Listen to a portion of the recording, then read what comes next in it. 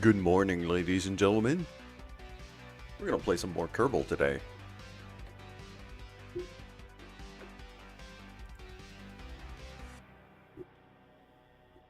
And today we are going to launch a masterpiece. Sometimes my genius it generates gravity, but sometimes it defies gravity as well. And I believe this is what I've created today. But I'm not going to start with that. Today we start with the absolute mustachioed magnificence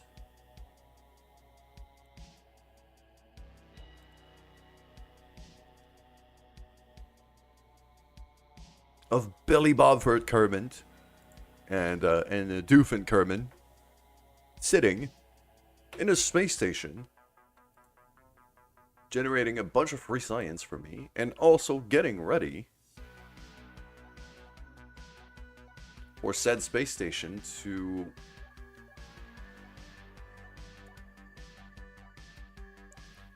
burn a pretty solid maneuver.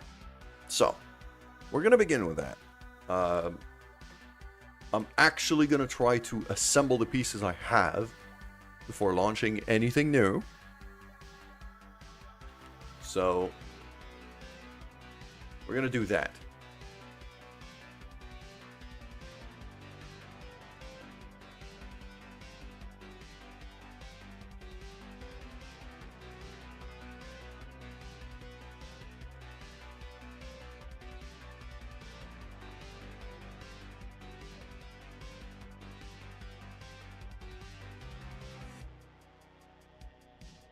This is not a big maneuver, Delta V wise, so it should be easy enough.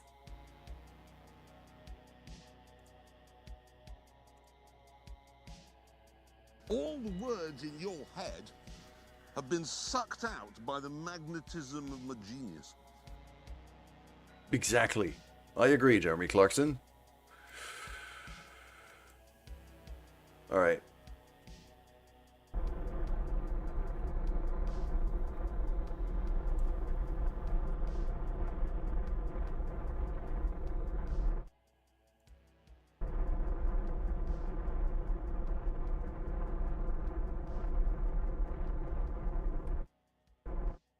There we go.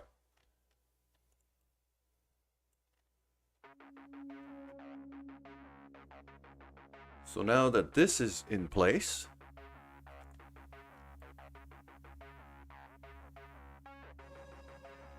it's going to be time to orient this guy. And even more importantly,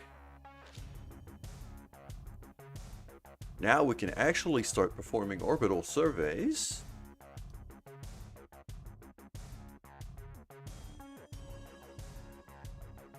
Like that. That's a bunch of science.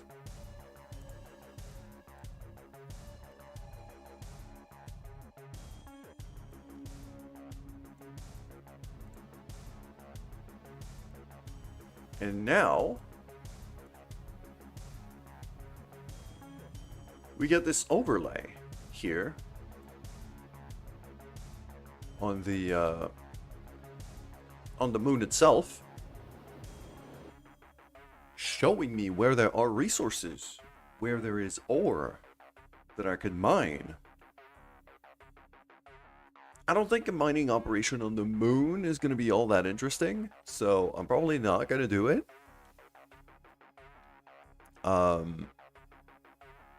But on Minmus, once I have this scanner on our station in Minmus, this is going to be a big deal. The other thing I wanted to do here is a bit of EVA work with John Call over here. Okay,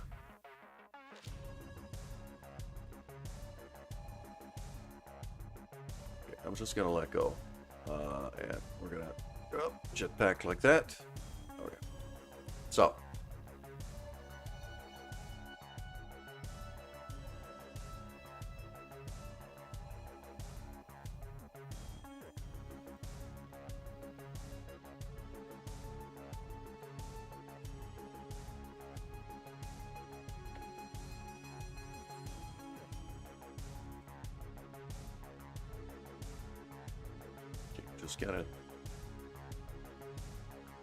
Just gotta jam them there.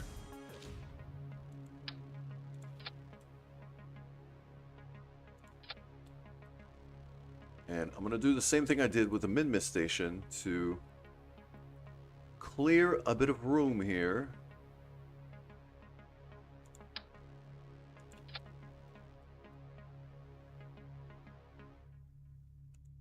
And make the docking port a bit more accessible.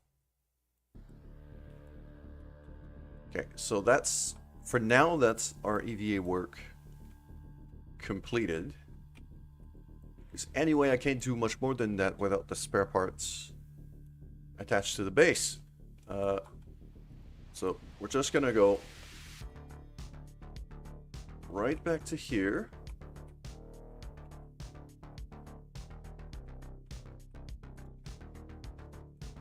Well, that's unfortunate. Okay. You know what? I'm gonna spin this thing a bit. Just to make it easier to... Because when the ladder's really underneath you... When the ladder's really underneath you, it's kind of impossible to grab. There we go. We're just spinning the ship a bit. Then it becomes trivial. Okay. SES off, because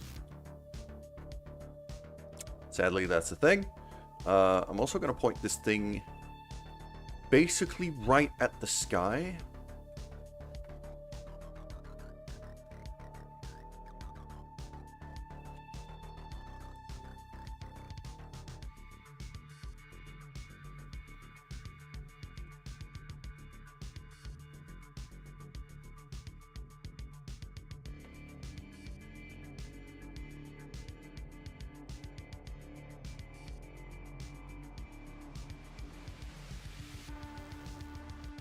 So that would be right at the sky. I would like to have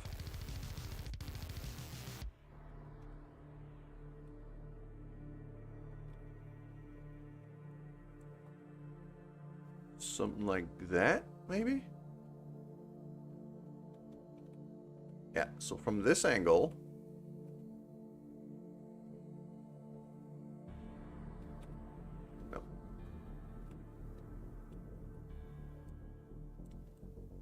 there. So now I have like an actual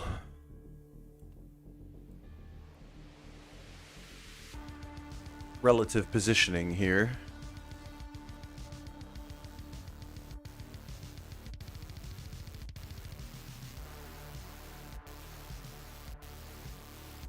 So that when we come into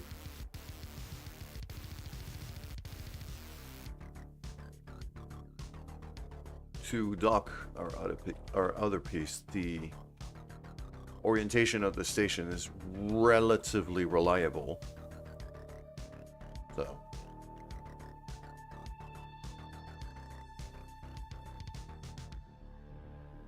what if, okay, because right now I've got reaction wheels. It says pilot only.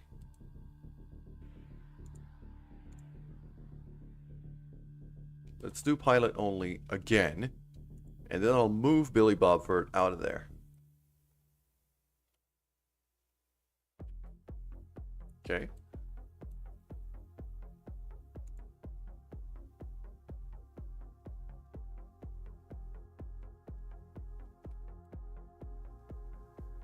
It's still giving inputs, but it's not moving. Good morning, Fricks. Yes, Billy Bobford Kerman. Right now, he's not in the pilot seat. Because for some reason, the station keeps giving inputs that I don't want it to give. And I just want the station to stay there and not move. So I've stuck the reaction wheels to pilot only.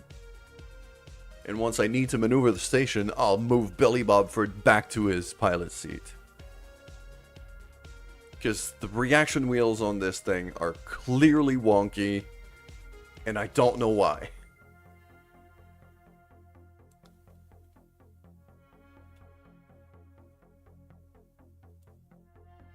So, okay. So that's that operation done. We can start lining up this piece now.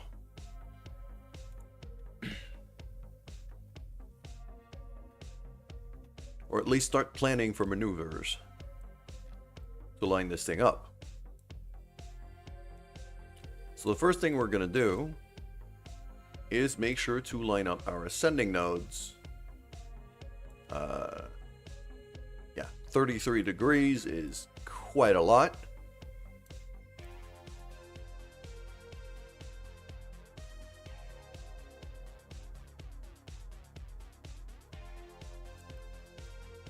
So as I go to this anti-normal vector here,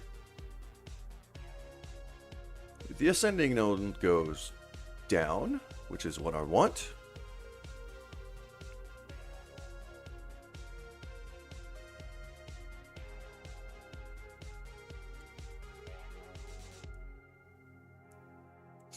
.8, 1.6, 0.8.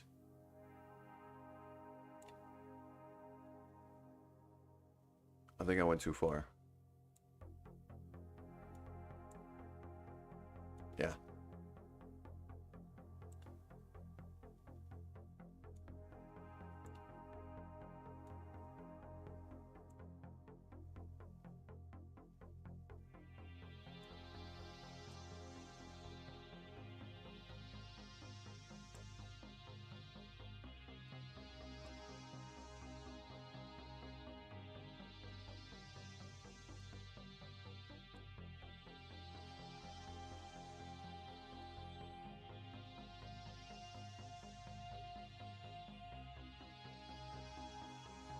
I think I didn't line it up properly. So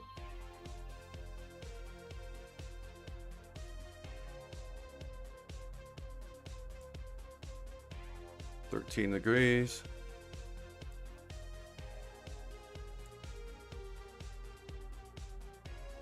$10.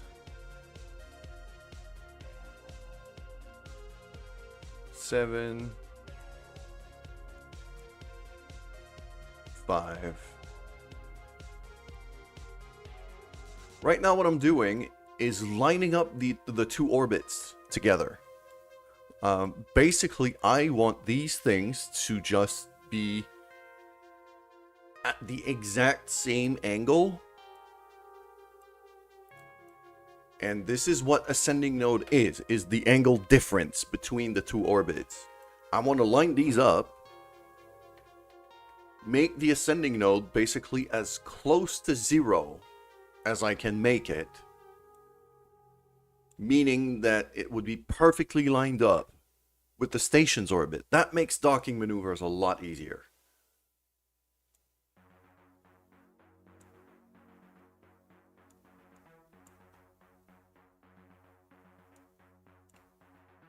.5, 0.4, 0.6. Okay, so I think half a degree is about as much as I'm going to be able to get here. Yeah, 0.4 is the best I could do right now. And I'm also going to lower this thing. Ah, I see. Bringing the orbit down actually gives... Okay, so there we go. Now I'm getting some encounters.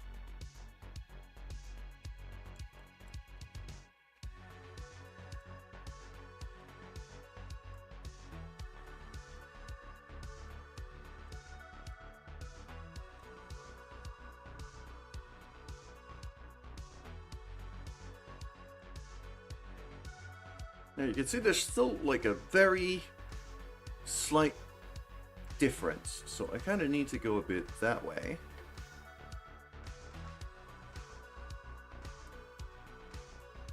And now we're quite well lined up, I think.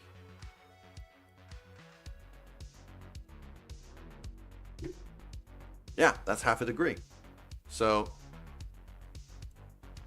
we're going to do this maneuver here to line ourselves up, and it brings our orbit down a little bit below the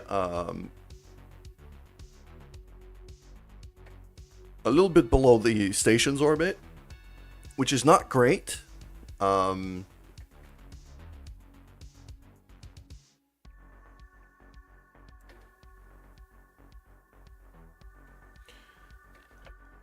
Because that's kind of the other thing with docking, is we gotta figure out if we want to be the one chasing our target, or if we want our target to catch up to us. In this case,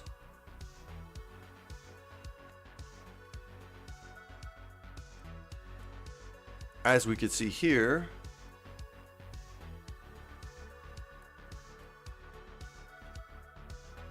once we intersect there, when we cross orbits here, the station's going to be there. So we're kind of going to want the station to catch up to us. For the station to catch up to us, we need to go slower than it. To go slower than it, we need to be on a higher orbit than it is.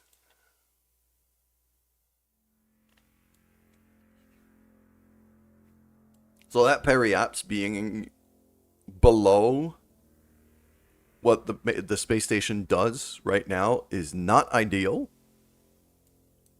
But it's the best way I can kind of get close to it and correct my angle at the same time.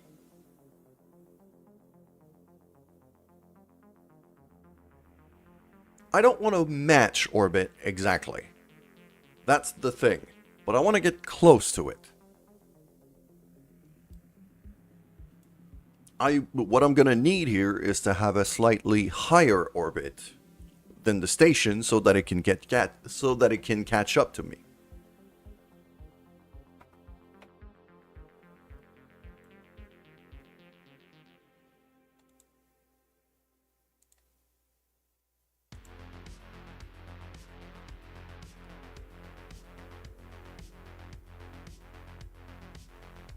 So we're going to time warp while keeping an eye on the battery.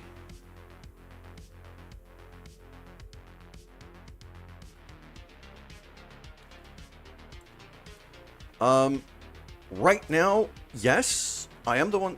Right now, I'm not catching up to it at all because I'm on a much higher orbit. And look how much faster it's going. It's almost halfway on the other side of the moon already. No, the station has a much smaller orbit than I do right now. I'm on the blue line here. The yellow line is the station.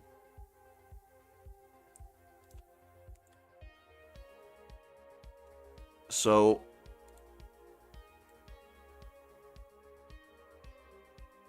the final orbit, I'm still gonna bring down that apoapsis to a place that it needs to go. This is much too high.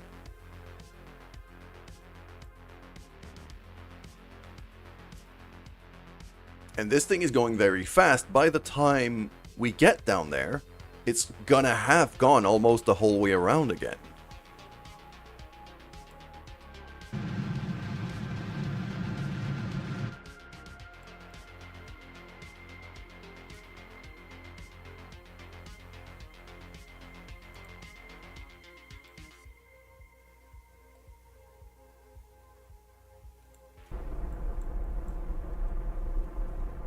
Just gonna line up the angle as much as I can right now.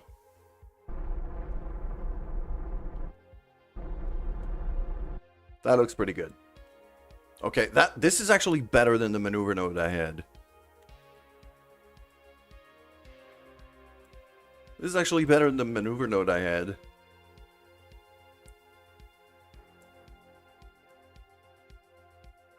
And And I'm going to go retrograde just a tiny bit.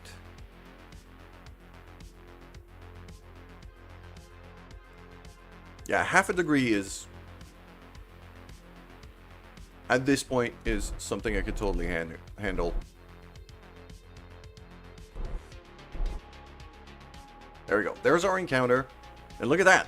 It's going to have gone the whole way back around to here by the time we get down there. This is why I want to adopt a slightly higher orbit, is because at that point, yes, I want to have a slightly bigger orbit, because at the point where I get down there, it's going to be here. So I want it to catch up to me.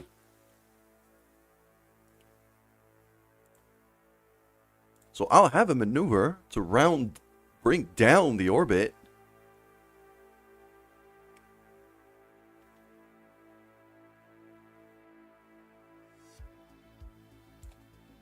At about there. And you see here, intersect 1, it's going to be back there. And then we're just going to go like this so that it catches up to me.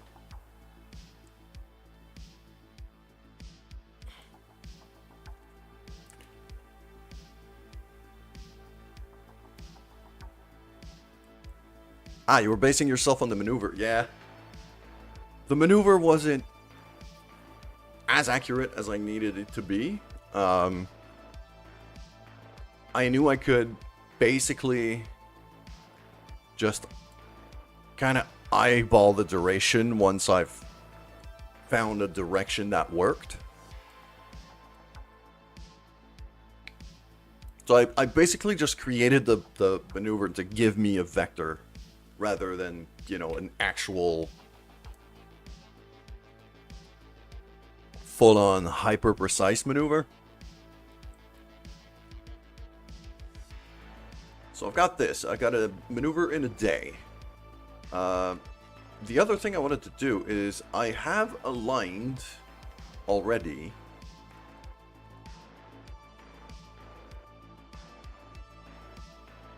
two of the orbits here.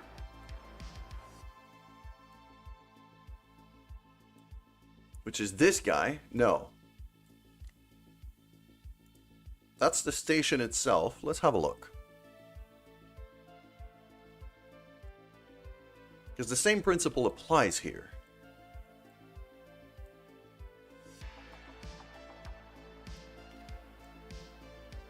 Ah, yes. I have a maneuver planned for the station itself, because the one thing I forgot was that the surface scanner attachment, the big old deploying antenna thing that scans the surface of the moon, can only operate below 1,000,000 meters. So I need to lower the station's orbit. Hello, monkey.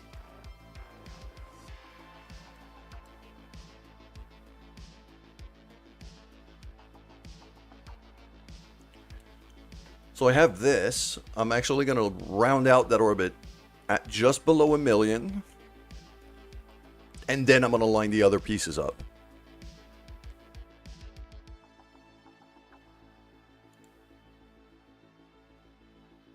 But that's in like 5 days. Because super high Minmus orbit is very high.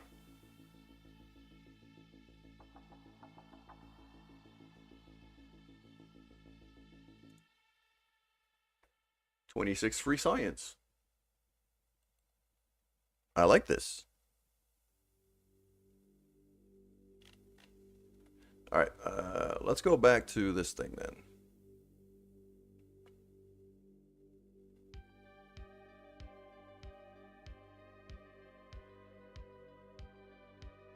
Actually, I have this here.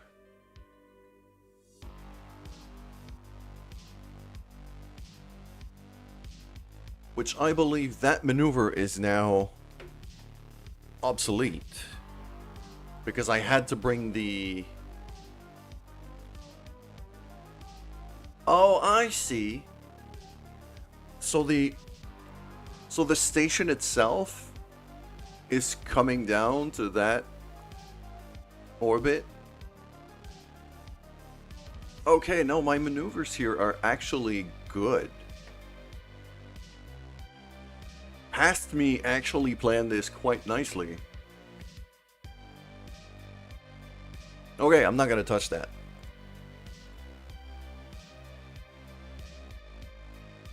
Or it says, I'm planning a rocket for the moon, need around 12-kilometer delta V. That is... I mean... I am guessing Earth's gravity is probably a fair bit higher than Kerbin's, so... that makes sense.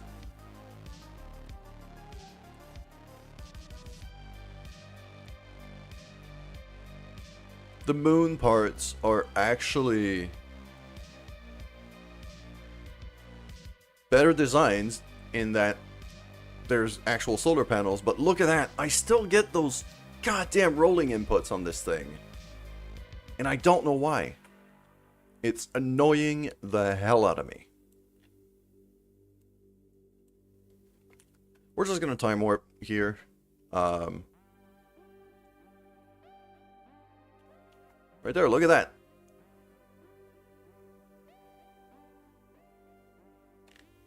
There's the station.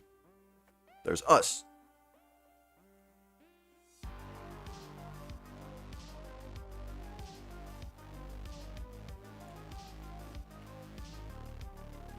So I'm just really gonna eyeball this.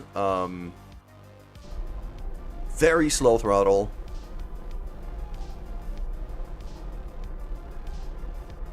Yes, the moon isn't on a flat plane compared to us. You're right about that.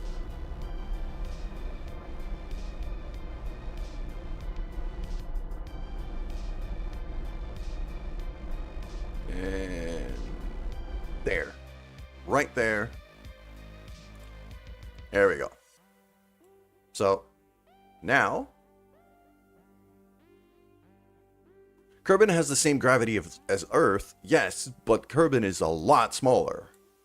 So it's a lot denser.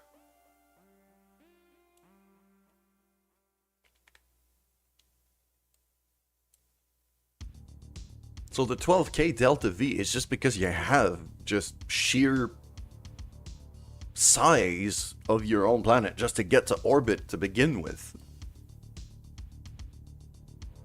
We have ads on Twitch. One thing I can do is just time warp to here.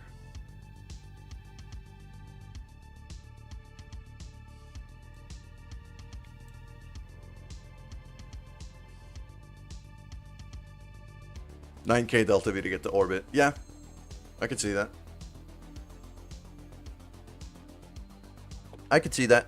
We're typically for Kerbin at like 3,000 or so, you could usually get to orbit, a stable orbit.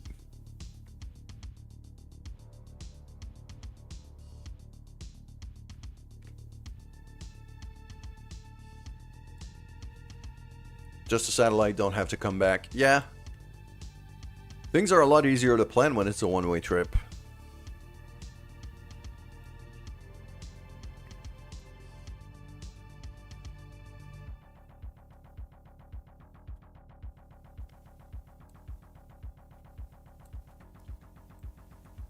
So I want to slowly time warp here.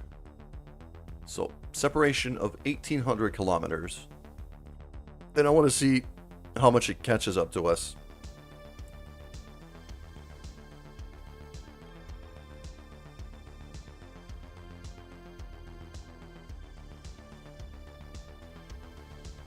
Once it passes this,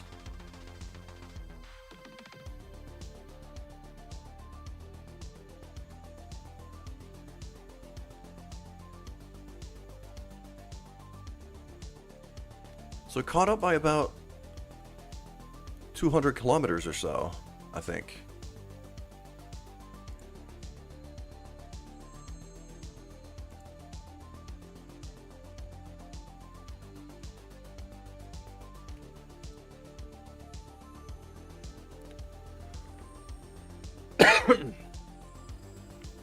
Limited ascension of the engine is what gets you.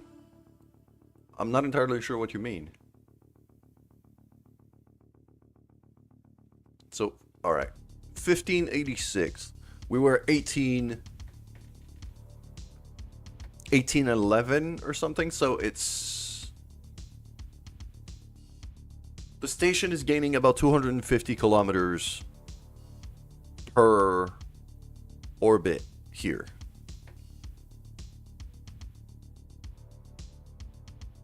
Which means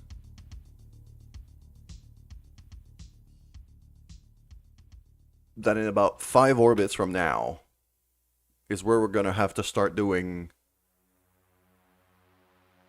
In about 5 orbits from now is where we're going to have to start doing some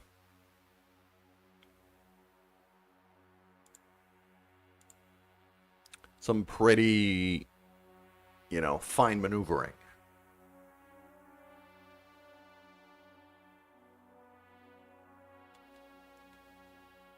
So I'm going to create an alarm for that. If the create alarm window could stay focused, that is. It's going to be a manual time alarm.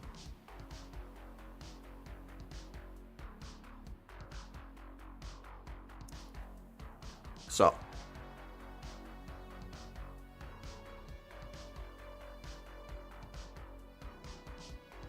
Periapsis is in 4 hours. Apoapsis is in a day and 2.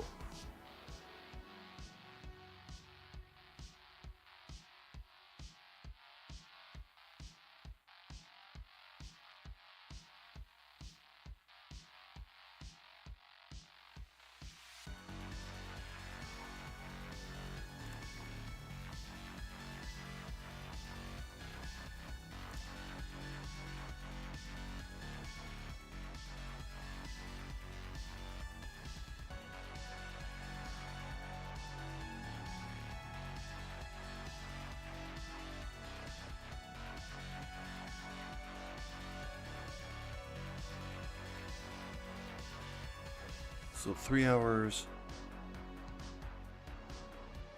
Okay.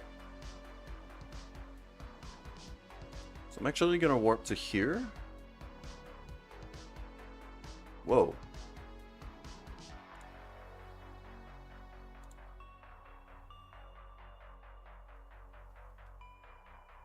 One day, 4 hour. Wait a minute.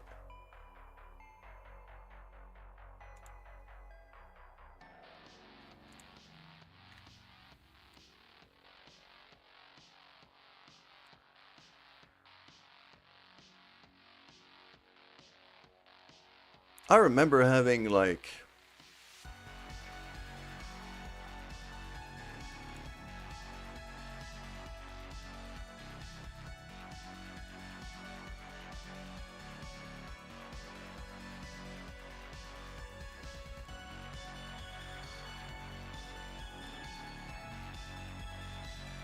One hour. There we go. That makes more sense. Okay. Limited amount, like IRL. First stage atmospheric engine can be turned on just once. Oh, I could see. Yeah, that can be... I mean... Yeah, that really means you have to really... That means you have to really be... That's more of a ship design constraint than a piloting one, in my opinion.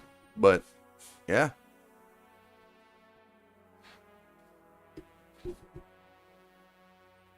Okay, so I got an hour, 13 minutes. Why does it say T minus 3?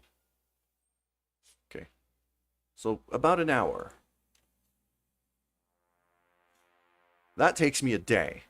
So it takes me about a day for half an orbit. And we know that I got to do 5 orbits before I have to start maneuvering for docking here. So I'm going to create an alarm, a manual time alarm.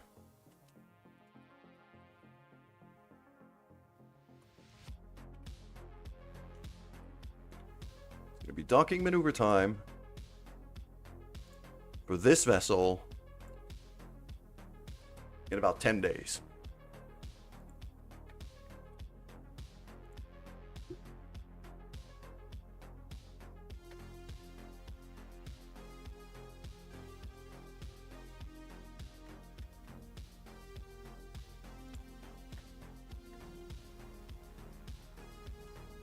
So for now, I could just leave that be.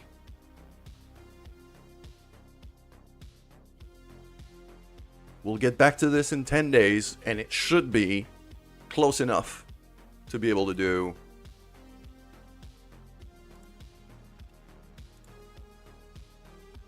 some good thing. Couple of engines of that have unlimited ignitions.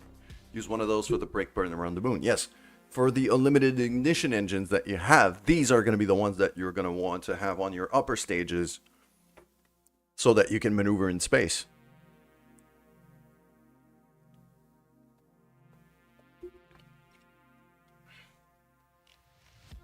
All right. What I'm going to do now is warp to about here.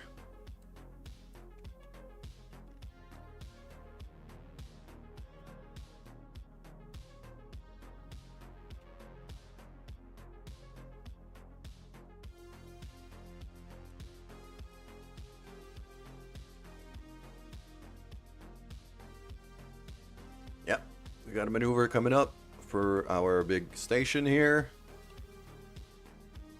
I really need to transfer Seabury back to the moon station. I think both stations need to trade engineers here. Mostly just so I can have a full station full of mustachioed heroes.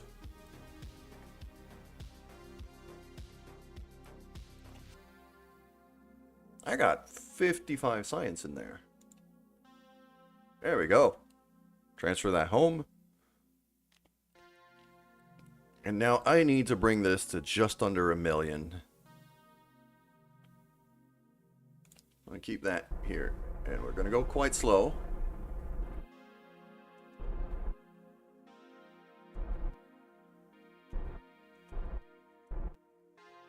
That's under 1 million. Very good.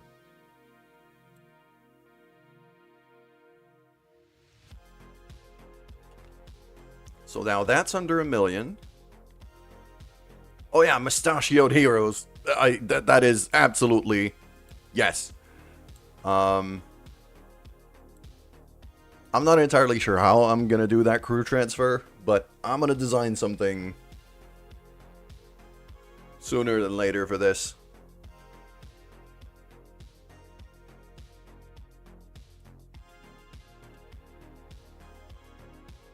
Now this guy, I believe, is due for a maneuver very soon. And as you can see, the orbits are already lined up. I have already done that. I did that yesterday. So, in this case, if we have a good look, descending node of 0.0. This is perfectly aligned. Okay. So when I encounter here, it's going to be there.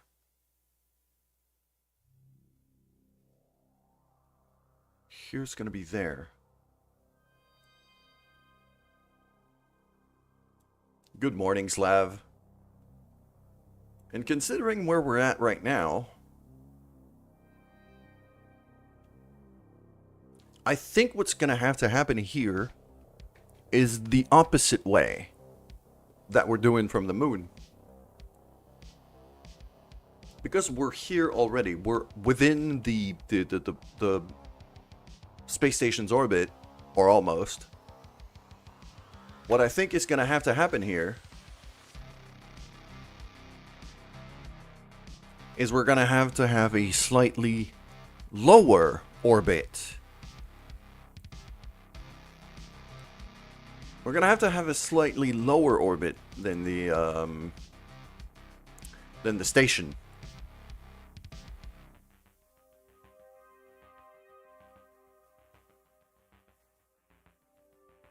So the station is at 997 by 987.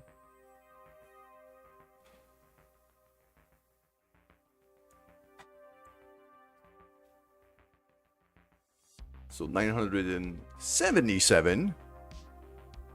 here. And I'm probably going to have another maneuver at periapsis right there to bring this down a bit.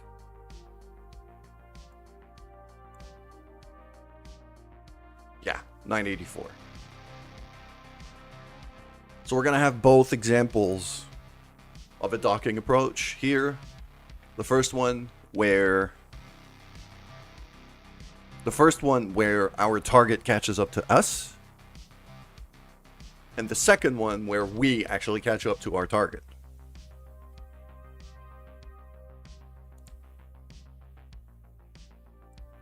Okay, so let's just time warp forward here for our very first maneuver.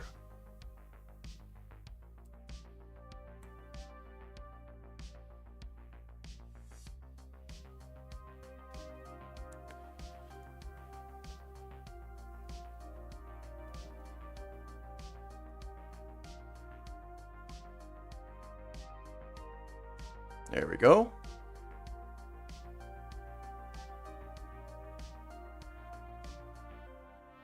Think you're ready to go to the moon, Fricks? Good. Try it.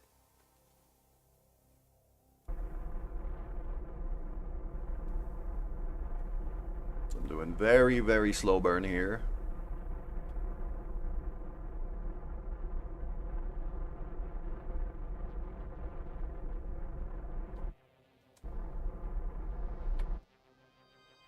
$935 is a bit much. I went a bit too far here. So I am going to turn around and force it back up a bit.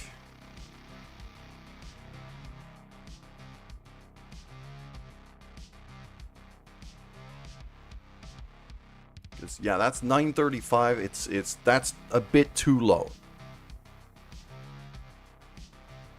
Although we are going on... No, you know what? I'm not going to do that. We are going, like... Orbiting Minmus is very slow business, so... I'm okay with being a fair bit lower in orbit here. Problem is I need to keep an encounter, just so I can keep track. So...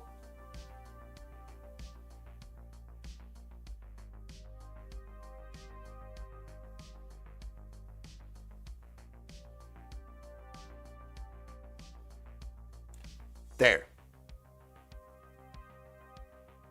It's a 0.1 meter per second maneuver, so I'm not even going to bother. I'm going to leave it like this. So now, as you can see, we're down here. Station is up there. There's no maneuver node. So it's slightly faster for us to catch up to it. So this is what we're going to do. And I'm going to base myself on that orange node. That orange node says 2,073 kilometer separation. And if I warp right after it, there we go. That just switched. Now it's 2,012 kilometers. So we're going to very, very slowly catch up to it.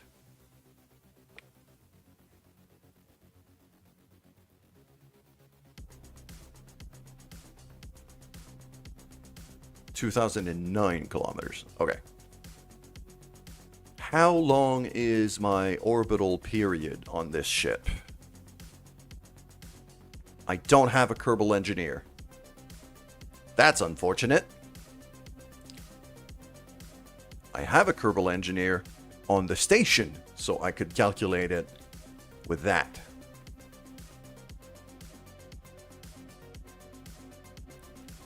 So, orbital period of 7 days, 2 hours. 7 days and 3 hours or so. Let's say 7 days, 2 hours. Just to keep things safe. I'm going to say this thing is my target, just so I can keep track here.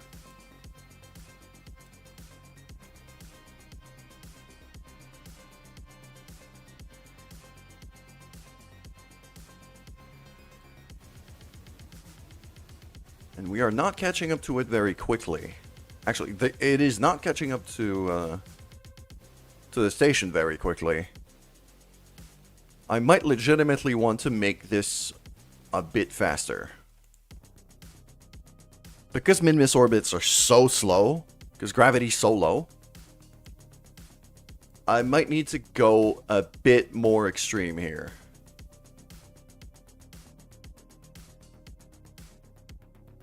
So I'm going to plan a maneuver to here, where I slow down a bit more. I'll bring it down to about 850-ish.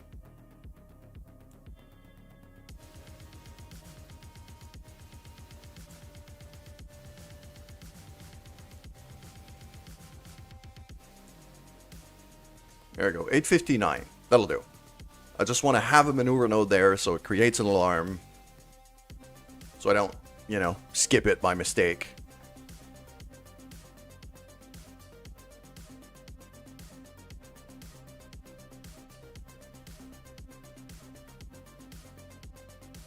So we're going to go there, and then we're going to have to be, as soon as we're done with this maneuver, it's actually going to be time for the moon docking maneuvering.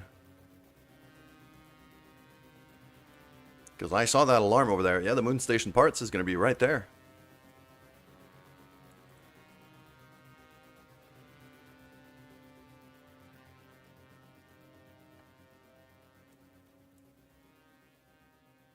So, here we are.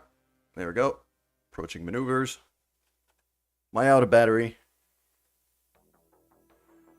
I'm out of battery. Crap. Okay.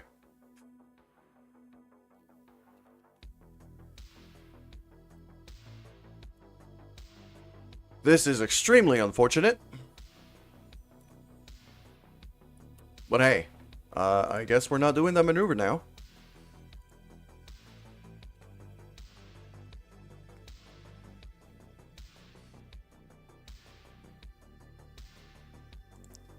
This thing is due in 5 hours, though. So right now, I'm not going to care about it, because it's going to take forever to catch up to the station anyway. It might recharge by that time.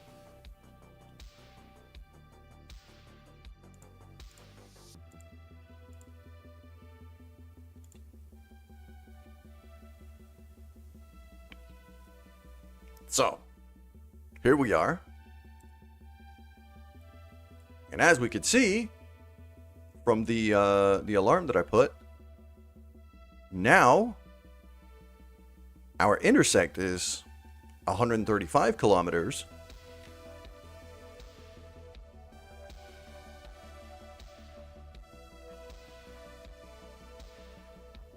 And it is actually at a point where we have to maneuver right now because the station has actually overtaken us. So what I'm going to have to do right here. Actually, no, because we're going that way. So it's almost caught up to us.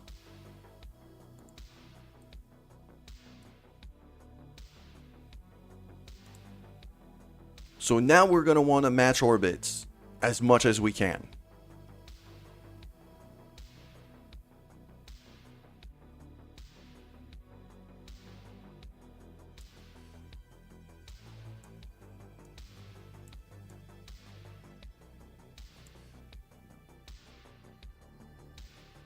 And now if we look here, 52 kilometer separation. Oh, okay, it's getting worse. There we go. 20 kilometer separation. 20 kilometer separation is very, very workable. So,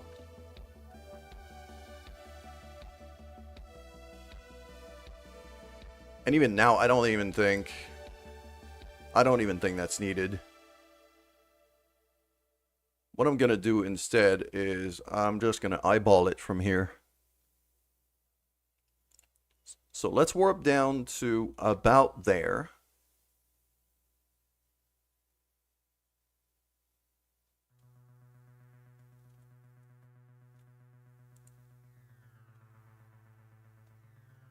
we're going to switch to target relative over here.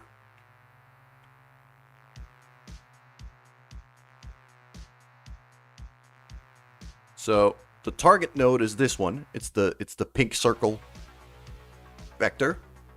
Okay.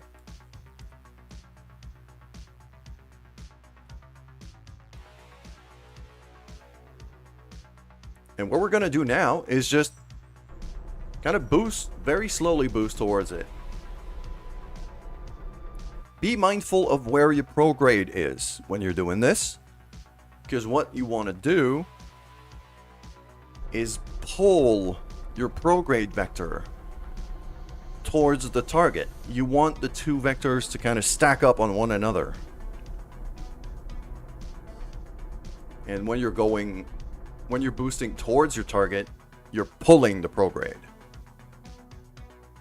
If you're doing it the other way, because you want to slow down relative to your target,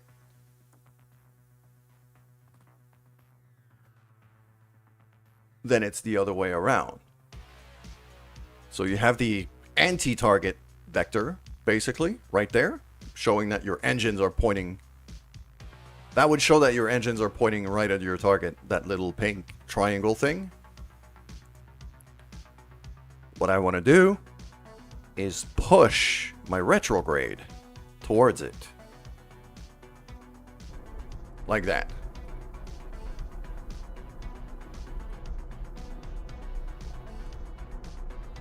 There. That's basically lined up for now. It has done some weird things in terms of our orbits, but at this point, I don't care. The only thing I care about is this here. Look at what it did. Our separation, instead of 50 kilometers at this point, is now 14.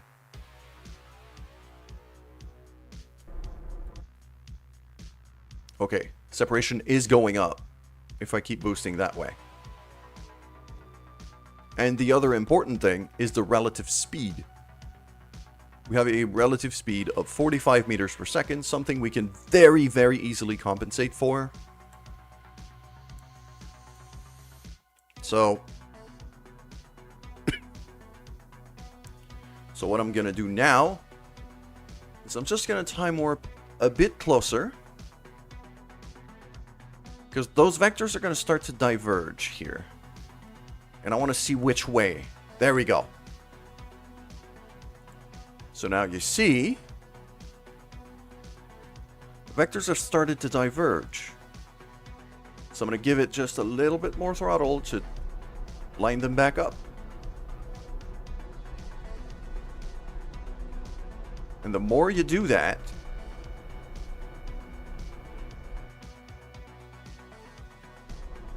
the more your separation goes down.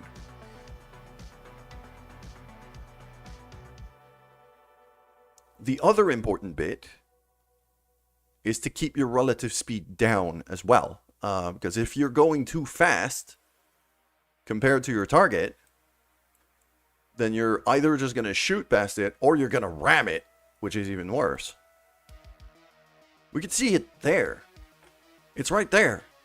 It's 50 kilometers away. We can actually see it from the ship's point of view.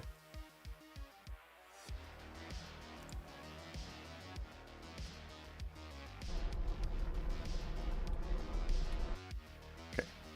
So now you can see the best kind of separation we can get right now is 4 kilometers. But as long as it sticks to 4 kilometers, if I could bring down my relative speed so I don't ram it. Actually, at 4 kilometers, I'm not going to ram it. I'm going to shoot past it. Okay. So this is good. And then we're going to warp forward a bit again.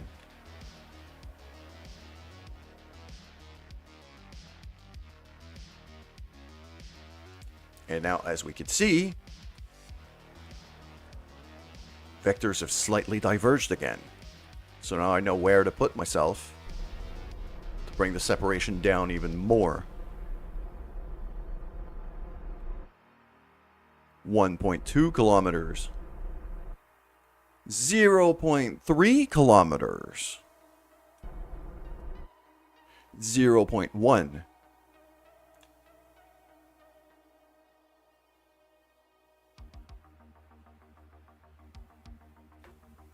So we're now going to fly literally within 100 meters of that station.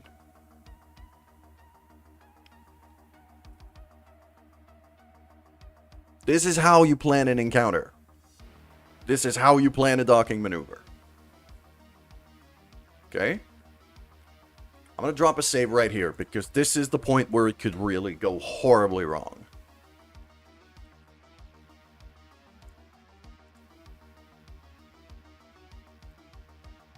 So what we're going to do now is I'm going to time warp to about there.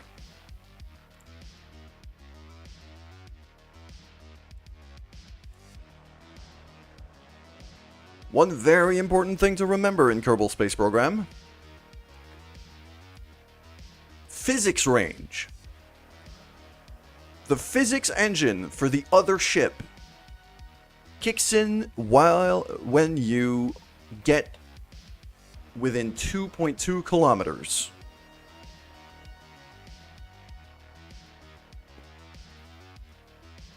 That's just how this game is built. So you don't want to be time warping when you pass the 2.2 kilometer mark here, which is why I'm time warping very slowly and making sure I'm at 1x when we get to the 2.2 kilometer range.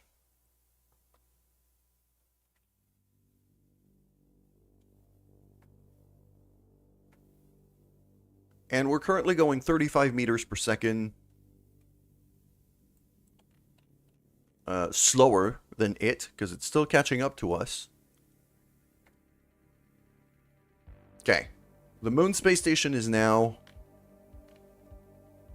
spawned in with full physics.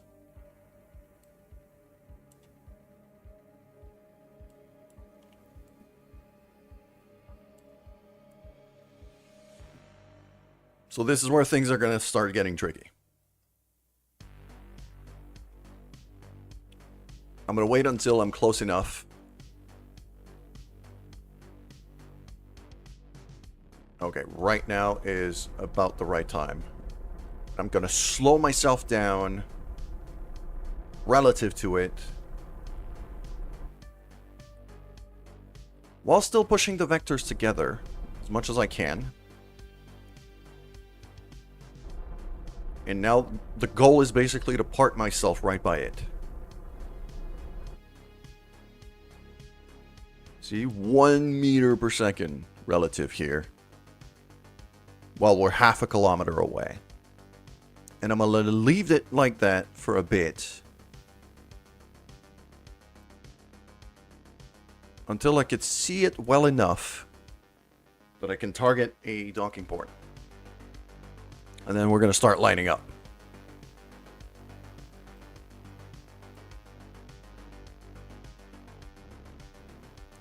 So just give it a tiny bit of time warp here.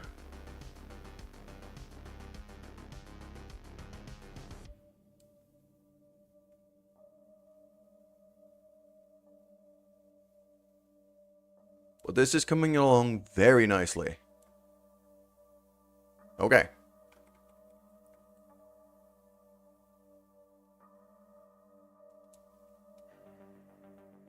Usually, the last 200 meters or so, I go with only RCS. Right now, I am going to be docking this whole thing, engines included, which was not the original plan. So maneuvering is going to be tricky, which is the reason why I want to switch to RCS only when I'm extremely close.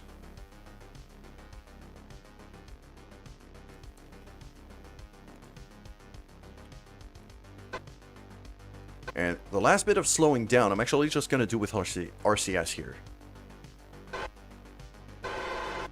Okay, nope, my RCS isn't powerful enough.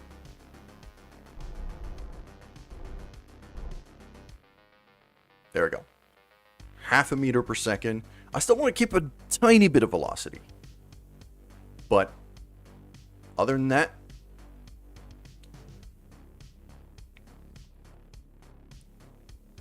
so now we know that there's a docking port right there. That's my target. Okay.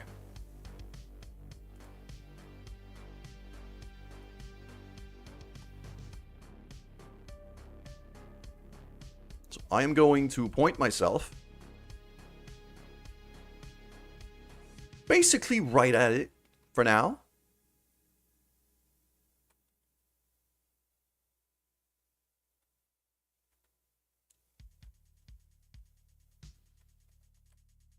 And we're going to spin here so these tanks don't collide with the other engines. The constant rolling inputs here are going to be an absolute nightmare to deal with.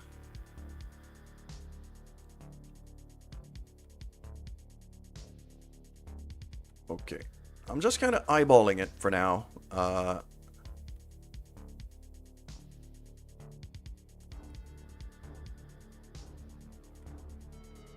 Turning reaction wheels on and off to figure out exactly kind of orientation I need to be on. Okay. So I gotta go this way. Yeah, I figured this would happen. Because my weight isn't very balanced right now. I might ditch the engines, to be honest, just to be able to...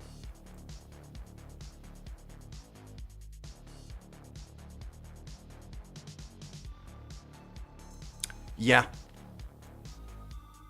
I don't think I'm going to be able to do anything good maneuvering-wise here. So, I'm going to ditch the engines. I'm going to ditch the big engines. But for that, I need to...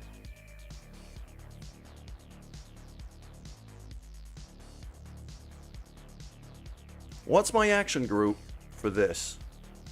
Where is it? I don't have an action group for it. That's unfortunate.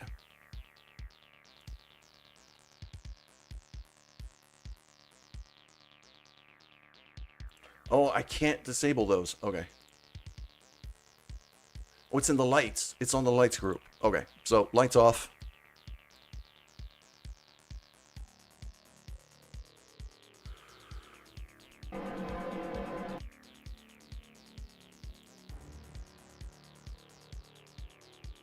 And you know what? I'm actually going to turn myself around and really park myself here. You have arrived in orbit. Congratulations. Okay.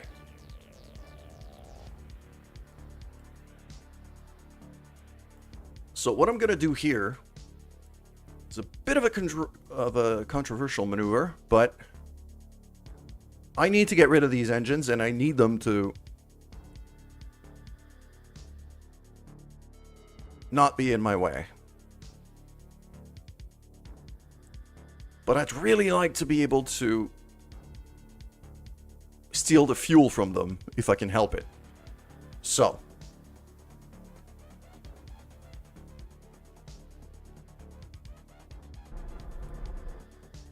okay. I'm now slightly going away. There we go. Parked. 0 meters per second. We're not moving at all compared to them. Now,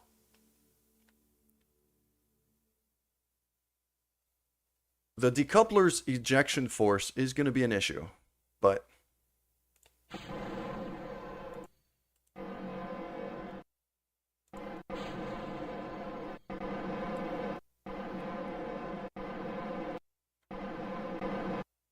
okay.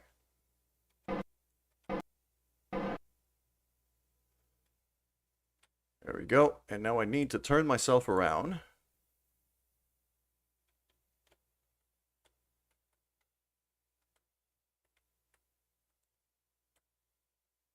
with a bit of a spin, and kind of need to figure out which way's up and which way's down here. Ah, okay. So give it a 180. There we go. Because now when I hit A, it actually goes to the left on my camera. So this is kind of where we're going to eyeball the lining that up here.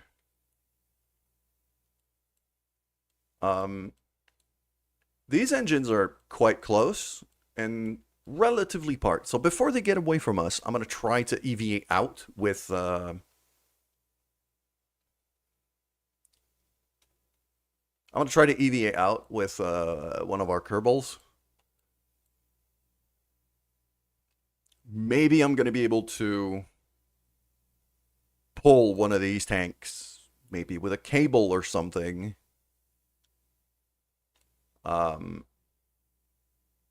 Towards the station, just so I could steal resources from it. If I can't, then I'll just leave them be, or maybe even blow them up. My music is stopped. That is slightly concerning. There we go. Okay. So, this is where we see these. I've targeted the docking port already.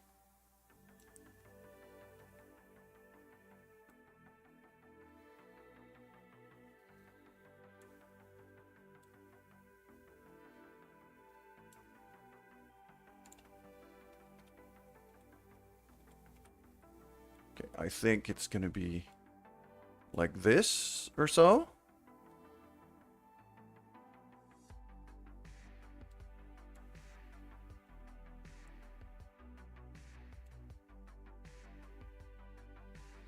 And I'm also going to want to do like a 90-degree rotation very soon. Once I'm close enough. Because I need these docking ports to be accessible. That's the whole point of bringing this. So, at first, I'm going to try to line myself up kind of like that. Okay. Or rotation-wise here. No, not this. There. Just about like that. Okay. And just... Okay. There we go, a bit down.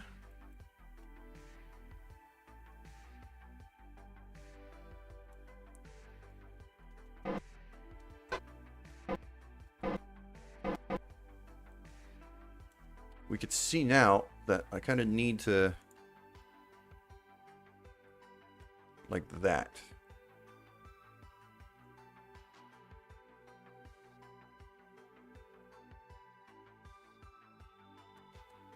And a bit like that. Lining up is tricky. That's really just practice of constantly maneuvering the camera to figure out if you're lined up.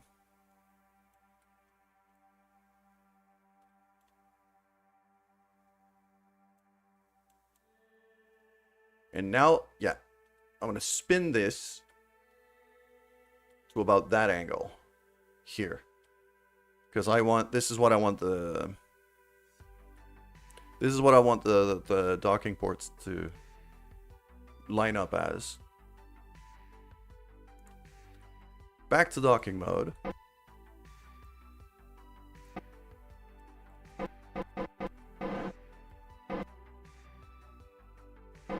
And look at that. On the nav ball, you are going towards prograde. So now it's prograde pulling you towards your target.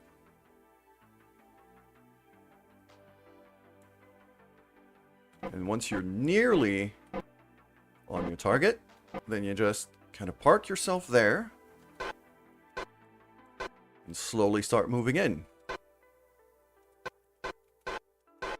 Just like that. Once all three of them are stacked up nicely, Obviously, you want to come in at a fairly slow speed, less than a meter per second. And we are about, you know, not perfectly lined up, but quite close. At that point, you just deactivate RCS, deactivate SAS, and just let the docking port, the magnetic clamps, just do the work. And we're going to do lights off, lights back on to deploy the solar panels with it. And we are now docked.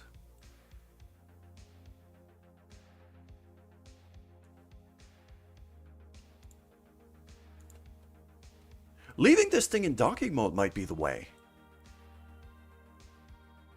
It might be the way to prevent those friggin' rolling inputs. Because right now it's not doing that. Okay. Okay, let's just, yep. We're gonna have our engineer step out. He's gonna have to be doing a decent amount of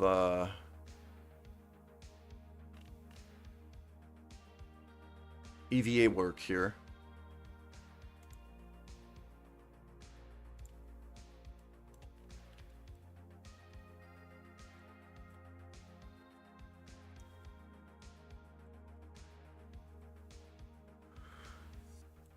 So, I'm going to bring this down. We're going to want to kind of solidify here this connection, which is why we brought a few things.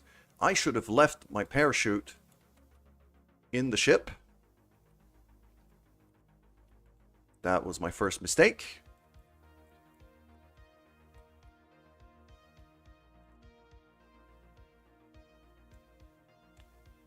That does not need to be here. Can even store the experiments here. There we go. So, off we go. All right.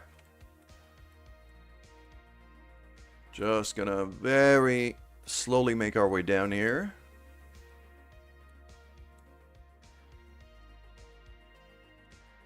I was not smart. I should have put like a ladder or something there.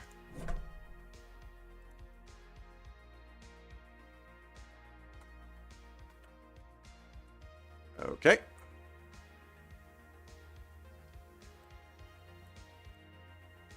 So I'm going to want some cable hooks to start with.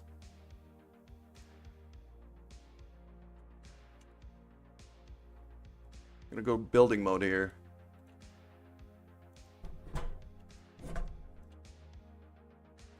Ah, okay. No, I can't do that.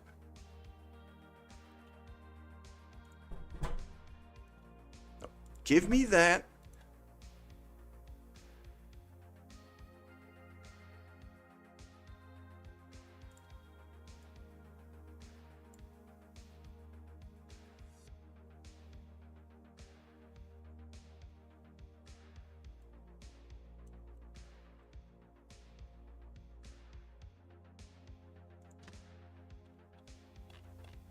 There we go. We've attached the cable hook.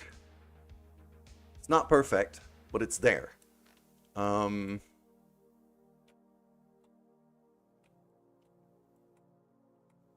if we go back to building mode now, I should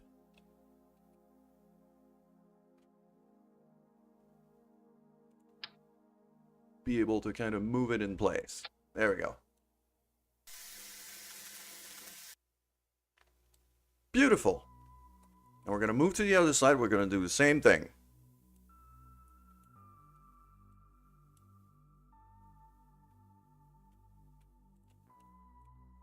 We're going to go right here. Open up the... I'm going to get off building mode. Kind of wedge myself on the...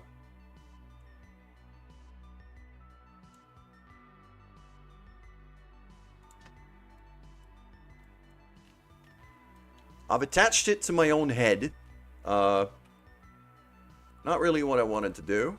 And now I've got a flying part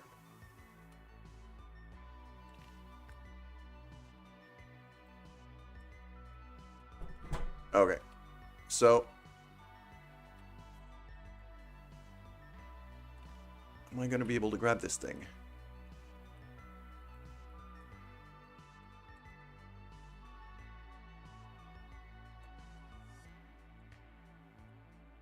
Not that.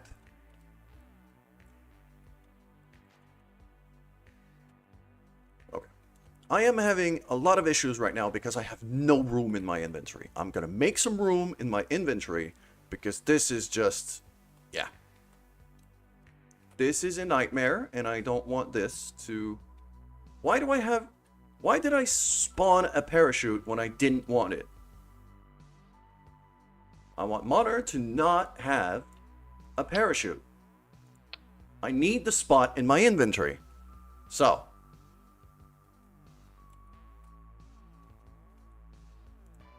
Now, no, not that. That one. Okay. There we go. Jetpack on.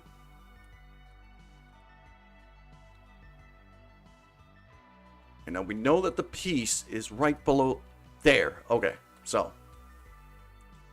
It's actually starting to... I don't think it's lost. I think it's tricky. But I don't think it's lost. So.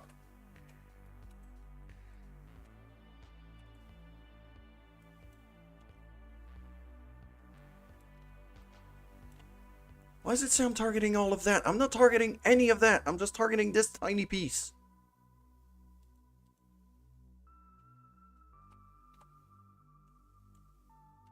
Okay, you know what? Screw it. I'll just...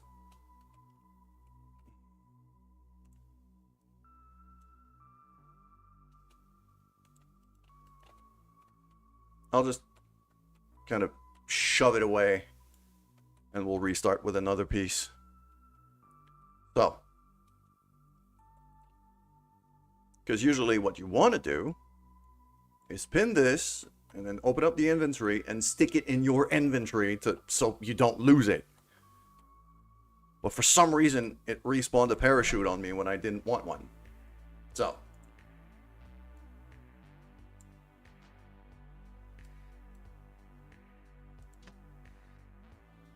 There we go. Now it's attached.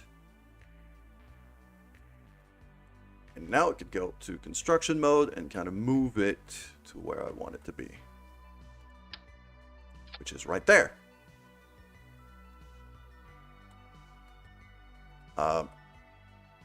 Really? Really, game? You're just gonna eat it?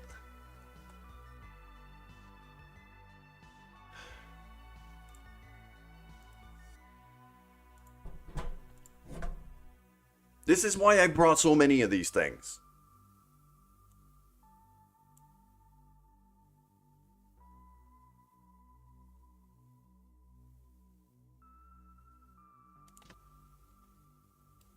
That's close enough. That'll do.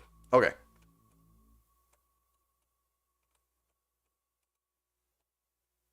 The extremely not smart thing that I've done is I didn't put any ladders on the side of this thing. I didn't put any ladders on the side of this thing, so I can't grab onto anything right now. So I keep just flying around.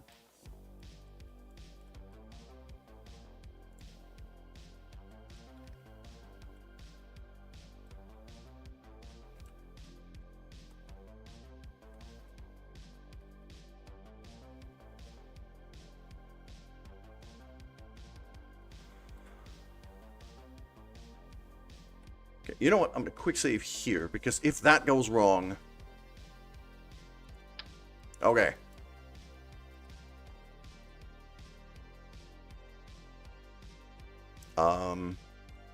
Why can't I attach it to anything even remotely visible? There, okay.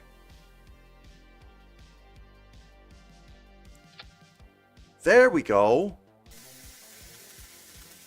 Just laser beam it into place. Alright.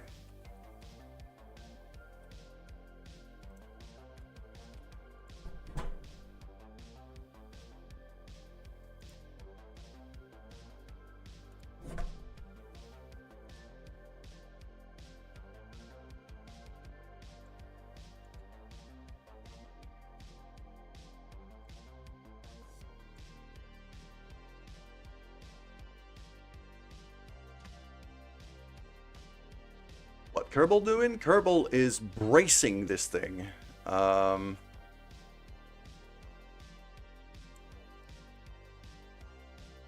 We're installing a couple cables here. Okay. A bit too far away to be able to brace this thing, so let's just go right here.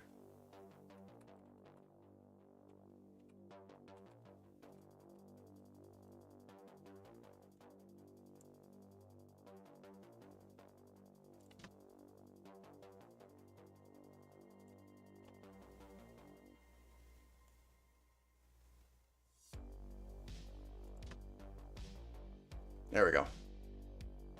So.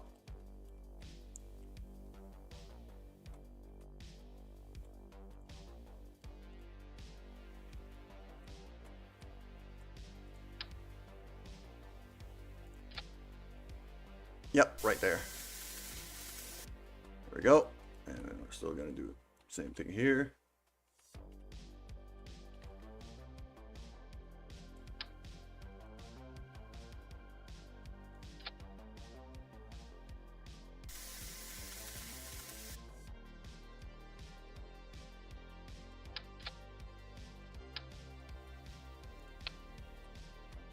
There we go. Okay.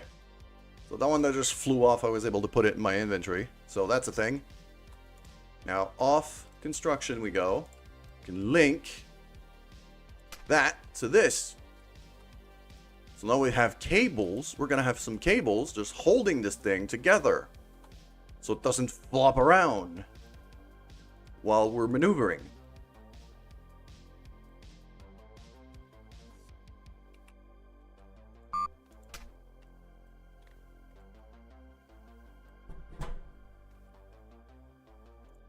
Okay, this is about as good as I'm going to get. So, let's go back here before we run out of EVA fuel.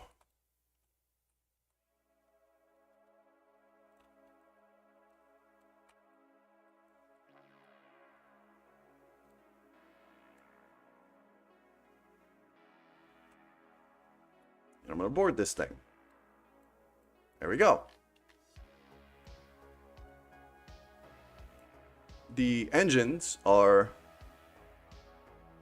No, that's the little cubic hook. That's the, that's a hook attachment. Engines have flown off long ago. But now, we have this.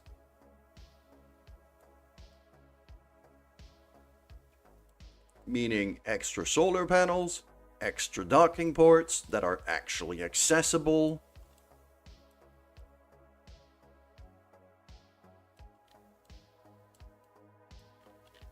And this thing is actually held on by cables, which means it shouldn't move too much.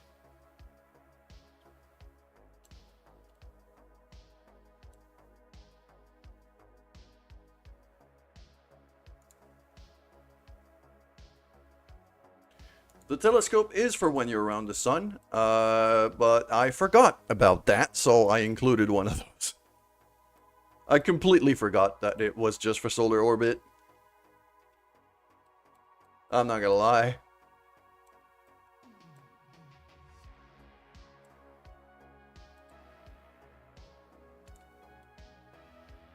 Look at that friggin' beauty. Okay. So for now, that is the moon's station. Mostly assembled. For some reason, it's also keeping track of that little cable hook's orbit.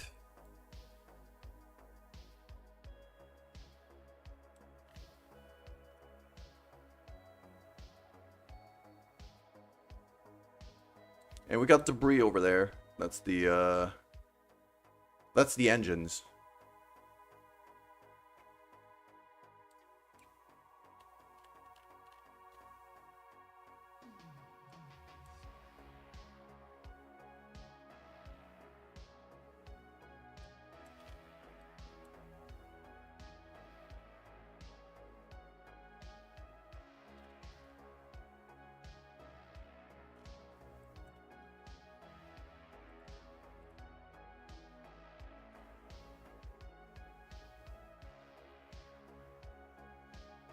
Why does Marner keep grabbing a goddamn parachute? Stop that.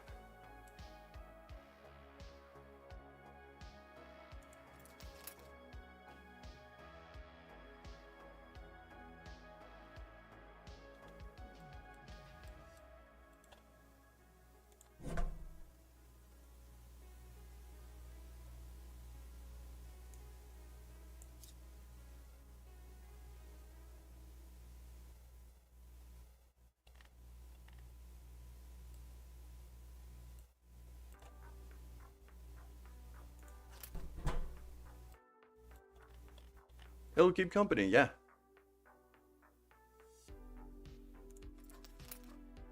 Okay, I can actually... This is going to be a lot more convenient. So, this is what I'm going to do. I'm going to do Modder's inventory, like that. And in that, I'm going to grab a few things. Like these cable hooks.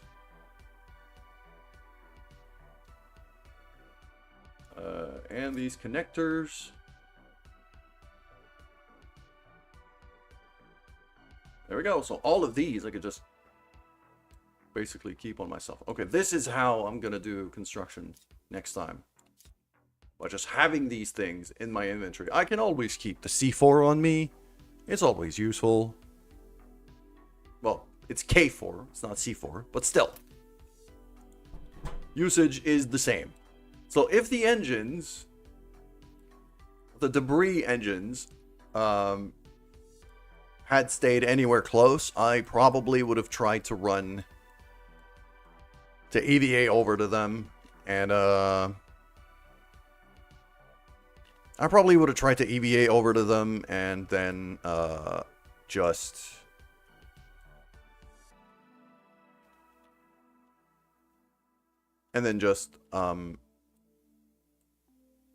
exploded.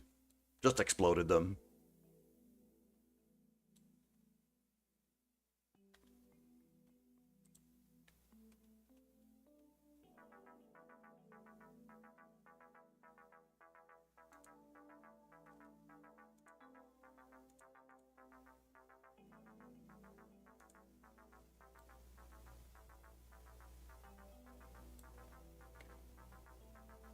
And I actually think leaving this station in docking mode might be the solution here. To stop it from rolling around so much.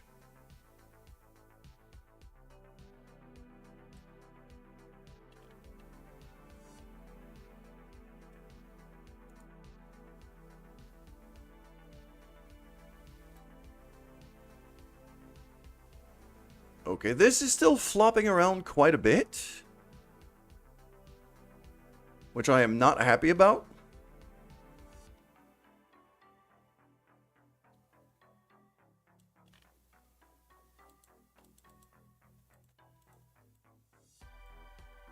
So just the two cables might not be enough.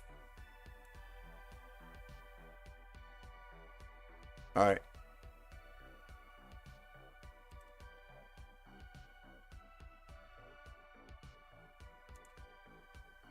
There we go. We could still... Billy Bobfort just got to a level 1 pilot.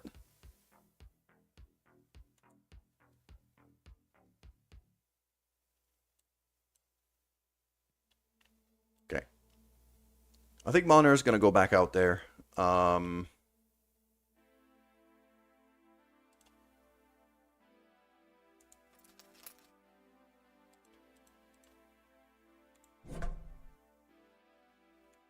With these and these. And I think we're going to move some of these hooks and cables to have 4 of them. So it doesn't move around all that much. And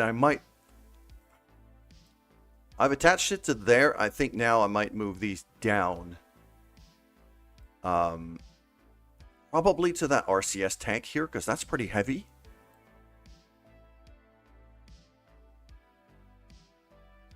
Yeah.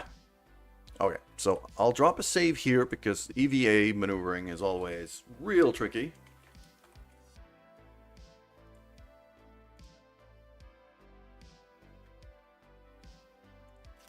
going to go out again.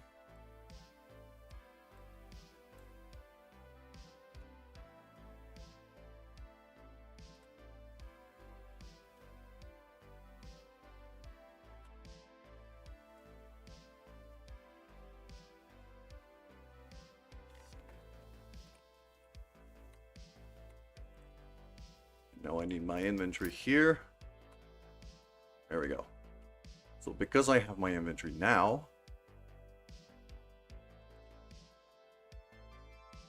should be a lot easier to maneuver around. Okay.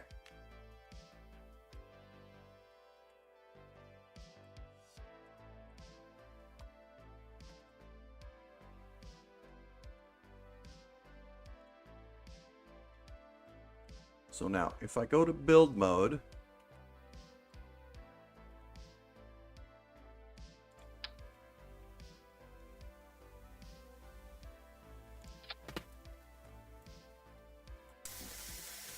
okay, it is now flopping around quite a bit. Okay.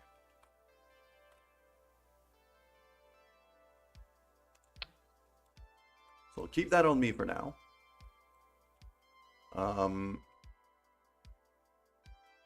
then I'm gonna leave build mode. I'm gonna go over to here.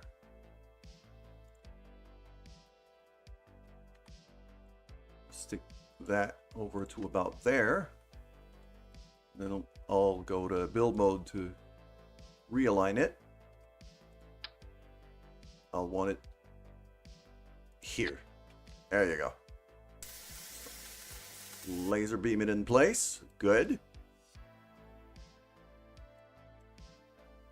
And now for the hooks, the attachment points. I think I'm going to put them here on the RCS tank, because that's where a lot of the weight is. So if I have 2 of them there, I think it's going to flop around a lot less.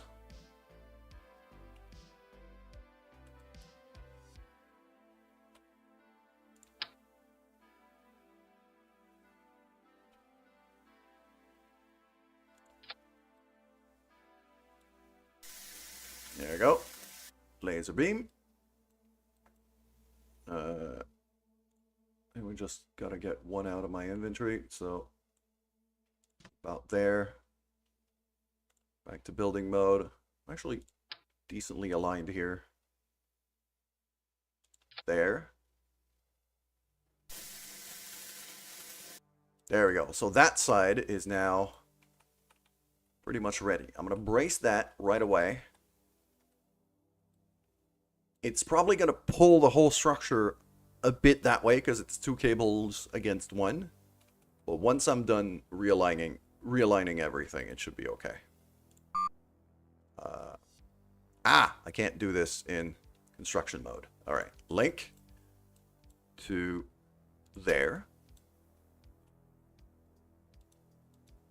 Need to get closer in order to link this. There we go. Link to there. Whoa! What happened?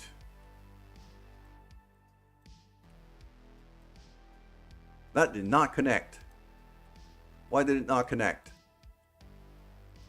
Did the cable break?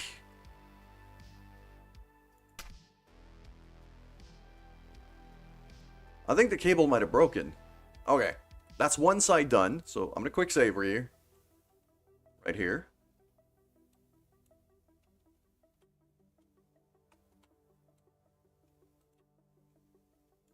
Going to unlink that, because as we saw, moving these things around before was not great.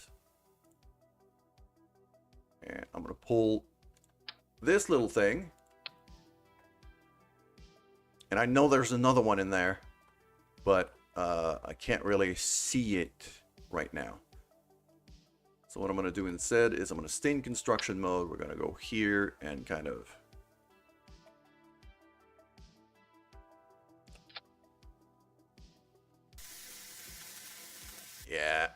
Not great. Not great, because I was moving around quite a lot. So, just gonna realign this thing. Wait. No.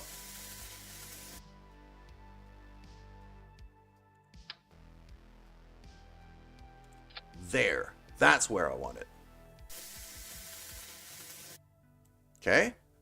And then we're going to go back up slowly.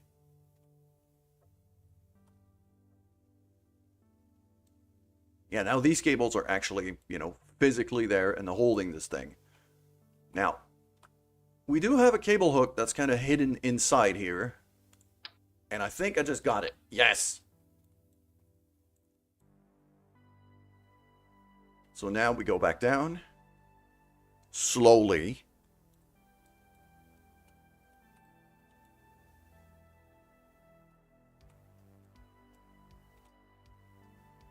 And we plonk this thing down. There.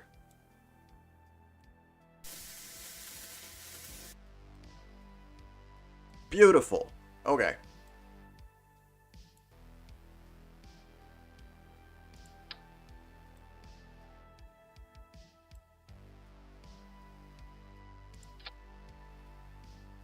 So there's the first one. That's the first cable. Now we're going to leave construction mode. I could link this one right away. Once I get close enough.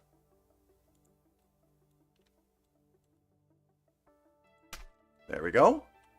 It's actually clipping through me right now, but it's working. And then finally,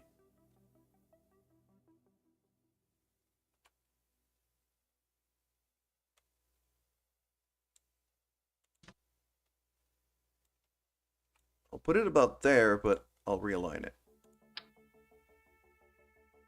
Here. That's where I want.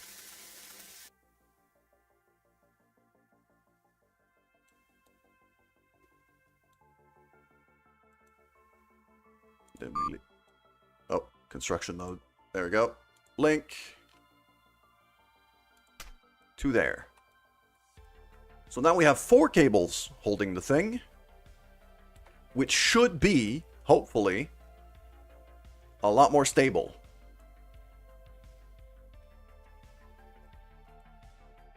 Okay, that's quite enough EVA engineering for now.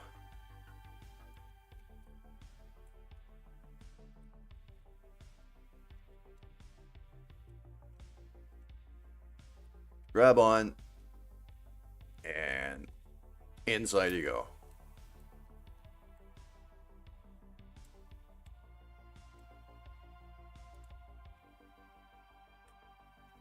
Just gonna turn this thing a bit so it's kind of mostly vertical. And now, as we can see,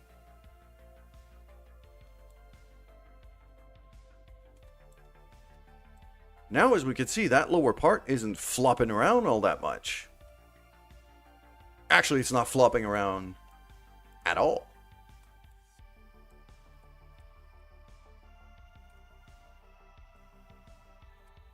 Okay, it is still flopping around a bit because there's a reaction wheel in there. Which I should absolutely just move to pilot only.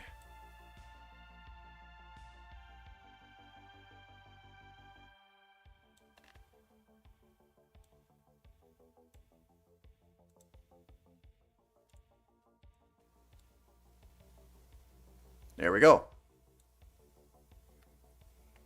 So we are now heavily limiting the flopping around.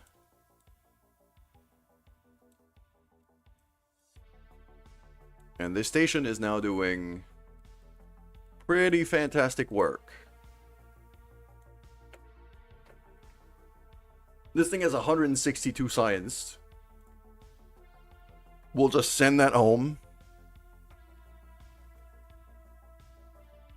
Like, space stations are incredible science-generating machines. As long as you remember to kind of regularly visit them and transfer it. You can have a ton of science in there.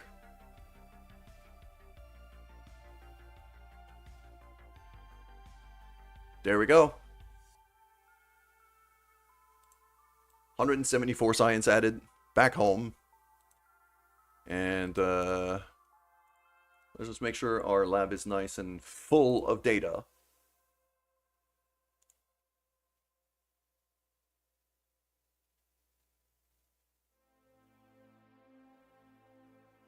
$38 is just about what I can fit in there. No, it's 37.1 actually. So I need to look at something below 110 here. Or I might just wait.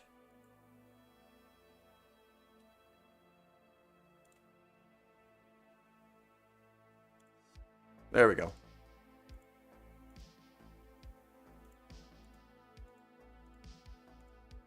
So if it's an experiment with no value at all in the lab, I just transfer it home right away. Or I dump it if it's worthless.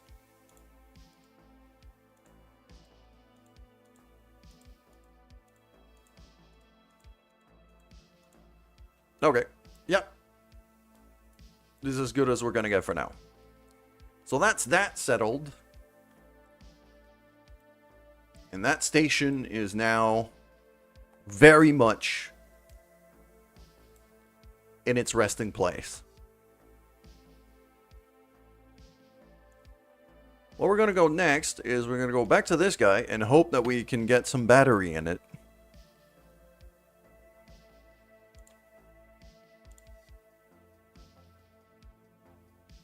I'm seeing a tiny bit of power going here. We're generating power. Kind of gaining control back. Just check. Yeah. It's just because you want to. 67 years in mission time. Yes. It's really far away.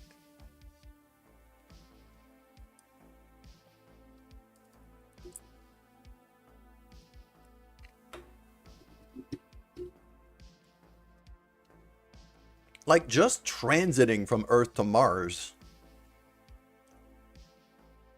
Just transiting from Earth to Mars orbit. That trip one way is something like 6 to 8 months in the with the perfect alignment. Like if Earth and Mars are exactly aligned, the shortest possible trip I think is 8 months. If it's on the other side of the sun, then it's several years.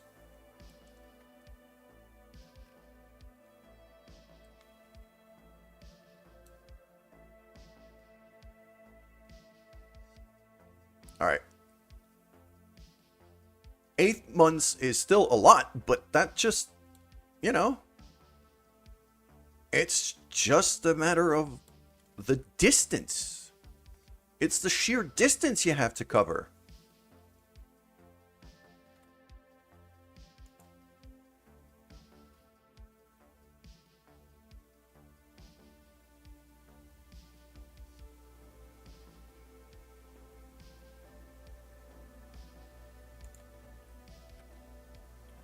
Nope, other way, other way, other way.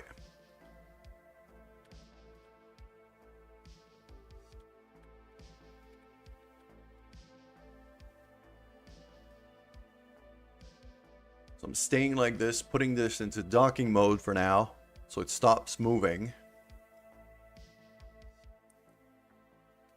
And we're going to time warp a tiny bit to let the batteries recharge.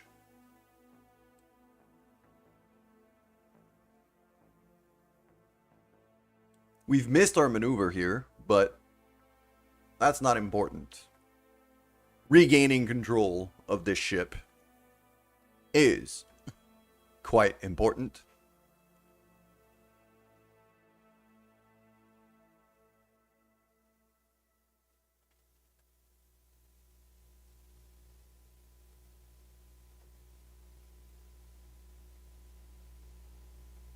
There we go. Now that we have full batteries, we can figure out what we're going to do. That maneuver is still good. I just need to move it one orbit forward. We missed it, but we can still catch it on the next orbit. So that's what I'm gonna do. And this time, I'm just gonna warp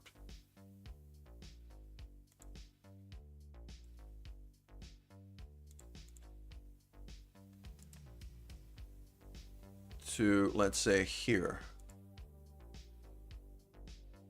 Ah, I've got an alarm coming up, it seems.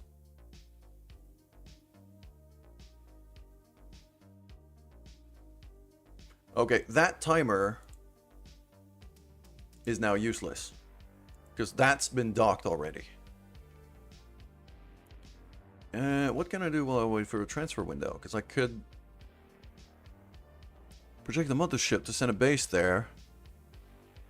That doesn't require in-game time.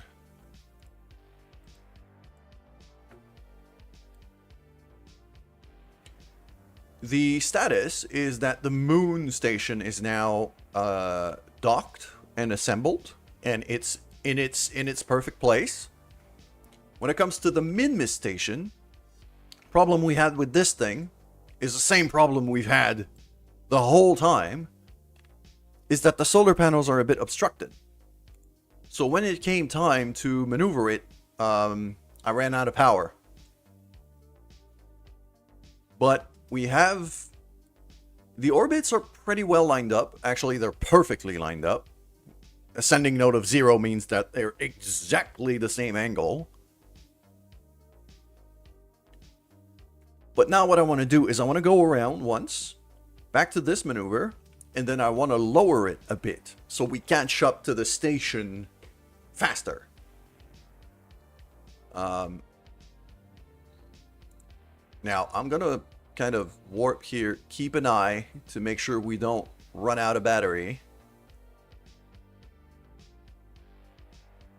Ah, and we have one of the relays also to take care of.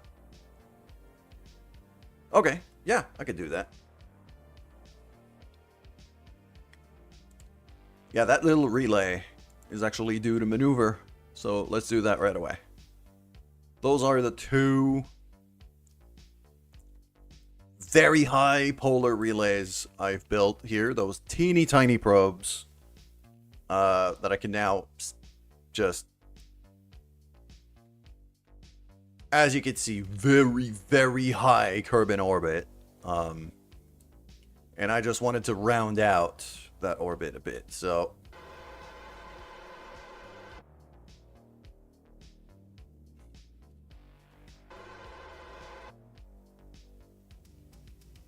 Huh? No, retrograde.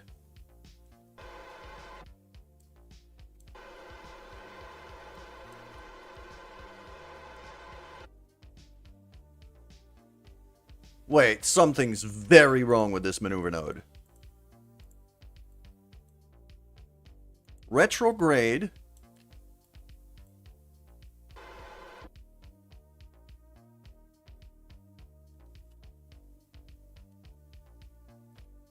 This is not working at all. You are pointing forward in the probe. Well, yes, I'm pointing forward. This is a probe.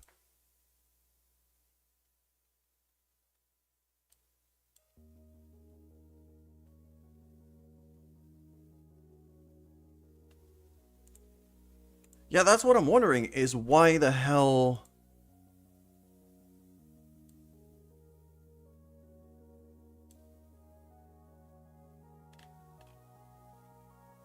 That is not retrograde, but the probe thinks it is.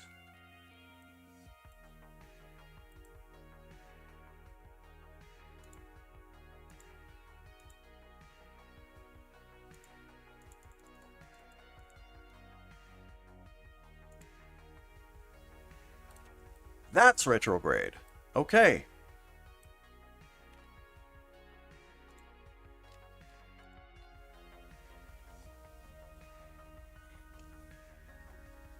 Yeah, Fricks, you're right. So I'm actually going to do kind of radial out here just to realign this.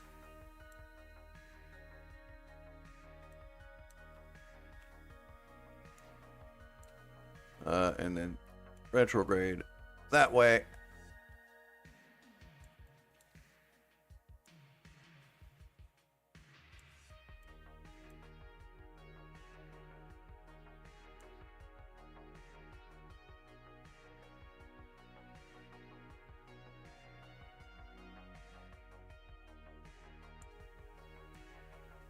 That's about right.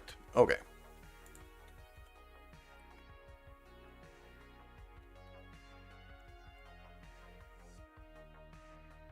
I think it was using the docking port as the control point rather than the actual probe core itself, which is why it was misaligned. Okay, that's a thing I'm gonna have to be careful with about these little probes. I could burn this right away, so I'll do it.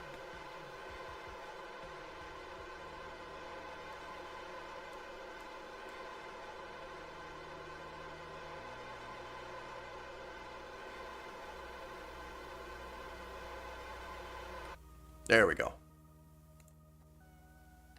This thing is now into place where I want it to be. It's just a relay.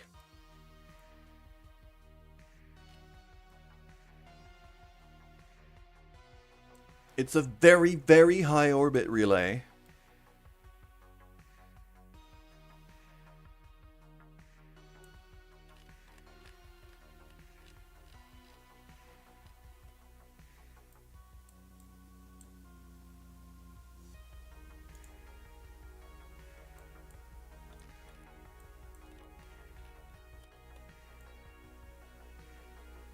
And the probe launcher is actually quite close to it. What's going to happen is we're going to wait.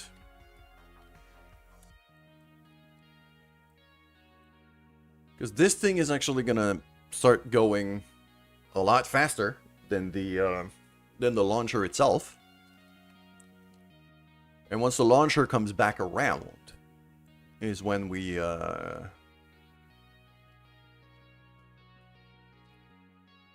we'll put the second probe out. So for the launcher, it says 16 days. Okay, no, not maneuver. I just want to switch to it. There. I want to see what its orbital period actually is.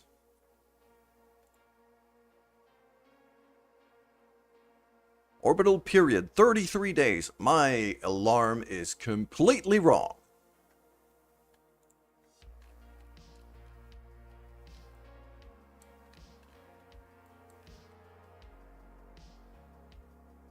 This is not an apoapsis alarm. It should be a periapsis alarm.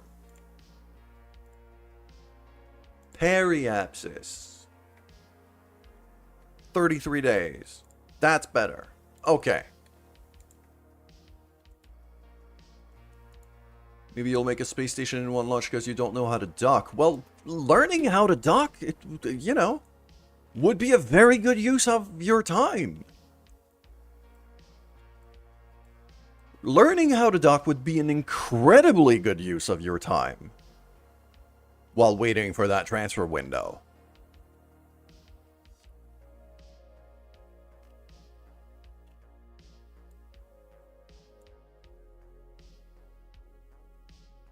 I would heavily consider that idea if I were you.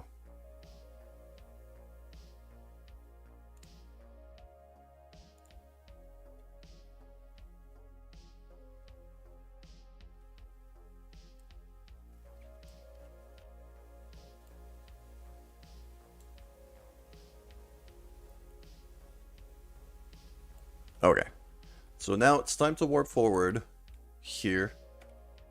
And I'm keeping an eye on the battery to make sure we still have some power to be able to maneuver here.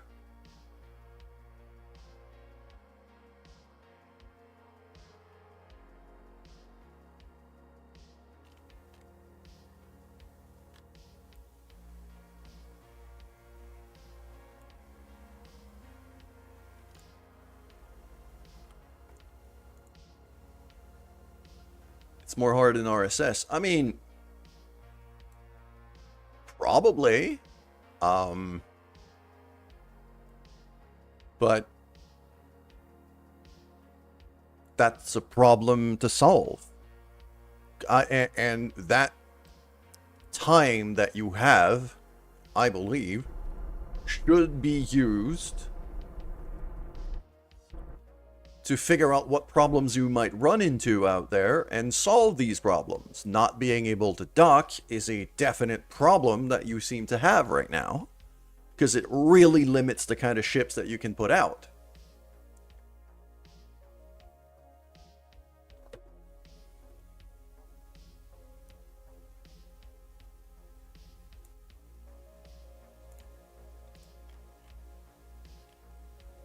Like, this is even if I'm not in RSS right now, this is the same thing that I'm doing right now. Is every time I have spare time, quote unquote, I try to use it to problem solve things or figure out things that I might run into problems with.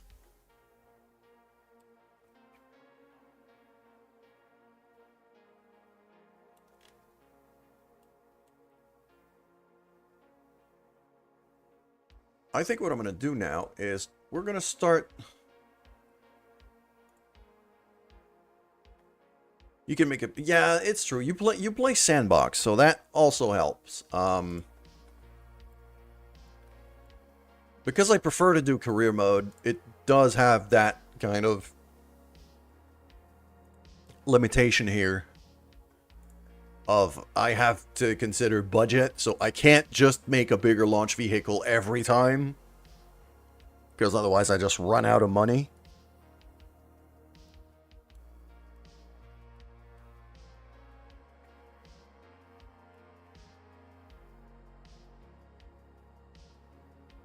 So, here, I am going to start planning the docking maneuver for this thing. And the first part is always to align orbits. The way you do that, you go to either the ascending node or the descending node. Stick a maneuver onto it. And then usually it's going to be either normal or anti-normal vectors to start aligning.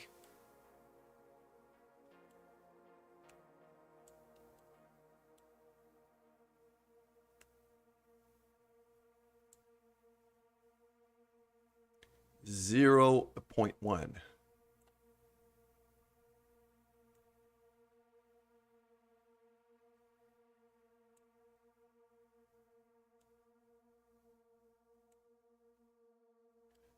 .1 degrees is about as lined up as I can be. So that's that maneuver planned. Good. Surface scanner. In SFS you can edit the docking port magnet to be stronger. I do think this is a thing in... I think this is a thing in Kerbal too. Let me see here.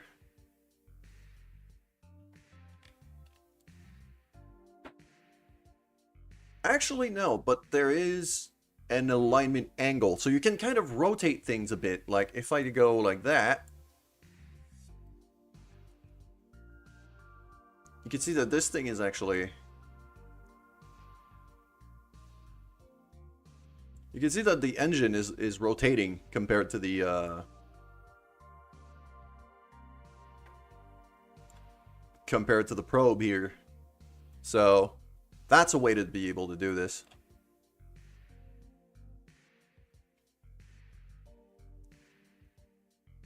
We do not have cheats in unlimited blueprint space. Well, that's... isn't that what just mobile games are in general? So let's line this up. Because we're going that way, we're going to have to do this on descending node as well. Actually, no, you know what? Because I'm going to have to maneuver this thing first, I could do it on ascending node when we come back up. So line that up on ascending node. And now we got to go that way. And no. Slow down a bit so we don't escape.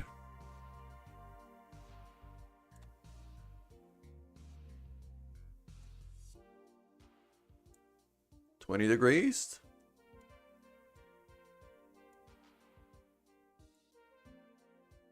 14 degrees. 5. 2.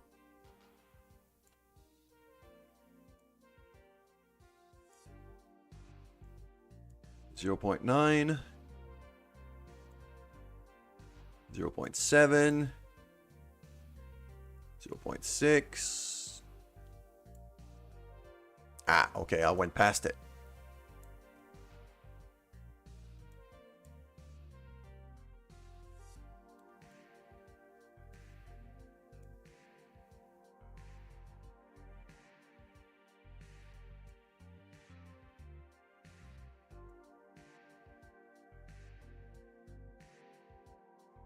But even then, like 0.6 is actually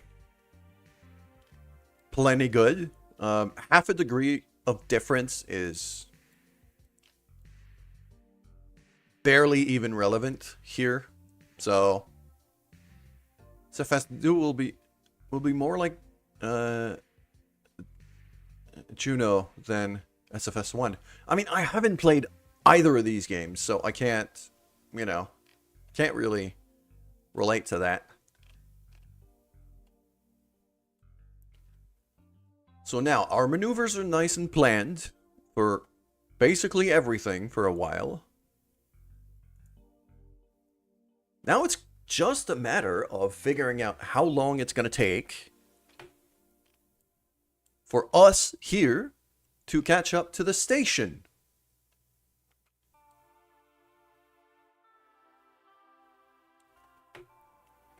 So, as you can see, okay, yeah, we're rotating this way. So, 1,500 kilometers separation. 1597, 1588. Okay.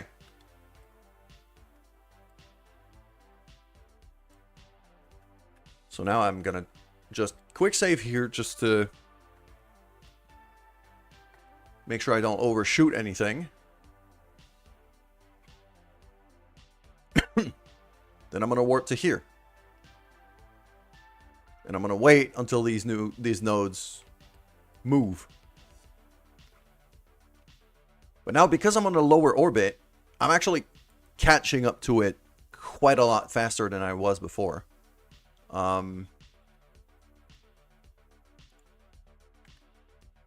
So right here should be an indicator. 1588 to 1135. So we just caught up about 450 kilometers.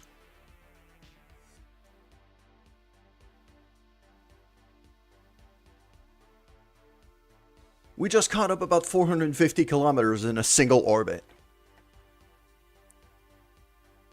Okay. We could start crunching some numbers here.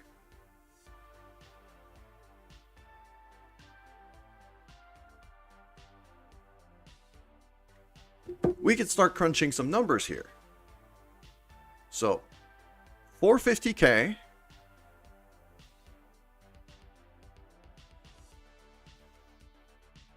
in one orbit.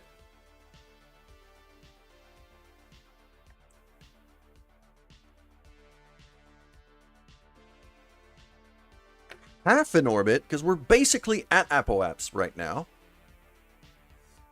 You know what? I'm actually just going to warp right at Apple Apps just to make this thing easier to calculate.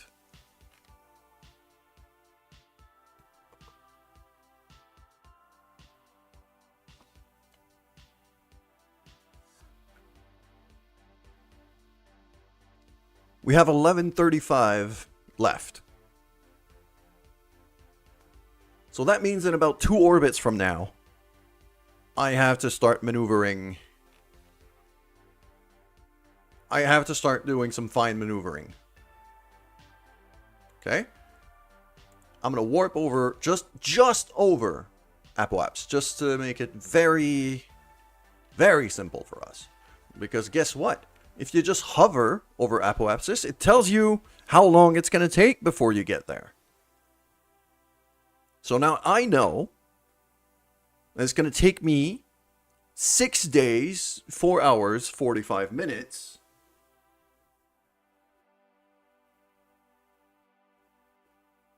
to get back to this point. I need to do that twice. So it's going to be technically 12 days, 8 hours, well, 9 hours and a half. 12 days, 9 hours, 30 minutes is when we have to start maneuvering here to bring our intersects closer. We'll be caught up most of the way with the station at that point. So let's create an alarm for that. I will link it to this vessel.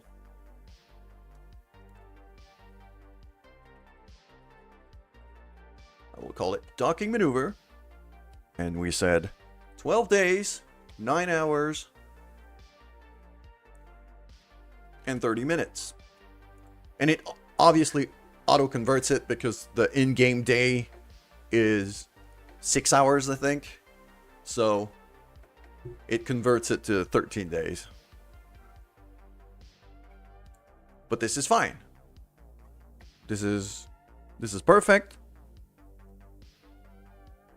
Now that these numbers have been crunched and done and that alarm has been set, I can just leave it be.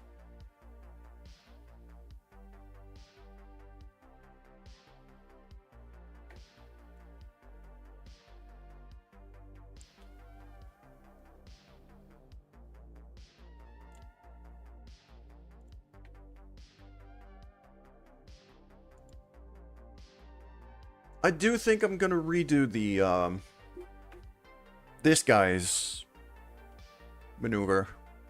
I had planned to maneuver him up there, but I don't think I'm gonna do it. I think I'm gonna do it down here. I am not patient enough.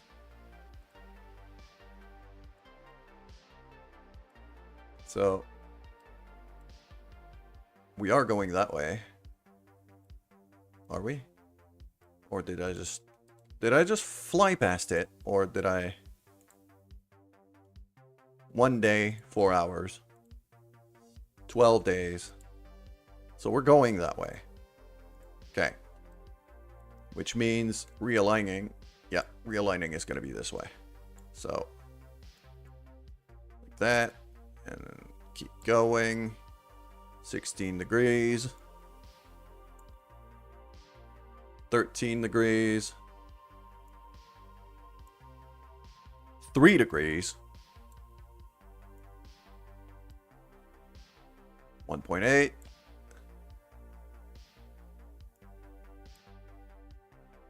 0.3.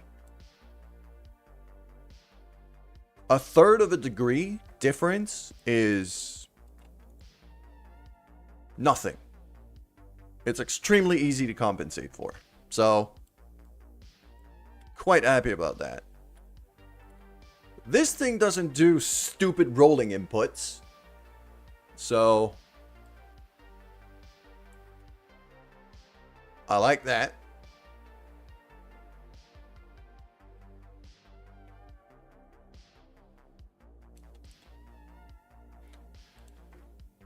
And this thing does have a significant amount of fuel here.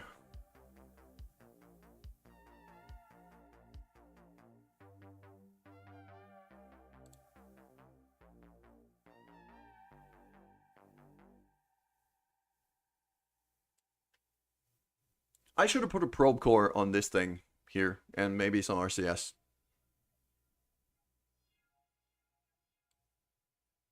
What I'm gonna want to do here is park this thing as close to the station as I can. Dock our scanning attachment, obviously.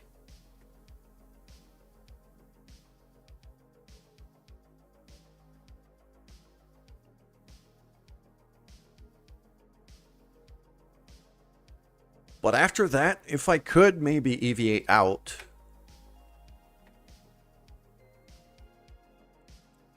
And maybe run a fuel hose to this thing and drain it. I'd really like to be able to do that.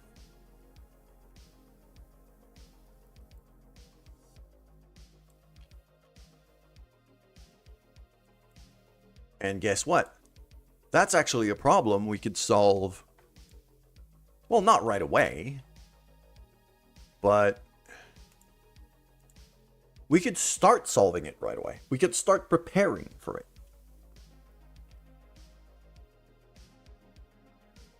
Ah! I can't start preparing for it. Because our engineer is currently... He doesn't have any spare parts. I could drop his parachute in there. That's the first bit. Yeah,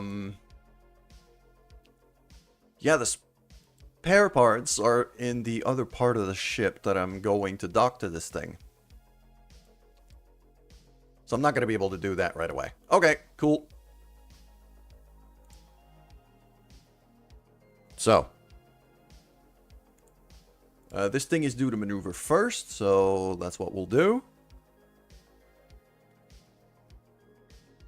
Just gonna time warp until we're due to maneuver.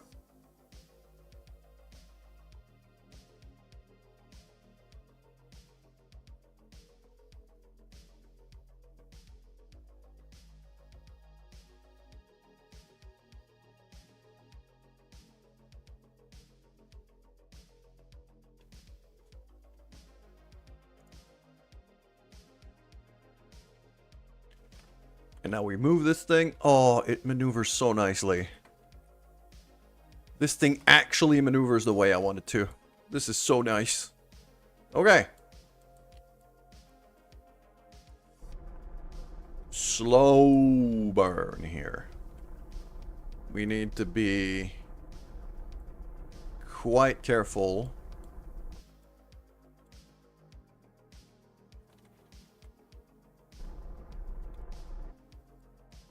Alright. Get rid of the maneuver node. 0.8 degrees.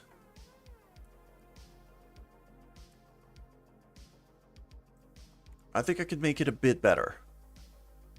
This is normal vector. I need to go anti-normal. So, just gonna do that right there. If I just 0.5. Okay.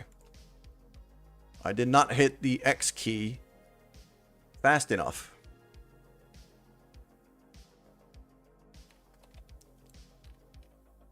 You know what? I might actually use docking mode here.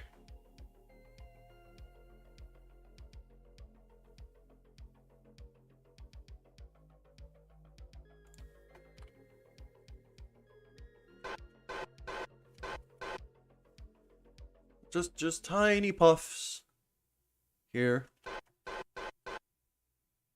0.4, 0.3. 0.3. It's gonna be 0.3. That's as good as it's gonna be for now.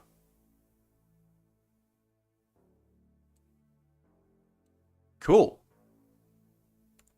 Now we remove docking mode, stick this thing in retrograde. I'm going to start burning down to get closer.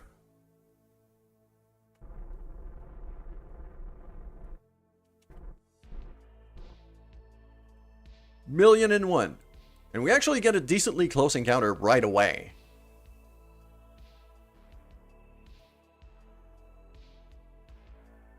What's that? That's 100 kilometers.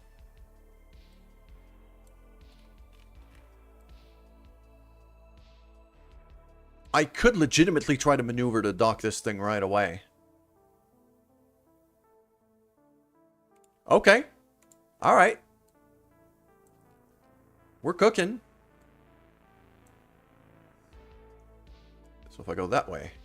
There we go. Look at that. 49 kilometers.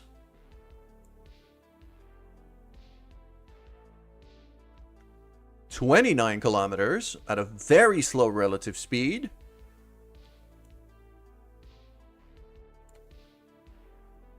Okay, a bit too much.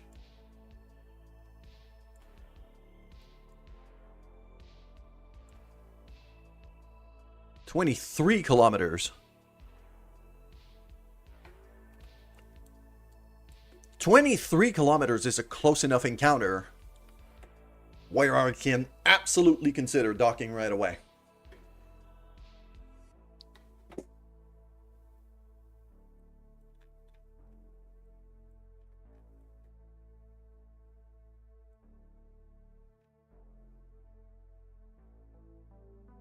That is an incredibly fast approach.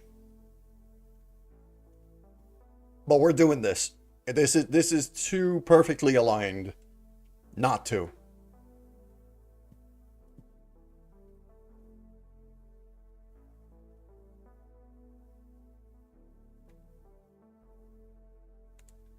I did not plan to line this up that way. It just happened, so I'll take advantage. Just a tiny bit of radial burn to line this up.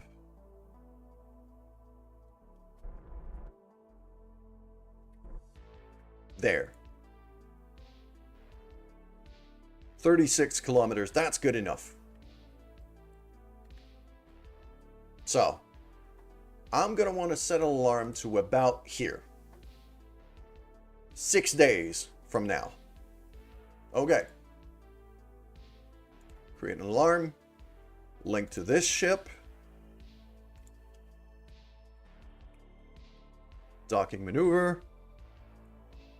In 6 days. Boom.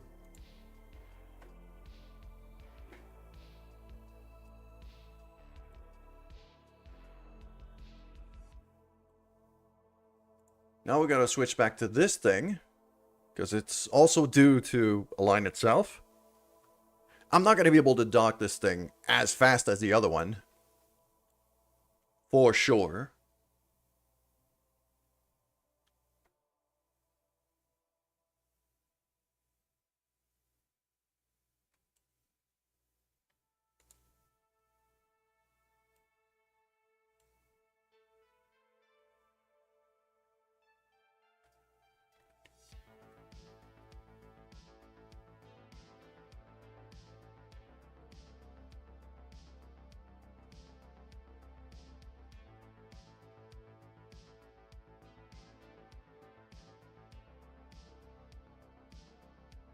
Keeping an eye on the battery as we time warp.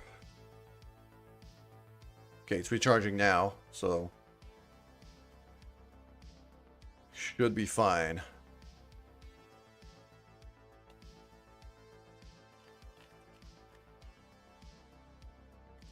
There we go. All right, perfect. Let's start giving it a bit of a boost, and right there.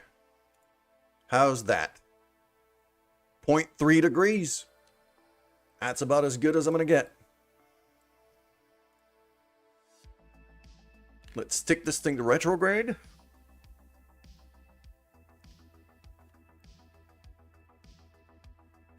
Start bringing periaps down to about 1 million.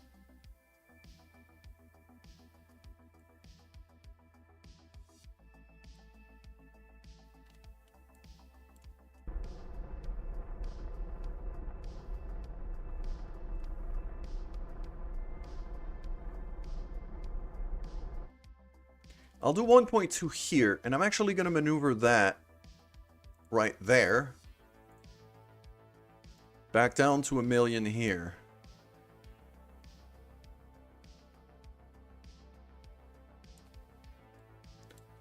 Okay. Because I don't want to get another close encounter up there right away. Because that would force me to kind of juggle the two ships here, which is going to be really complicated. So I don't want to do that. I would much rather line this up and just... Okay. But that also means...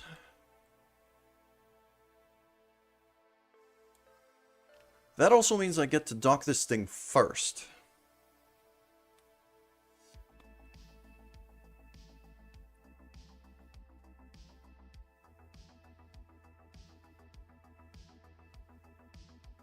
I'm okay with that. It's not great, but I'm okay with that. I think I can handle it. It's definitely not ideal. Okay, this ship in particular doesn't have any battery problems, so that should be okay. Look at that! I could delete the alarm right away. I could start maneuvering right now.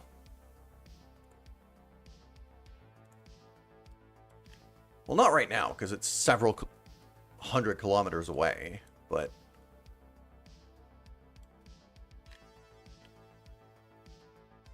we see it.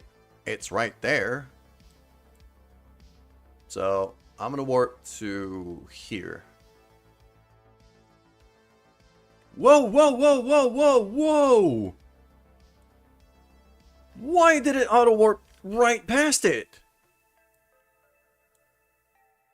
God damn, okay.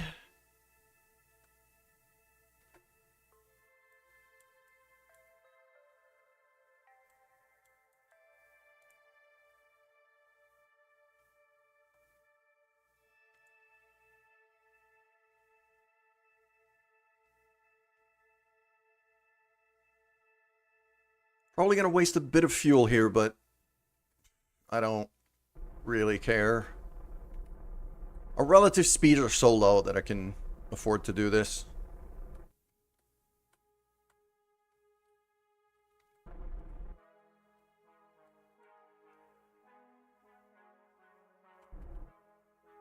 Okay.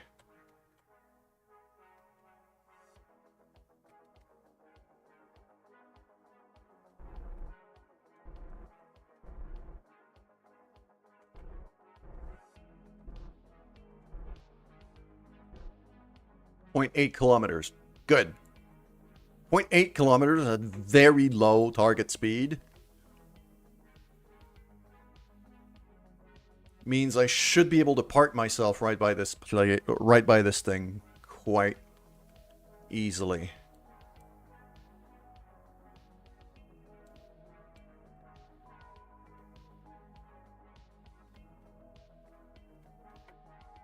So, where is it? It's there. 27 kilometers. So, I'm going to time warp forward a bit.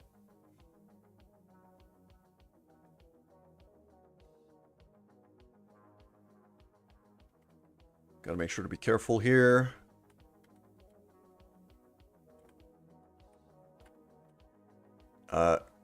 Game, please cooperate. There we go.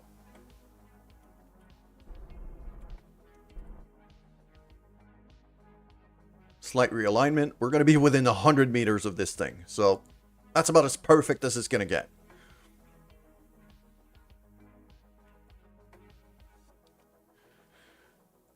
So, slow time warp here.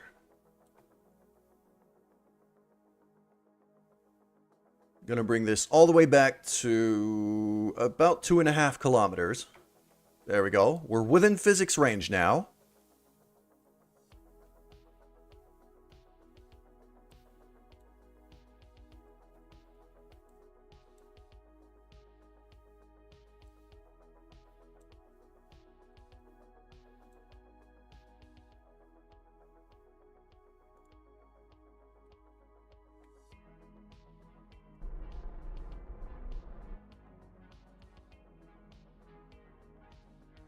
.3 meters per second.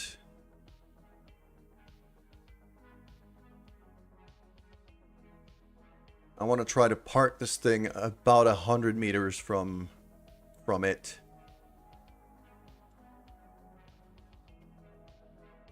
And even more importantly, I'm gonna have to turn the station a bit to make it easier for me to dock.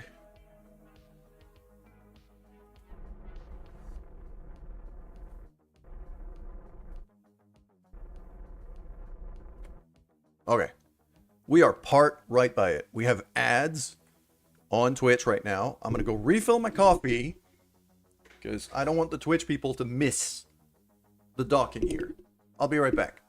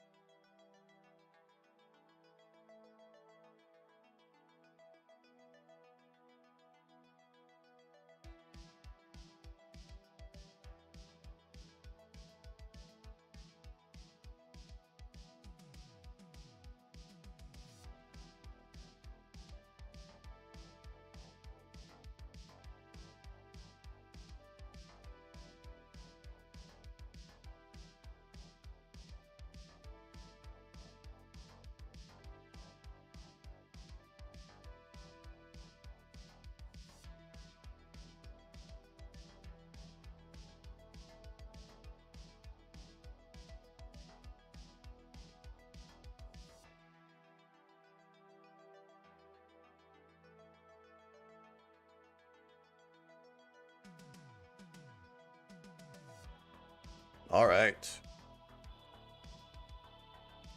Ads are over.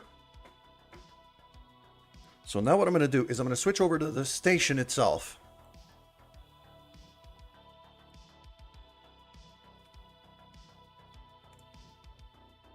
And I want to point this thing basically straight north. So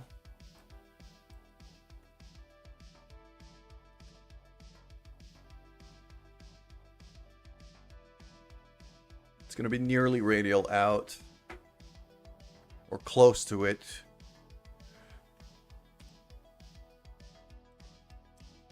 So, like that, right there. Okay. So that's my A and D. That's my yaw lined up. And my pitch is also quite well lined up. So this is good. I'm going to stick this thing to docking mode so it doesn't start giving a whole bunch of rotating inputs that I hate. Then we switch back. Okay. Now, we're in docking mode here, and I'm just going to use RCS to maneuver us a little bit closer. And as you can see, the way I know if I'm lined up or not is I use these vectors here. As long as these two vectors are lined up, that means I'm going straight towards the station.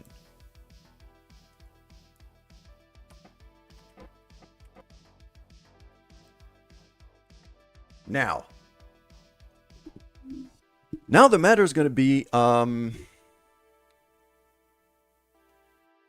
where am I docking this thing?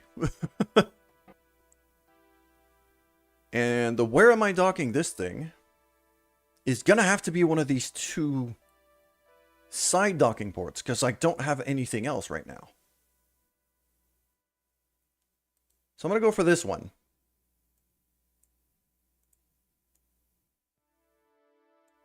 We're going to go for that particular target.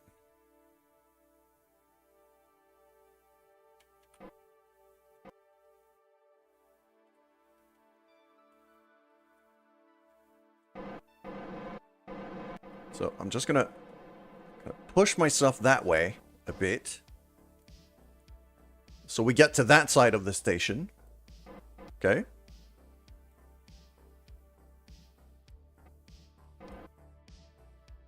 Just like that.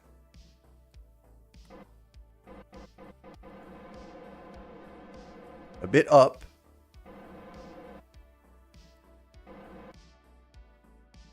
But, you know, we're just gonna let the fact that there's no friction in space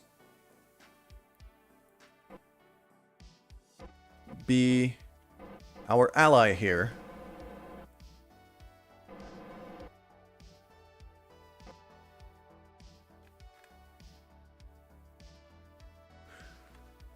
The other thing that I'm going to want to do here, I'm going to open the service bay and check in that Octo, that probe core. And I'm actually going to reverse my control point here. I basically want the probe core to consider that engine to be the front. Actually, that docking port to be the front rather than the back. Makes things easier.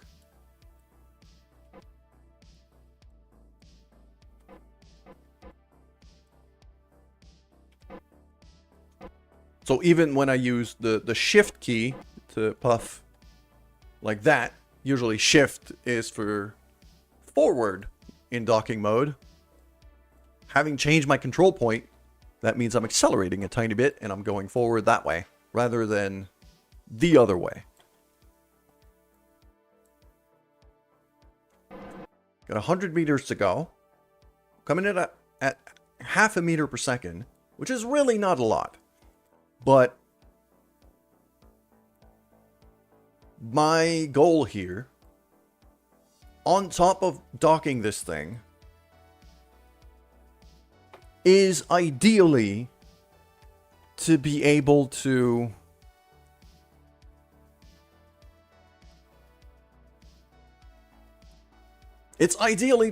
have this thing, the fuel tank, as close to the station as I can without colliding with it. Because I would really like to be able to siphon the fuel off of this.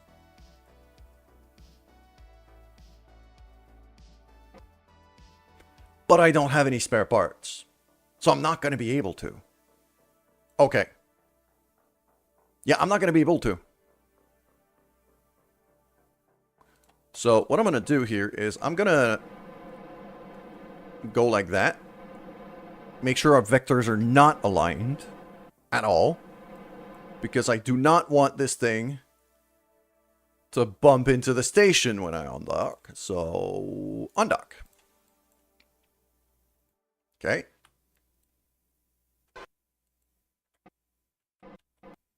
There we go. So I'm just going to actually that way.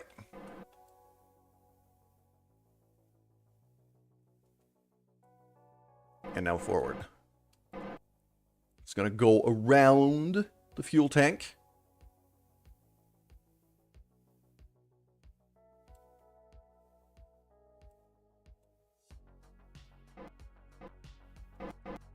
Okay, 0.9 meters per second. Obviously, we're going to have to line up. Right now, we're not pointing at it in any way. That's kind of the next step here. is I'm going to want to park myself about, what, 10 meters away from it. And then really line up.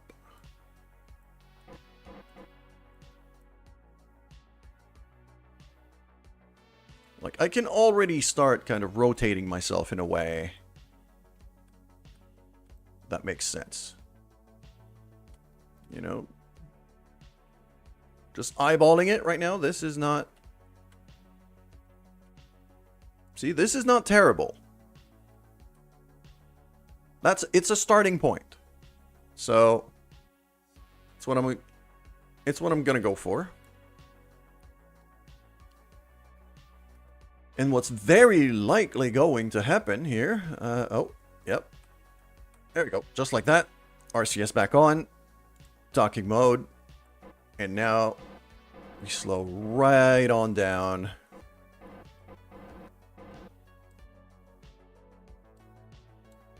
Point 3.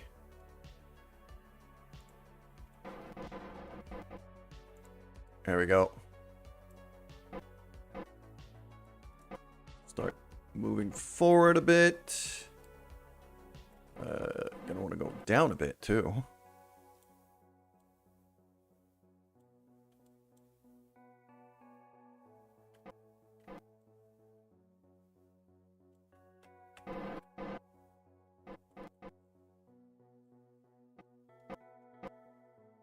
And now it's a matter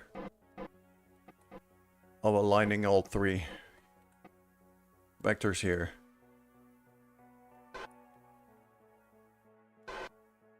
Point 0.6 is a bit fast. 0.3 is better. Yeah, that'll do. RCS off, SAS off. Just let the clamps do the work. Deploy scanner. And orbital survey. Must be in a stable port. Oh, it has to be 300 kilometers on Minmus. Well, crap.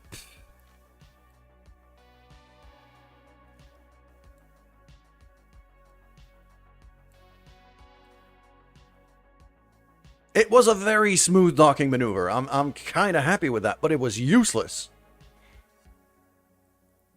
Because I have to be at 300 kilometers. I thought it was 1 million, but it was 1 million only for the moon.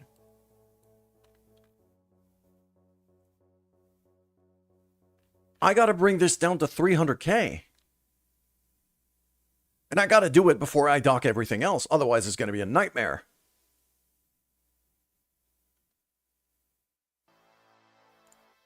Okay.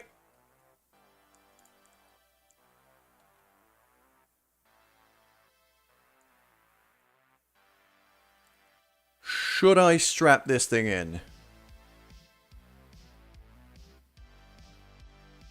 If I don't boost too fast, this should be okay. It probably won't want to rip off.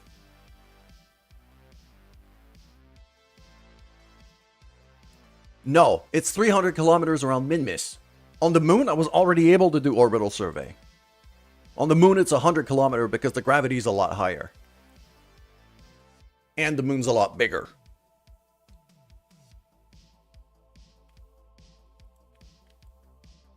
So here we're going to go slow burn here. Very, very tiny throttle movement. Bring this down to just below 300. Like if I could do 299,999 would be absolutely perfect.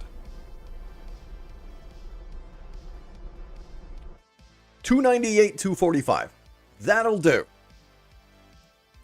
And then I need a maneuver for that to bring it down to 300. So I'm looking at the apoapsis on my... Yeah, it's kind of hidden by chat right now. There, we can see it here. So now it's a 337.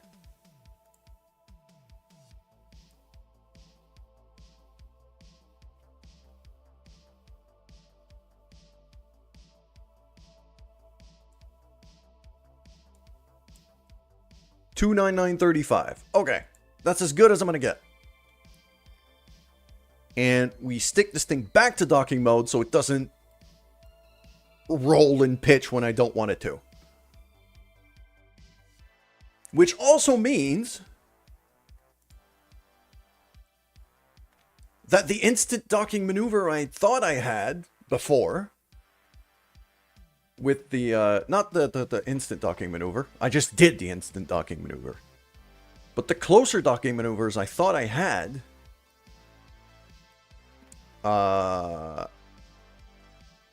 say for that ship, that's now useless. And all the numbers I've crunched before, that's now useless. Because our target moved. So that exact maneuver has to change. It can't stay there anymore. Because it has to go down to 300 kilometers. It was mapped to go to 1,000. But now I have to bring it down to 300. So I'll bring it down to, let's say, there. 368. And actually, you know what? I'm going to move the maneuver node right there. Kind of try to line up the periapses. Makes it a bit easier. And we'll do, let's say, 315 kilometers. And once we're there, yeah, we're basically going to be on the opposite side of our respective orbits. So, okay. So that's that maneuver now settled.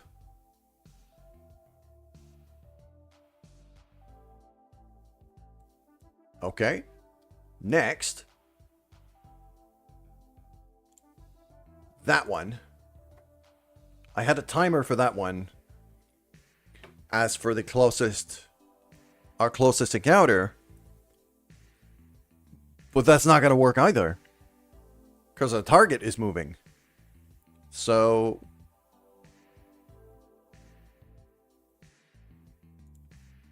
over here, I'm also going to have to maneuver to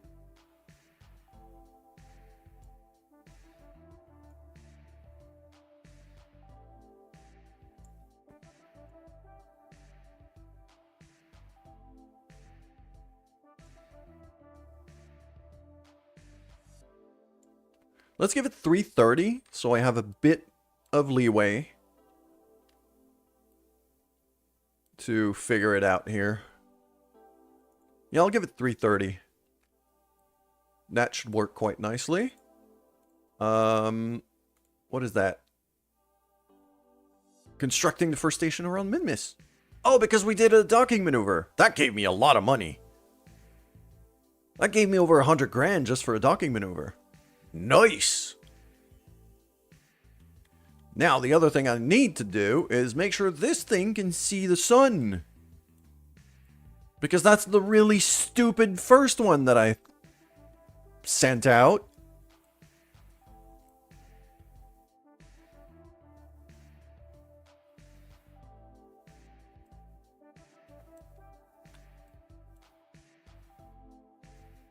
How much money do I have right now? A bit over $1 million.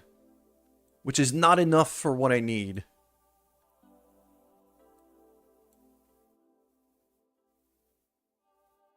I think I'm at 1 point. With that last little payout, I think I'm at about 1.2 million. Maybe 1.3.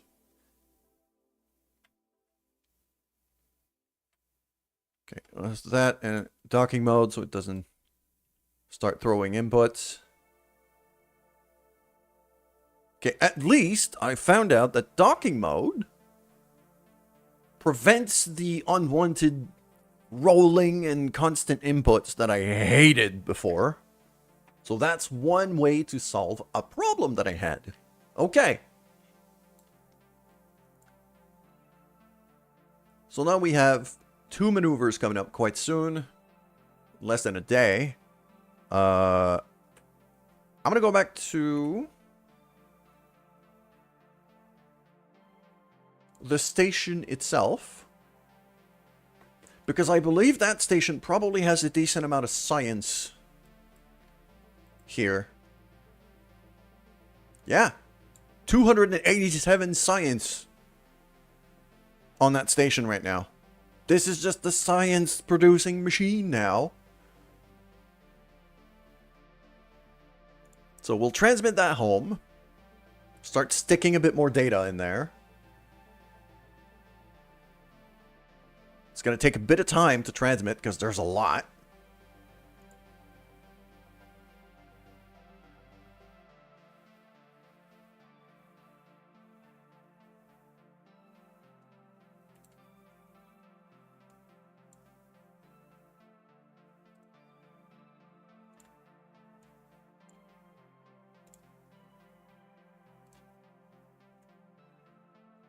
There we go. I got, what, about 90... Let's say 85 data. I have room for 85 data. 38, that'll do. 22, that'll do. If I could get another 22, that'd be great. Yes! There we go. That's our lab. Nice and full.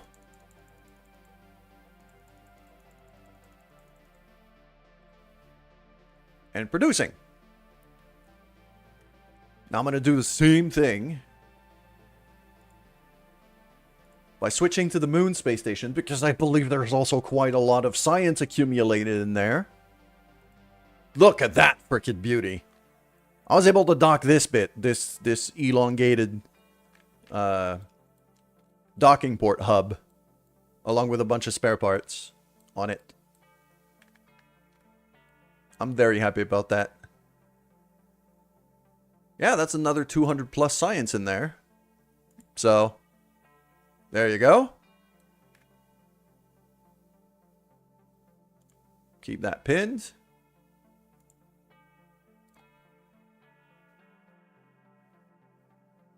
So,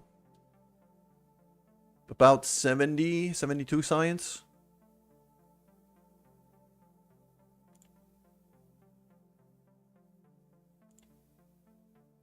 There we go. Brought it up to 737 out of 750. That's about as good as I'm going to get here.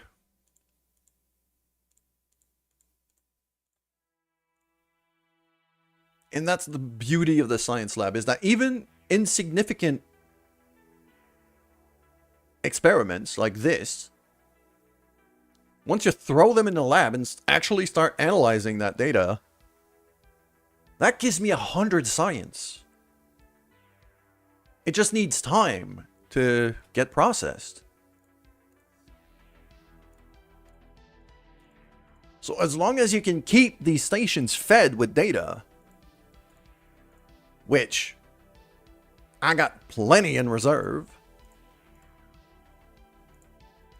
this is going to give me enough science to just...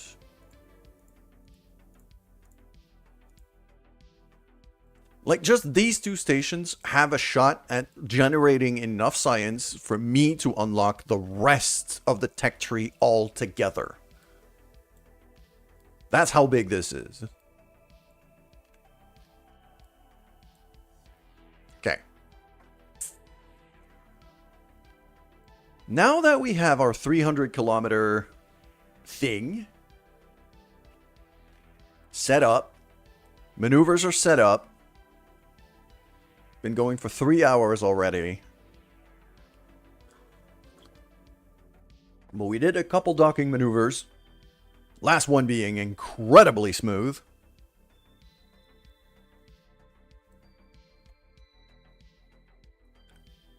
Is it time?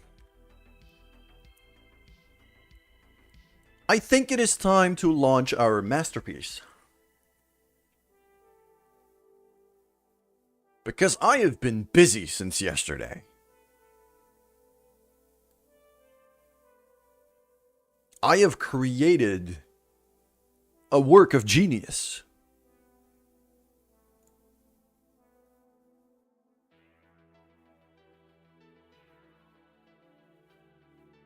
Hence the title of the stream.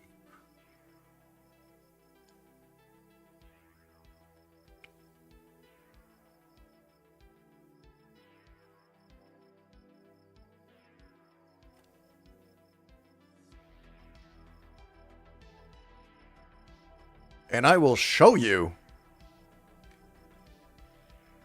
this work of genius. This thing I've been working on for a few days now.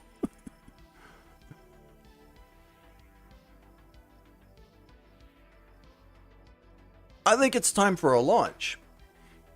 I'm obviously going to want to launch 2 of them eventually. Because, well, I'll want one of these on each station.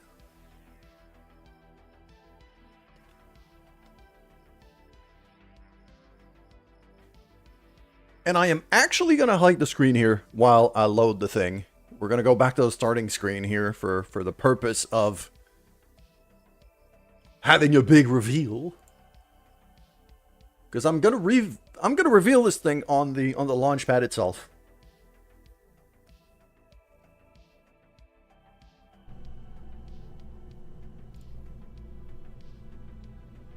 And I think... yeah, I think the other thing I'm going to do is I'm going to...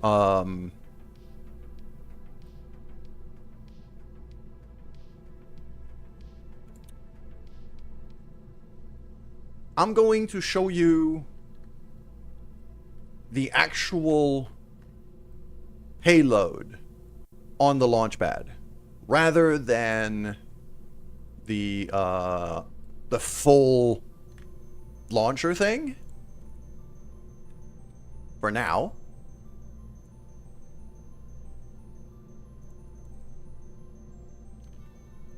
And then I'll show it to you with the launcher.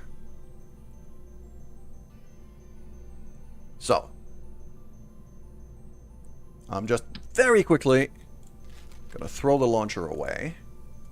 I've saved this thing with the launcher, so still have that. Gonna deploy these.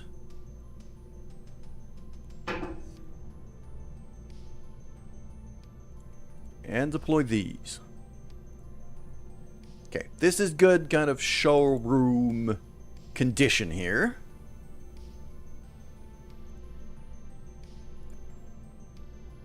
This is a vessel that could either be crewed or not. I have the option for both. I'm going to send it with the crew for now. I'm not going to launch it in this state. I just want to show it for now. I think for the actual launch, we're not going to be sending a crew. But we have the option. And this is the beauty of this genius design, is that it is extremely versatile.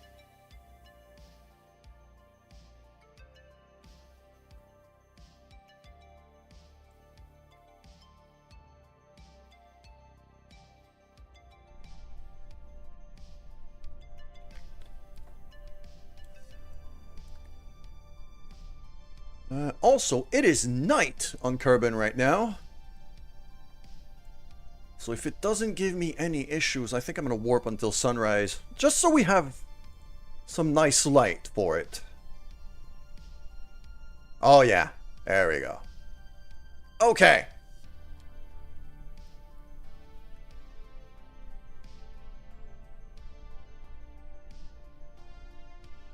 Drum roll.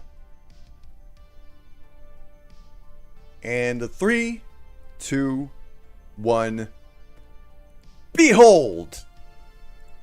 Behold my work of absolute frickin' genius. It is a brand new rover delivery system, but that rover also has some seats on it, so it's a car.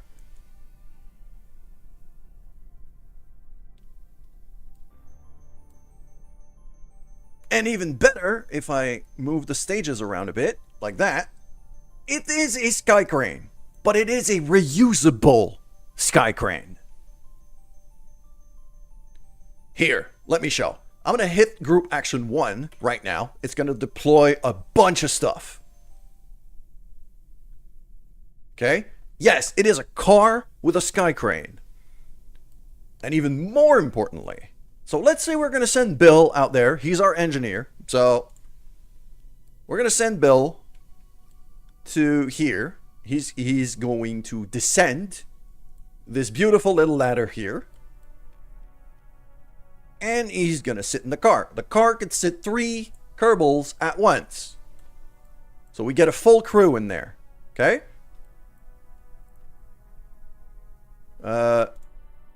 Yeah, Bill had his sun visor on.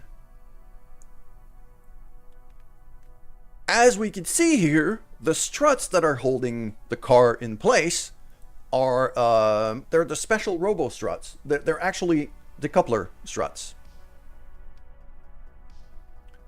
So that's what the decouple action here is for these things. So I can just trigger that right now. This is fine because the car is attached to this by a docking port. There's a docking port junior in there.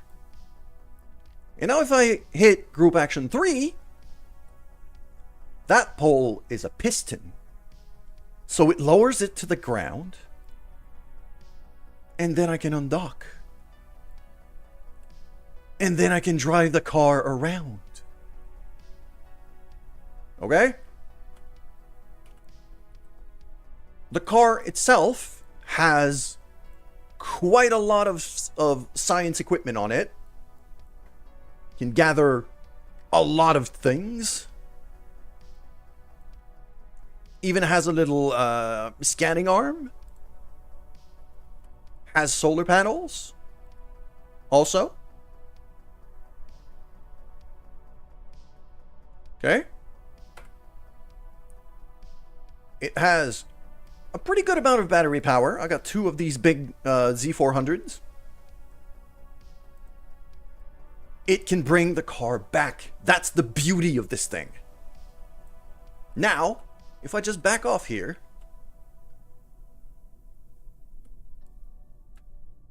Oh. Okay. As we can see right now, docking port's a bit low. Switch over. Retract. You know, actually, what's the target extension on it right now? It's 104. Let's bring it down to about 90. There. Switch back to the car.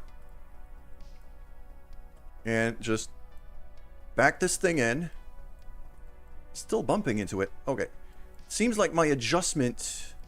Oh, that's because I moved the landing gear not long ago. Okay, that's going to be a slight adjustment I'm going to need to make. It's because I moved the landing gears up a tiny bit last time and forgot to readjust the piston. So let's do 80. Like that. Back to the car. So I'm just going to forward a bit. Just like that. And then back. Just going to brake here and car forward. There we go. And even if it has that little gap,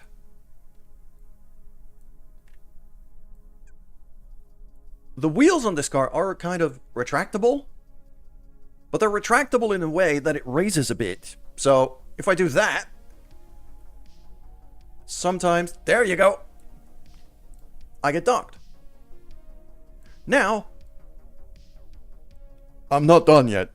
I also have a little rotation servo here. Guess what? That means I could realign the car the way it was. Like that. And look at this. We have some cables on the inside of this thing. I can now re-secure the car. If I leave my seat and go right there. As soon as I'm close enough, usually, I should be able to grab the cable. There we go. Link that to there. And I can now cable up every corner of the car to make sure it doesn't move. Yes, I can even secure it with cables. So, once I'm off the car, I could just retract the piston, secure the thing with cables so it doesn't flop around, and now I have a reusable car. But guess what? I'm not done yet. This car isn't just a car. Because the base of it is a rovemate. So it's also a rover. It doesn't even need crew. I could just send it without people.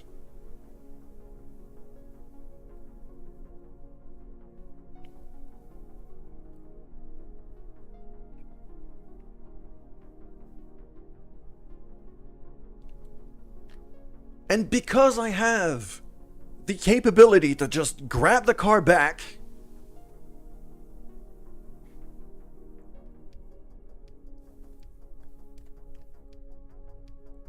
and airlift it somewhere, that now means that missions for, let's say, surface samples on the moon or on Minmus are now trivial. I could just airlift this to where it needs to go, or close enough on a flat, nice, safe surface to land on, unlike the frickin' rescue mission. Drive the rest of the way, get my stuff, come back, dock back onto this, airlift this back into orbit,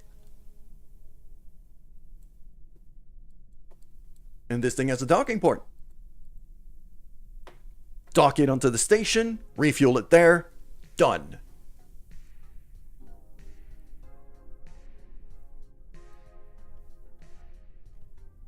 And all of these tanks are actually fuel linked to the middle. So just like with the rescue mission, I'm probably only ever going to use 2 of these engines at a time, unless emergency.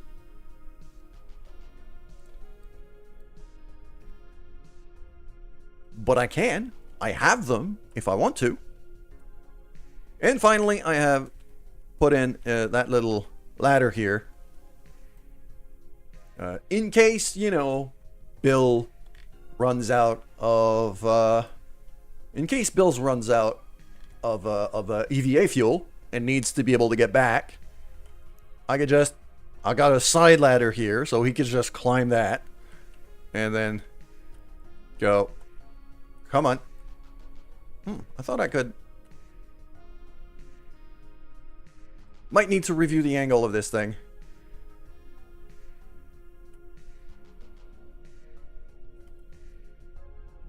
Okay. There needs to be a bit of adjustment here. But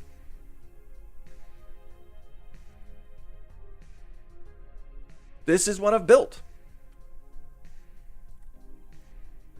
And even if I can't climb the side, I could just lower the car.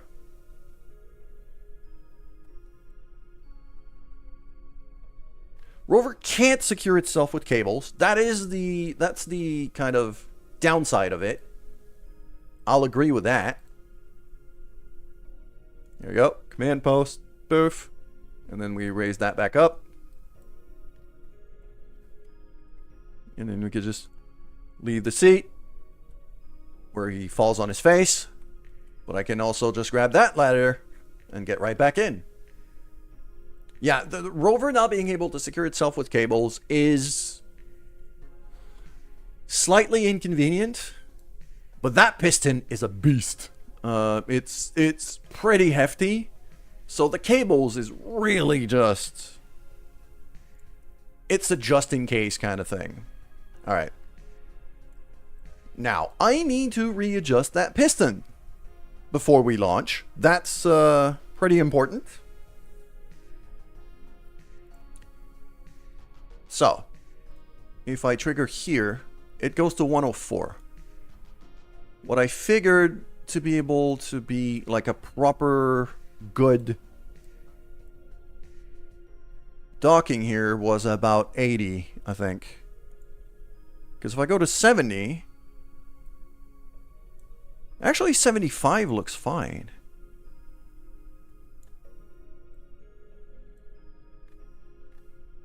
I should be able to use this on both Minmus and the Moon. Yes. This lander has... Right now, says 636 meters per second. On Kerbin gravity.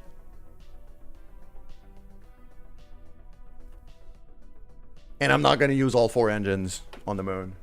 Nor on Minmus. So... Technically, my Delta V here is quite a lot more. Okay, so the target extension for the piston should be at about 75 from what I'm seeing here. So if I go... no, that. If I go undock. Ah! You see 75 is a bit too... Yeah, because you have to count the weight of the car too. So it has to be 85. Okay. If I put it to 85, then switch back to the car.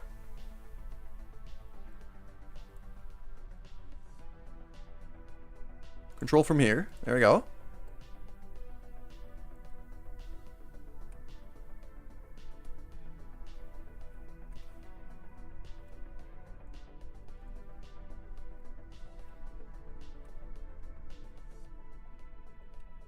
Why can I not drive the car right now?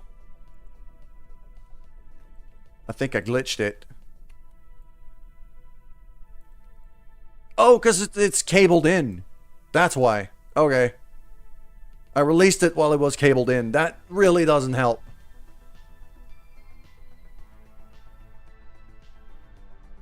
So it's still technically the same ship. Alright. Cool. So we're going to go back here to the vehicle assembly. Now that we know.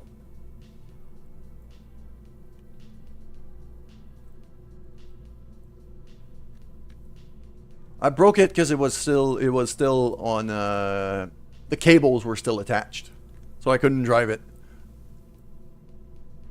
Now, we know that this piston here, we have to put, yeah, I had the extension limit at 104, but now it has to be 85. Like that. So we're going to save that.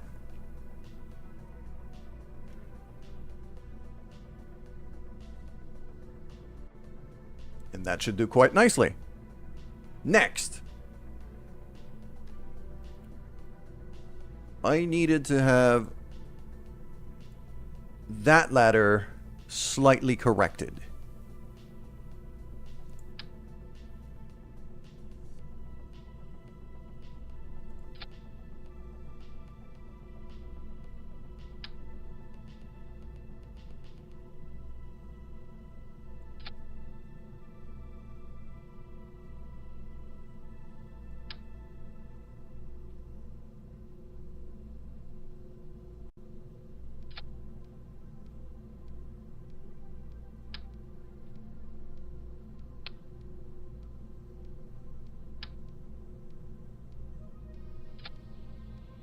Like that. That should allow us to transfer ladders when we need. I'm going to save that here. And then we're gonna load the version of this thing that actually has a launcher on it. And I have the stupidly over-engineered version that has so many parts I can't even launch it right now. This is the launcher version. It's a bit big.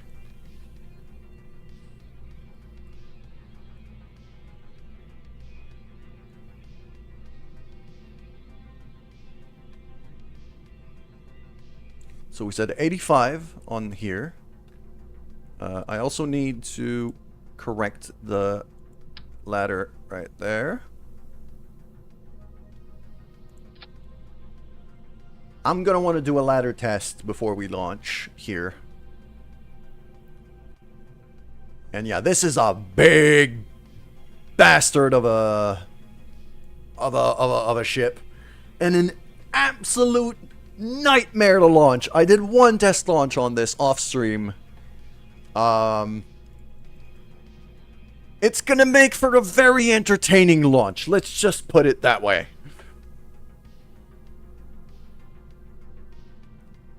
Let's stick this thing on the launch pad, but I'm not gonna launch it just yet. I want to do a ladder test first. I want to do... Well, I can't really do a crane test now. Probably should have done that before. But yeah, even more importantly, I want to make sure that our Kerbals can move around on the ladders properly. So, I'm going to extend that one. Okay. And then I go this way. Now that ladder's there. Okay, now it's letting me transfer. Good. And I can do this and then come down. And then that ladder should bring me to the ground. Good. Okay. Ladder test is successful. Let's see if we can do it to get back into the ship.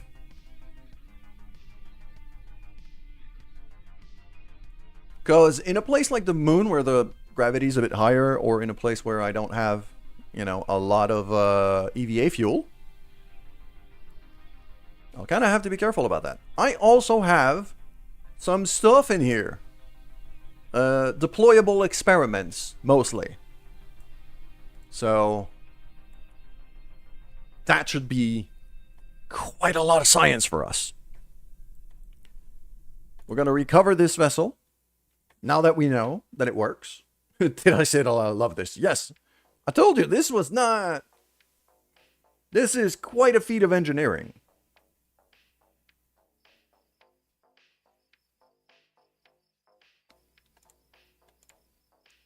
We're up to 1,000 science.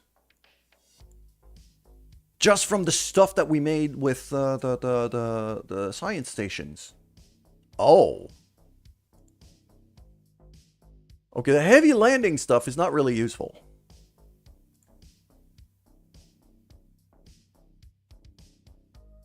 Okay, that's Mark III planes. That's just better control surfaces. When I really want to start getting into planes, I'll probably start dumping its science into this. But right now, Advanced Metal Works is going to be of use. I'll take that right away. I'll keep my science for when I have enough money to unlock the rest of the tree here. I think it's 1.8 mil that I need for this. 1.7. So I need another 500,000 credits or so. I need another 500,000 credits or so. Okay. To the launch pad we go. Yeah, the super over-engineered version that I have here, it's the same thing, just with more stuff,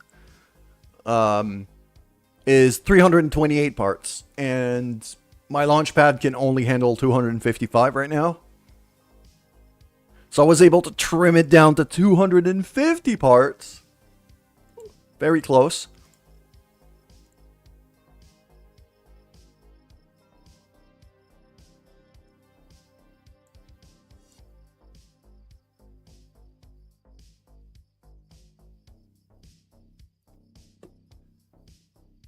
But it works.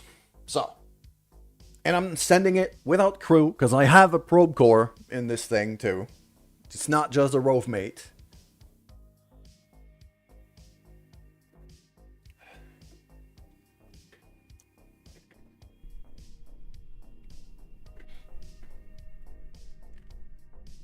Look at that absolute beauty.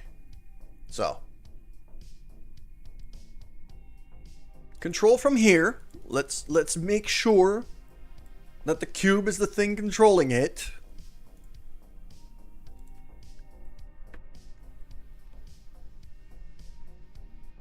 And I think for our needs here,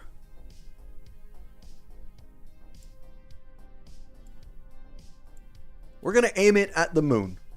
My first goal is going to be to dock this thing onto the moon space station. So that Billy Bobfort, Kerman, could go down onto the surface of the moon and drive this thing.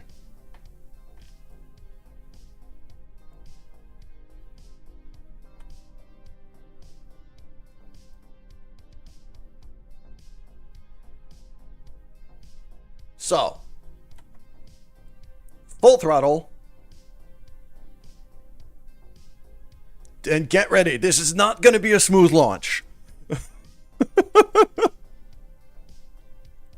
Here we go. Give it a slight angle. I cannot give it like more than 5-degree gravity burn, gravity turn here to begin with, because this is messy. Believe me. I can barely control this thing. First stage. Okay, bit more.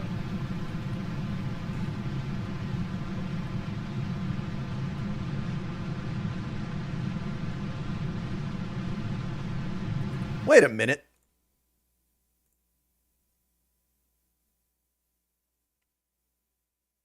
Something's wrong.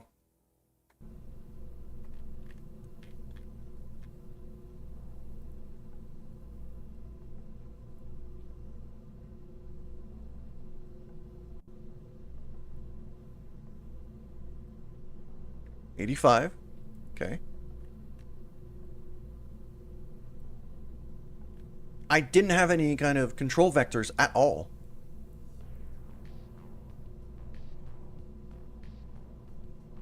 My cube should be more than capable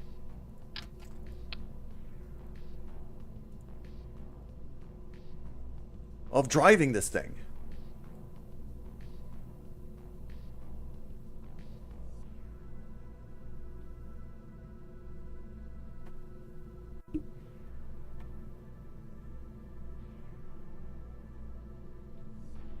I was actually heavily considering the idea of throwing an avionics cube in there. An avionics cone, I should say. And you know what? I think I will.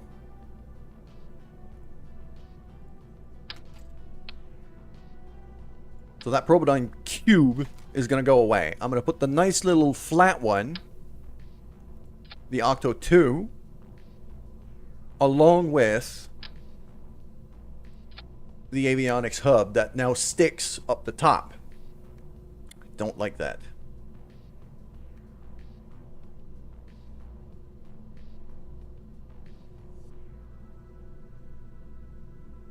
Do I have any spare parts? I got a bit more.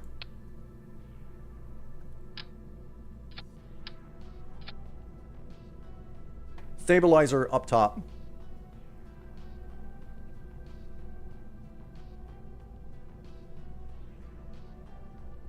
Get a bit more turning power. Better orientation. Okay. This is the way. This is how we do this.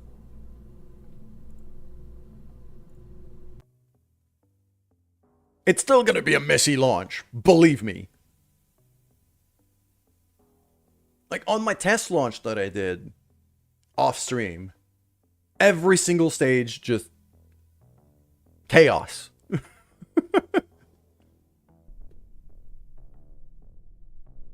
Like, if you've ever seen a Warhammer orc ship, it kind of behaves like that. Okay. Avionics cone to the rescue here. Full throttle. Here we go. I'm gonna lean it to about there. 7-8 degrees, which is really kind of pushing it already, but we're gonna run with it. Because I need the horizontal velocity real bad. There we go. Oh, that one didn't explode. Okay, that's nice. Gonna go straight to probrate here. Uh-oh. Uh-oh. Uh-oh. Too much.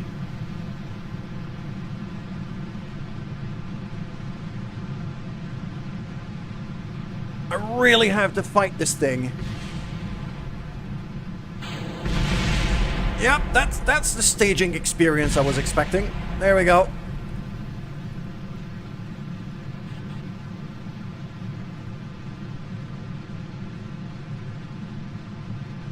And as you can see, we're not going very fast. Despite the fact that I'm at full throttle.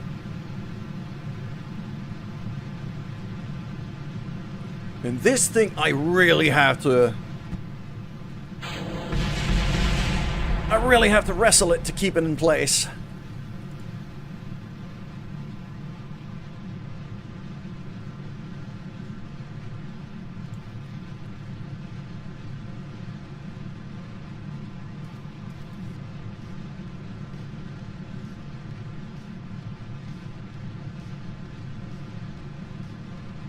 Oh, yeah, okay. It's trying to flip.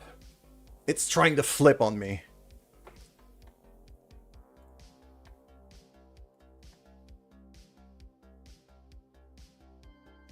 This thing is tricky to launch. It is a masterpiece of engineering. It doesn't fly very well.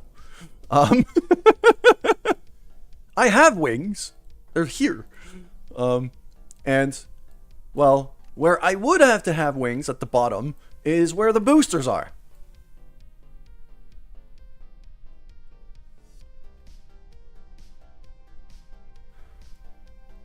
I might have to remove the top wings here.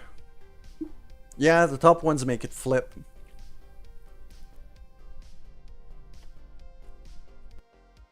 I'll try without. I'll try without the winglets. I think I could do without. Plus, it gives me a few parts back.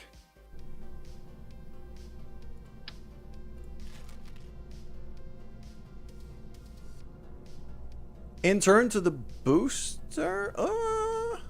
I mean...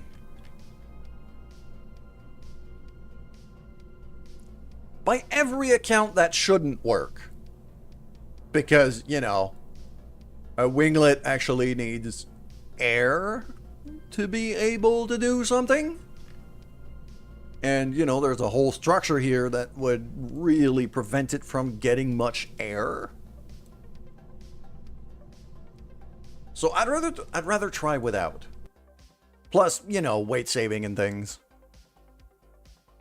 It's a game, yes, but still.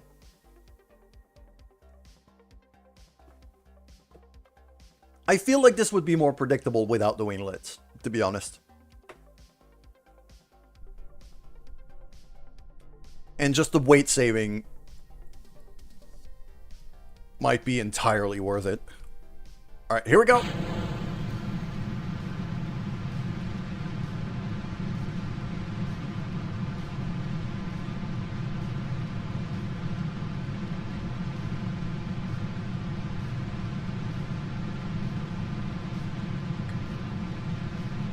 Okay, I am...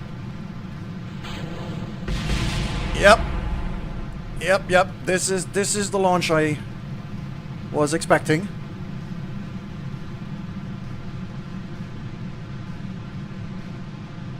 I am not wrestling with it as much. I am still power sliding this thing like a boss.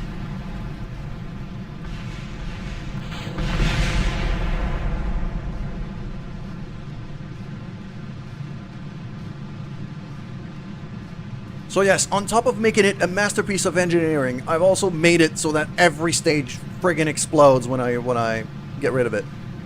Okay, now it's time to... Actually, no, we're still quite low.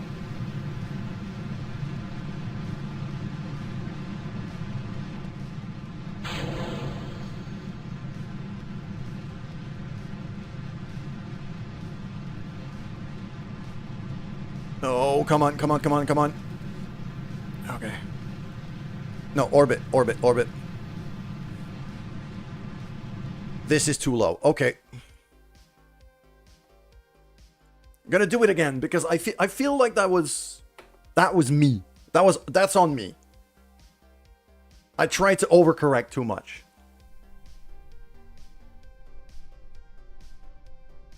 The problem with the ships trying to flip is when your actual facing direction...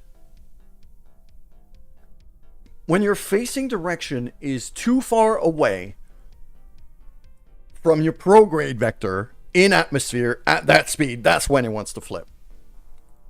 So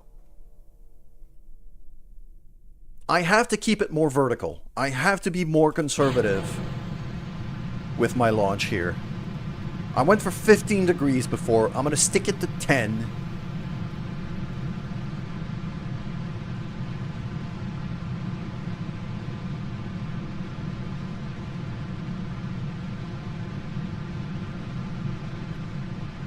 First stage.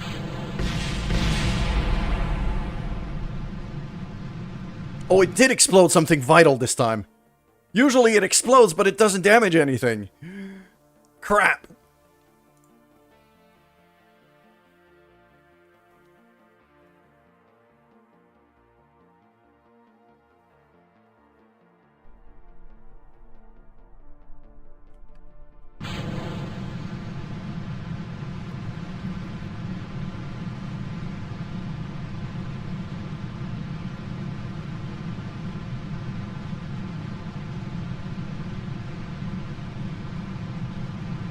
I'm gonna go nearly vertical here, at least for first stage. Okay, it didn't explode something vital this time. So now I can angle a bit more.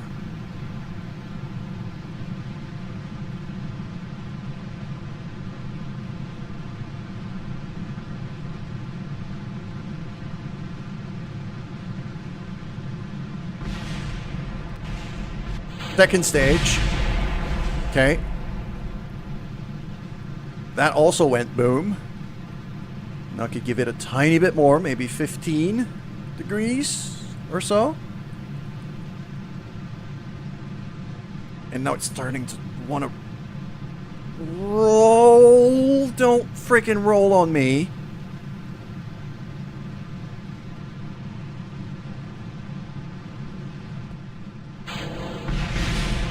There we go, final stage. Until we get to orbit, at least. And now I still have to hold it there for now, because, as you can see, we're barely 10 kilometers above. I've barely gained any height.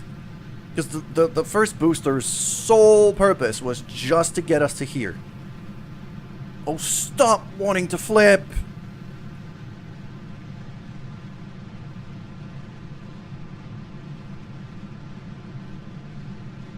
It's the rolling that makes it nigh on uncontrollable.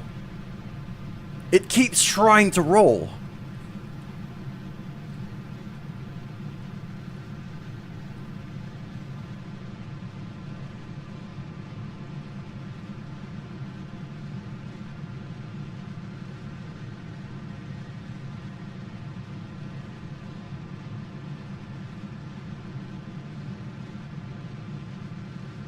Okay, I think we're gonna make it now. Just a matter of wrestling this thing into flying straight.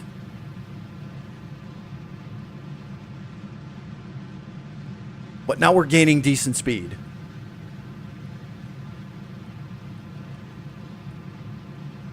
I don't dare to bring it below 45% inclination, because we still need to be gaining some height. Which we're not gaining a lot of right now. No, no, no, no, no, no, no, no, no, no, no. Up, up, there. Right there. Come on.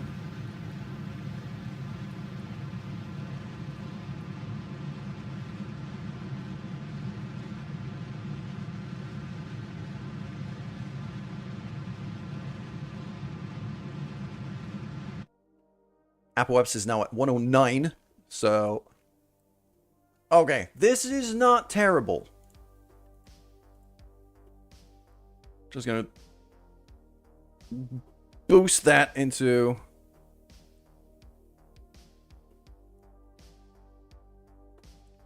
at least some kind of orbit I can maneuver in.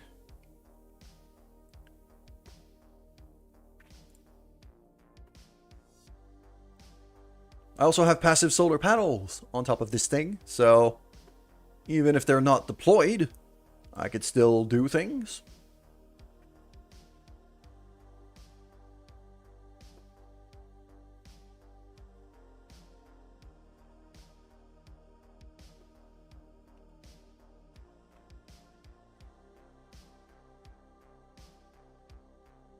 And I was able to fly this thing mostly straight. So I do not want the Terriers to fire when I separate here, because I'm going to want to be using only 2 of them.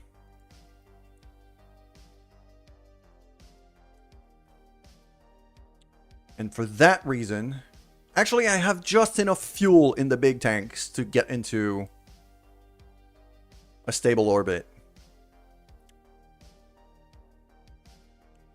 So what I'm going to do is I'm going to boost right now.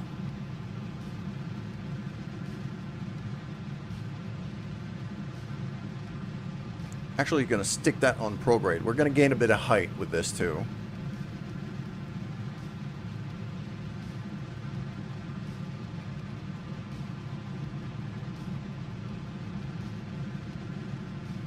So I don't really care about the maneuver itself, to be honest. Just needed an idea of the amount of delta V I need. There. Just before I get an actual periaps showing up here. There.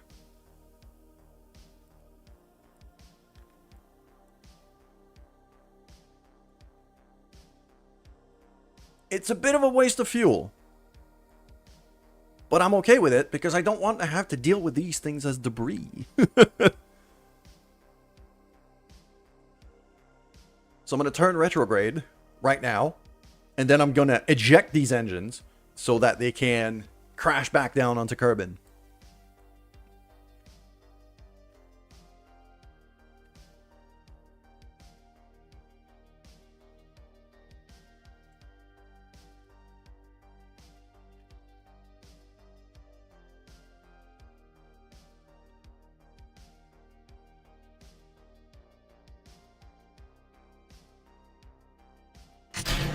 There we go. Even a 30-kilometer periapsis was good. Yeah, but now I got 290 meters.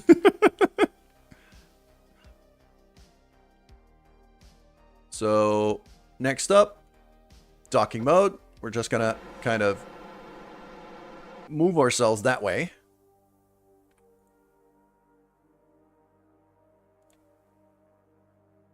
Point this thing prograde. Because we got to keep accelerating here because we don't technically... We're still technically suborbital. I just didn't want to bump into them when I accelerated. Throttle off. Very important. I'm going to activate that engine. And that engine. And the other thing I wanted to check is keep an eye on this fuel tank here. So... I'm going to go like that. And it still burns that fuel. As I was hoping for. Okay. So over here Yeah, I'm going to wait a bit more until I'm closer to Apoaps. Just make it easier. About there-ish. So now the engines I just ditched are below me, and they're going to crash back down onto the planet.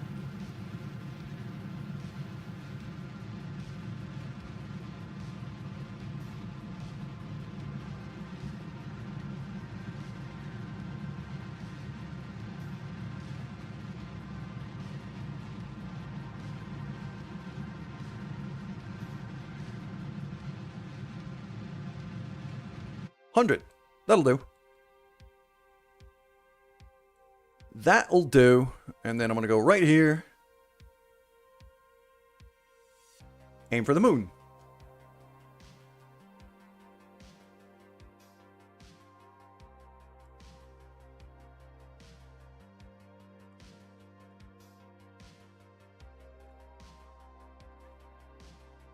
I want to just kind of barely get an encounter here. Because we're going to have to figure out a correction burn.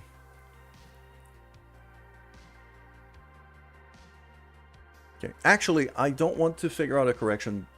I could. Which way is the station flying? Most important thing here. Back to this. Back to this. Station. Moon.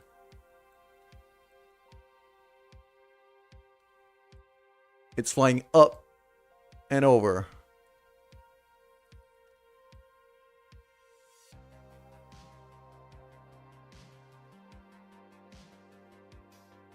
So I'm going to want to go kind of below the moon here again.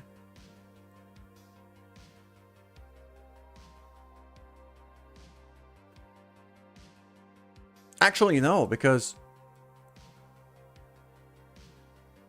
Wait, which way is it going? I never know with this. It's going up. That way. And when we encounter it, we're going to be over there. That way. So I'm going to want to be flying above the moon. I'm going to be aiming above the North Pole, very high orbit, just to save on fuel.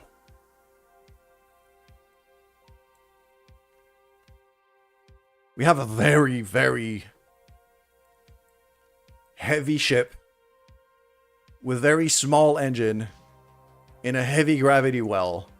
So that next burn is going to take a while. It's going to be a long one.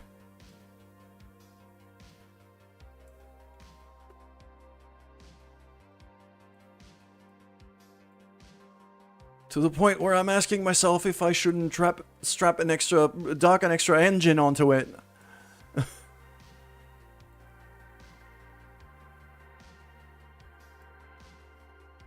I might need to use all 4 engines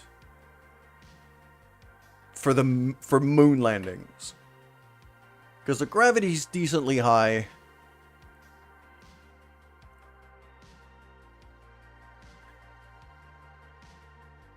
We'll see. 3.5 minutes of boosting. So...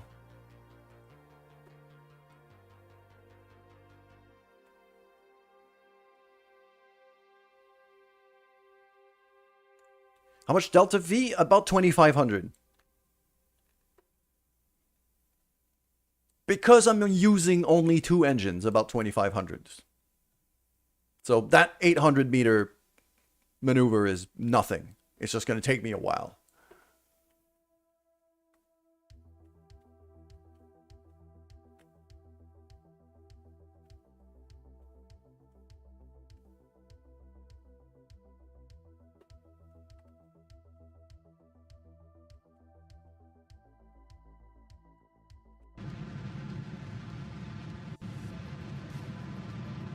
There you go. There's the engines I just ditched.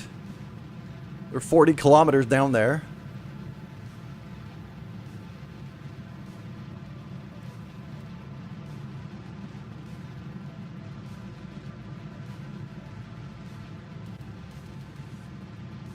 And at 40 kilometers down, they're actually quite close to re-entering atmosphere. Lights on. There we go.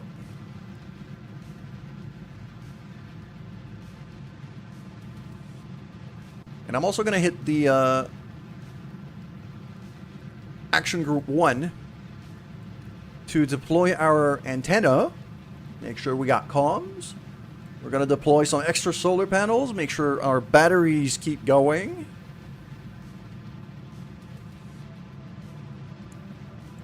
I've got a decent amount of battery power on this thing. I got that big battery here and the 2 batteries on the car. So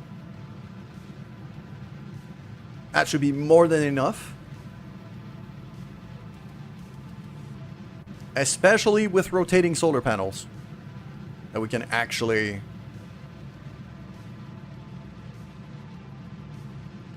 align properly.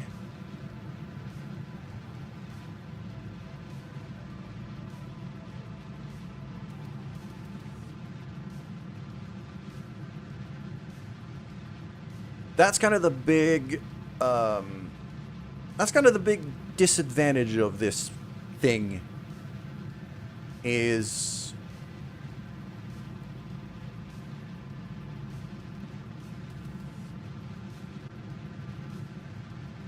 it's really fuel consumption is really the biggest problem here. Because it's quite heavy.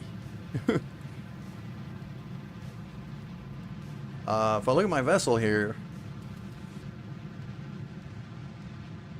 yeah, 31,000 kilos right now. And going down because I'm burning fuel, but it's still 31 tons of payload.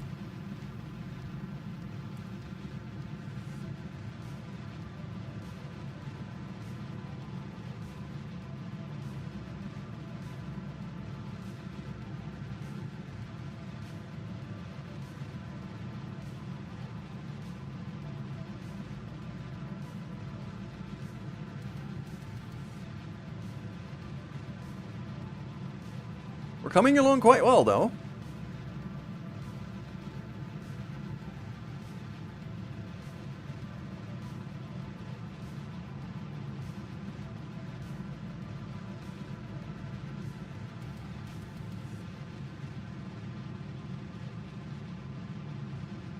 I might use all 4 engines for the deceleration burn over there, just to make sure, but because I'm aiming for super high orbit, the fuel cost of it should not be too bad.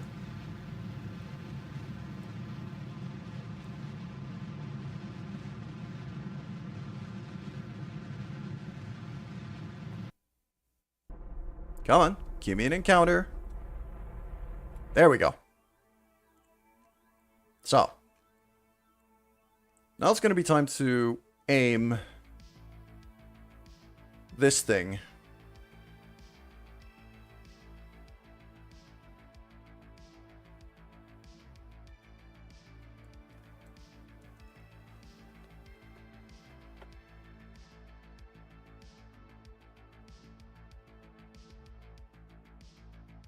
I'm actually having thoughts here because aligning this is gonna be a nightmare. Just because of where the station is at right now. I should have waited before I launched this.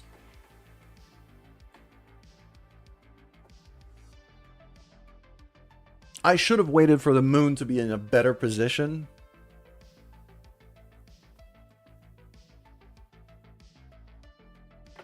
Where that line would kind of be at a similar angle than this one. Right now, I kind of have to almost do a full 180 to be going the same way that the station is going.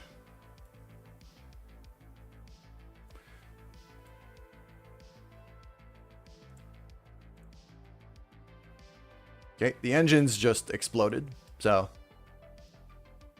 the big tanks just basically exploded now. So let's slow this thing down just to a point where I have a line. There. Doesn't even need to be a full orbit yet. I don't even need to burn that amount of fuel.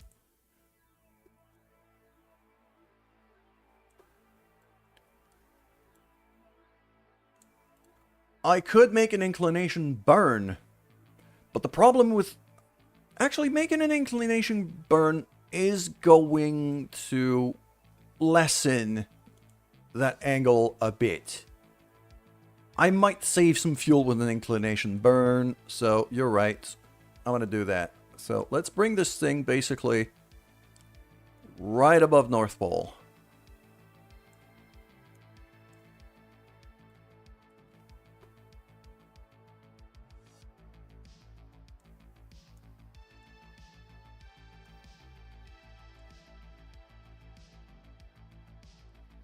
Okay. And that gives me a descending node, which I kind of need. Because the next maneuver is going to be on that descending node. Where I'm going to have to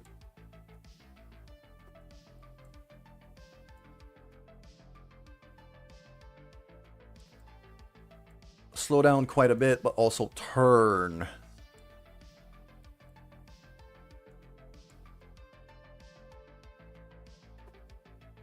How much delta V is that? 285. Okay, I think I have enough fuel for this.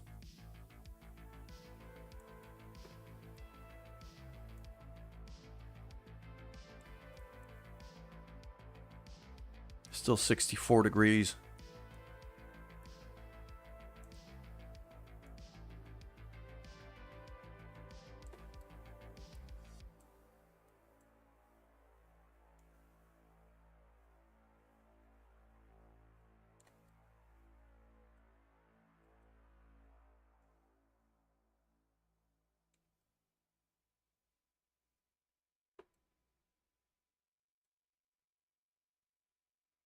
This is okay. I'm okay with an escape here. I just need the angle to be right.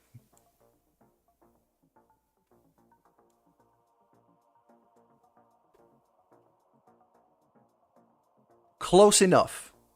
Honestly, that's close enough. So all of that combined is going to burn about half of my remaining fuel.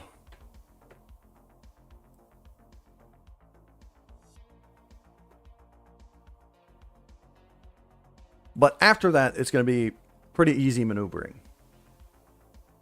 So this is fine.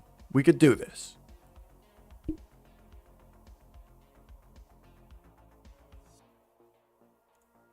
This is actually viable maneuvering. Look at that friggin' beauty.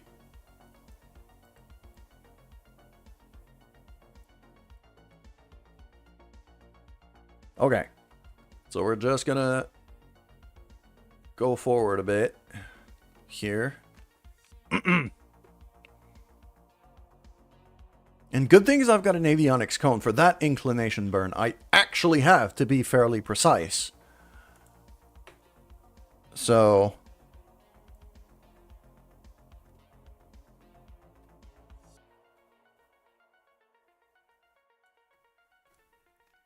make a cinematic photo of this thing. Yeah. I'm gonna wait until we have sunlight though.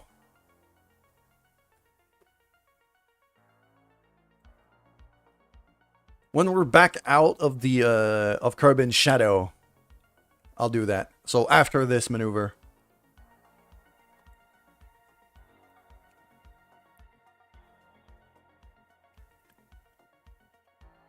And 3, 2, 1, fire.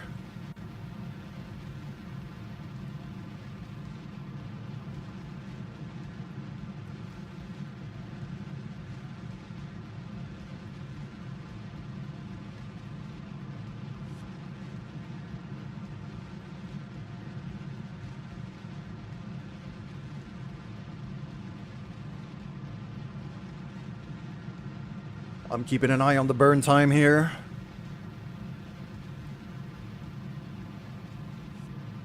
Ten more seconds. 9, 8, 7, 6, 5, 4, 3, 2, 1.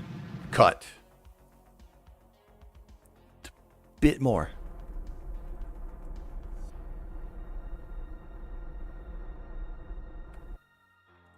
There.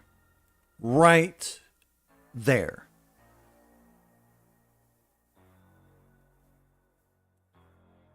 We're still in Kerbin's shadow, so I'm going to time warp to about here.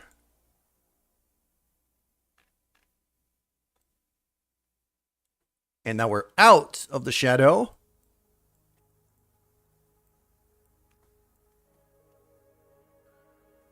You know what? I'm actually gonna... There we go. Deploy the wheels. Deploy the landing legs.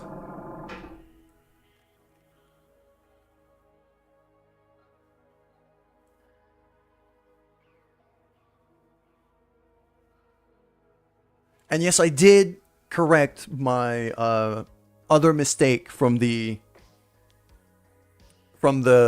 space station.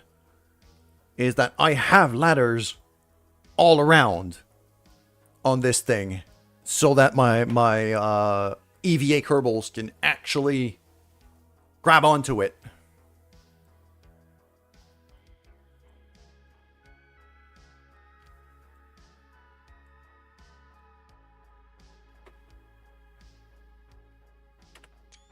Screenshot has been taken.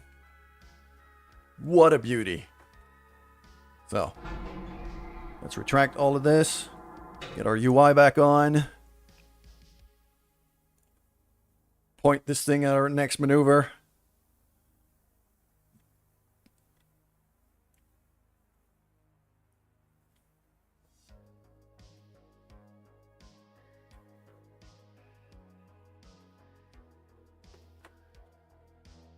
There we go. Yeah, so once I'm done with this burn here, I'll have about 1,000 Delta V left in the tanks. That should be more than enough to get me to dock with the station.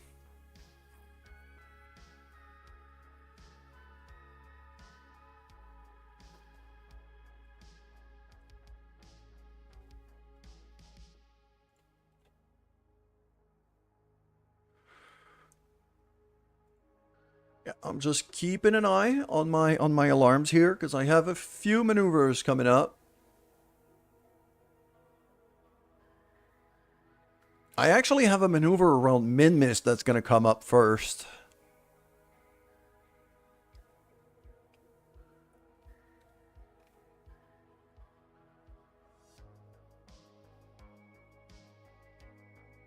Yeah, that one's the sphere of influence change, so that one I don't really care about.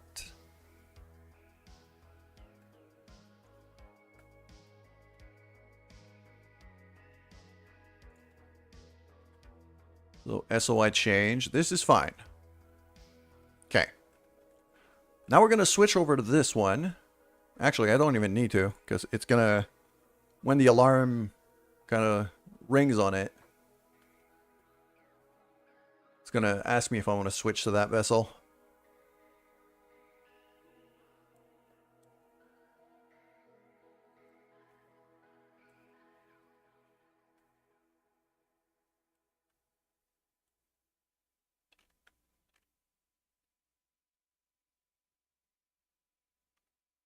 So, yeah. In-game difference is 23 in-game minutes for these maneuvers. I can't mess around.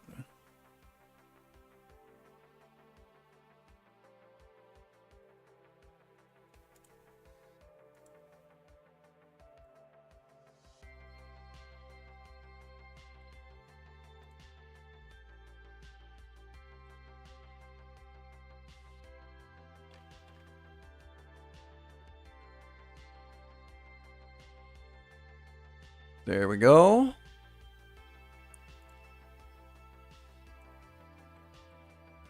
That maneuver node is supposed to bring it down to, what is it, 300 or so? 315. Okay. I'm going to start burning very slowly here.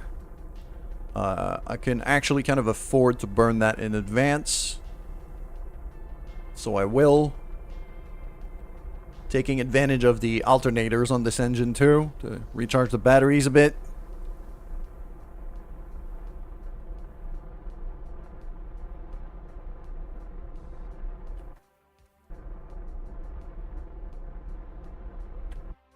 $311. Close enough. So that's that thing settled.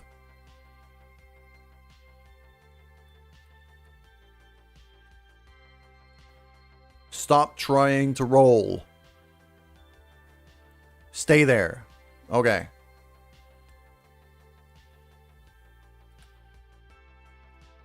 Drop a save here.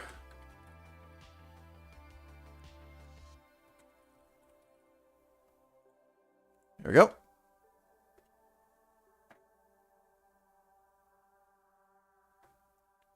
And then we go back to our crane.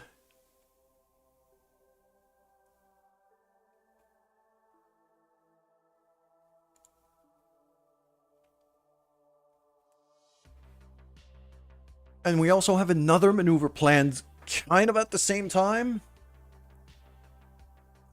But this one is priority, because if I don't do this one, then I just escape into nothing.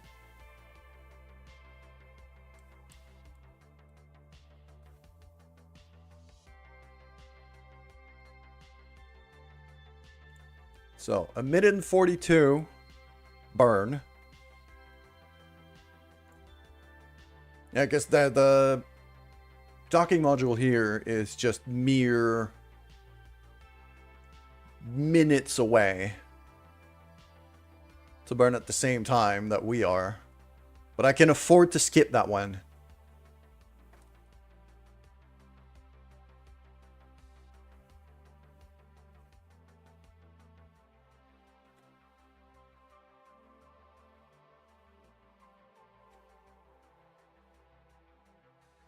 Okay.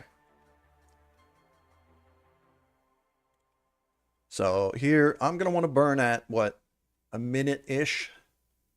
Yeah, T-minus about a minute. It's right there, 57 seconds. That's good.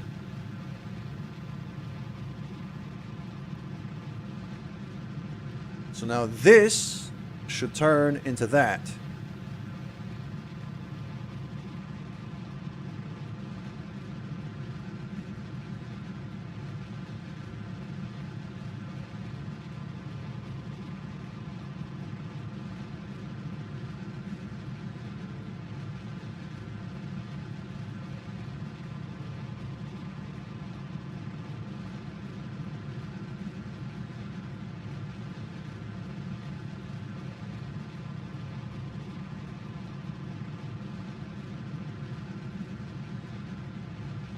And it's not going to be perfectly aligned, but it should, in theory,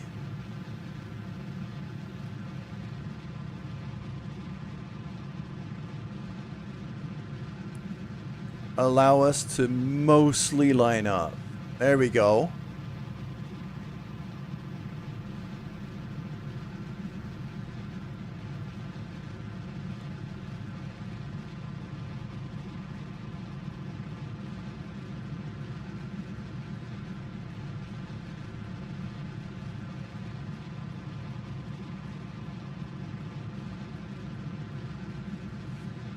This is coming along quite nicely.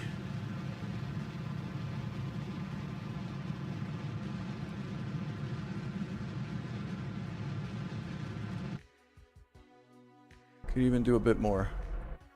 Okay.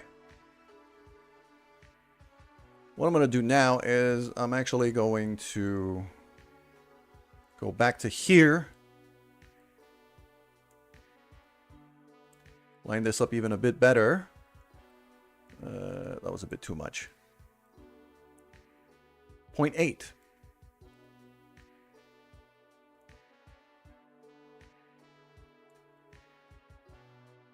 0.6.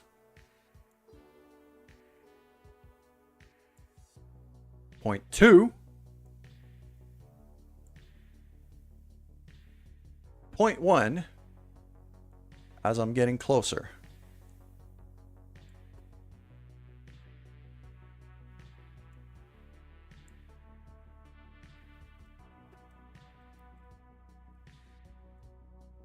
Just want... There we go. And that's a tiny maneuver. That's just 34 meters per second. Because we're so high up and going so slowly. This maneuver costs me just about nothing.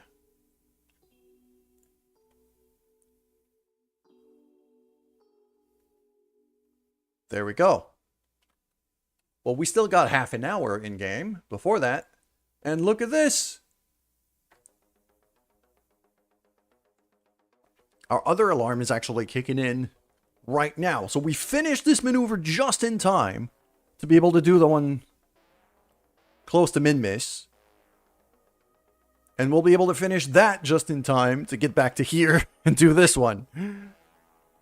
So we're juggling ships right now. It's a bit tricky, but so far so good. Although, why do I have... Huh? That's a manual timer. That manual timer might be completely not useful anymore.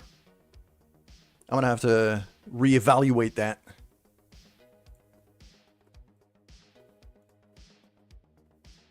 Alright, point this thing. Yeah, I'm pretty sure that timer's not good anymore. This is not... Yeah. I could get rid of that.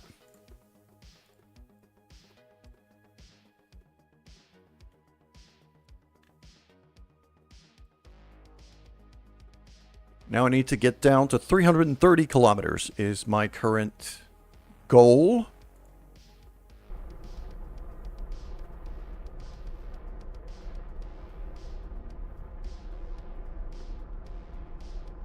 Nice and slow.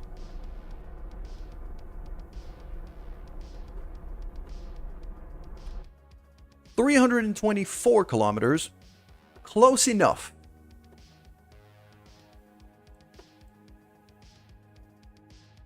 That's close enough.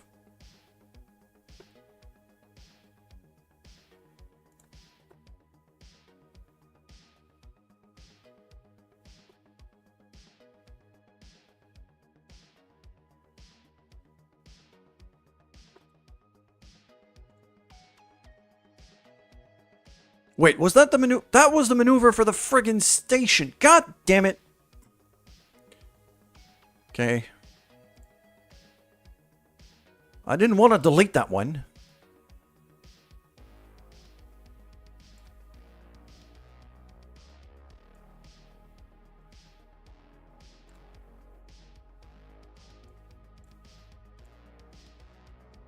So there's our next maneuver planned. I'm going to switch over to this because I have to recreate the maneuver I deleted for it.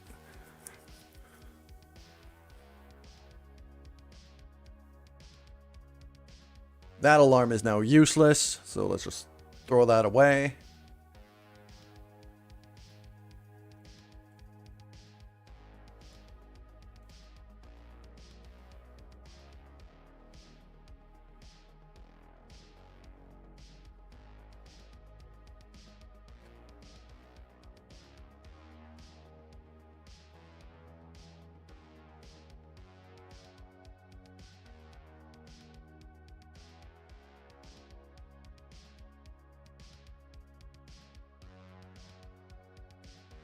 .285 by 298.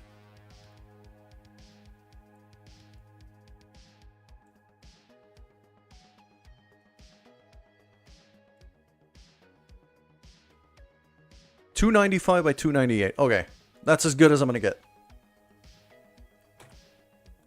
go. Now it recreated the alarm as I needed it to, and now it's in 5 hours. So, good. Back to the crane.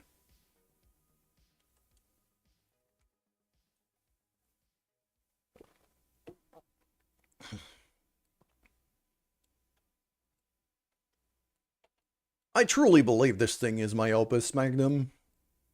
I truly believe that this might be one of the coolest things I've ever built.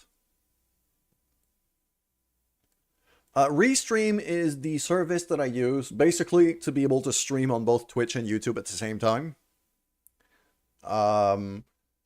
Without taking twice the bandwidth on my internet connection. So I stream to Restream, and then Restream sends it over to YouTube and Twitch. So that way I save on bandwidth because, you know, Canadian internet isn't that great. So I'm saving bandwidth that way.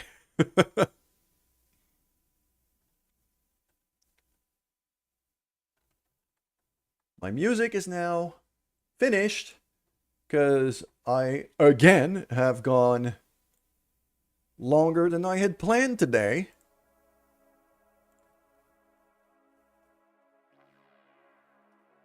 But this is okay. I'm going to do that last maneuver, I think. And then we're going to wrap up. And because this is not Darkest Dungeon, it's not going to go horribly wrong when I say I'm going to do that last thing and then we're going to wrap up. I can't jinx it that way in KSP. Longer the stream, the more the enjoy. Yeah.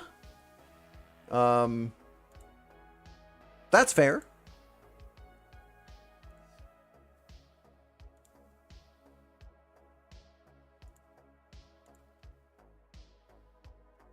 That's fair. It's just I want to give myself a bit more time to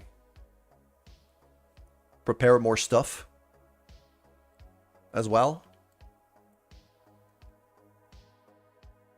Like, when I'm done streaming, usually I stay in-game for a while after that, just building stuff and preparing and, you know. Like yesterday, after stream, I stayed in-game and finished building this.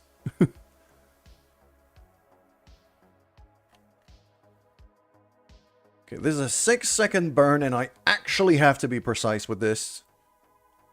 So we're going to go T-3 at full throttle. And then 6 seconds later, cut engines.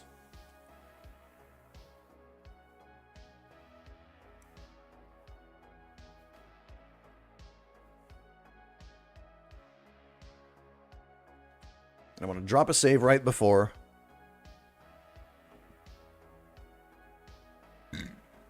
And 5, 4, 3, 2, 1. No, not yet. Now. Shit, hit the wrong key.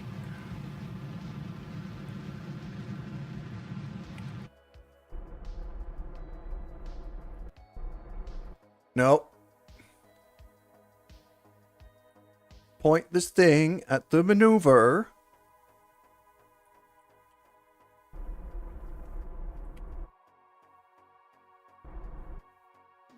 There. Okay.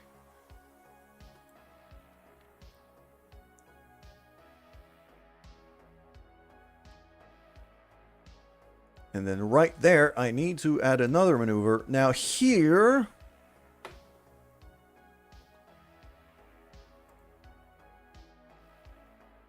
At that point, the station's going faster than I am. So it's going to be another setup of where I'm going to stay on a higher orbit than it for it to catch up to me.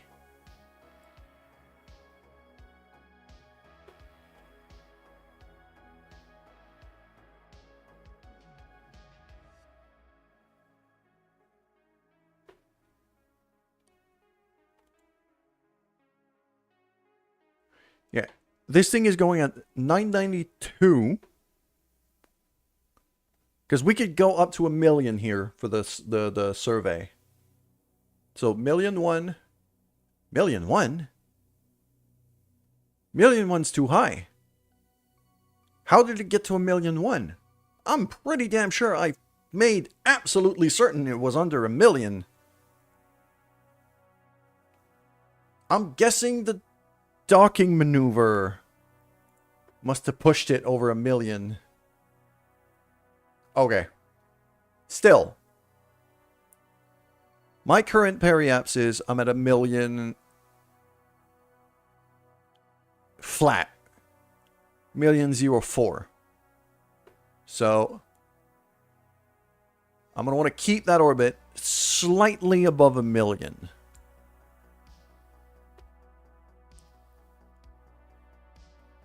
Million 09. Basically 1,000,001. Okay. That's good. And it's going to catch up to me quite quickly at this pace. But I'm going to switch back because I need to get this thing back down under 1 million. I need to get this thing back down under 100 kilometers.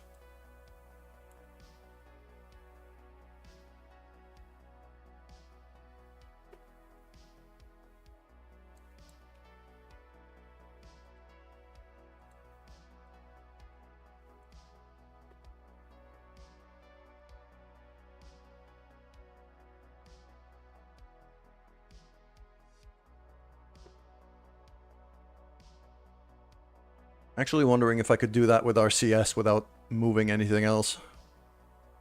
Just stick that into docking mode.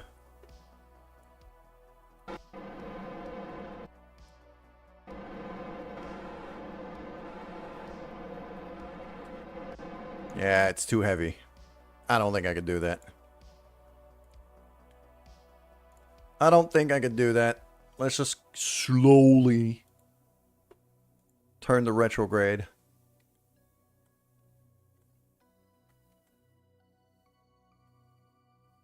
Very, very, very slowly. Okay, I see the anti-normal vector there. That means retrograde's probably down on the nav ball.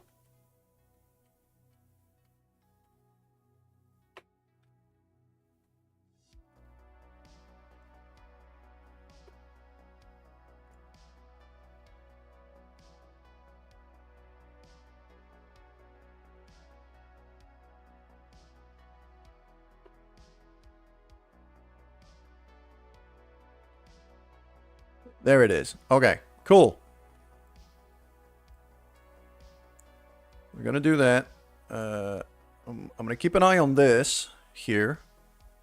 The only thing I want to do is I want to bring my apoapsis down the tiniest bit, which is nigh on impossible to do with 2 mainsail engines. But we're going to try it. It's just going to be Shift X in very quick succession. Like that. That's it. That's under 1 million. That's all I need.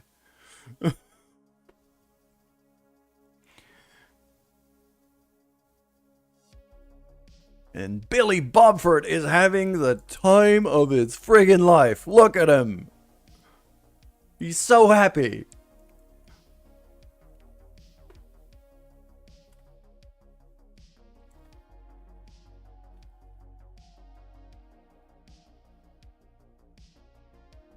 Okay.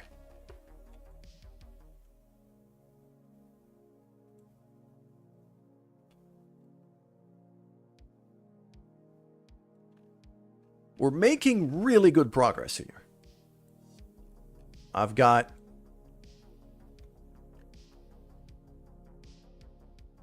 some good stuff going on.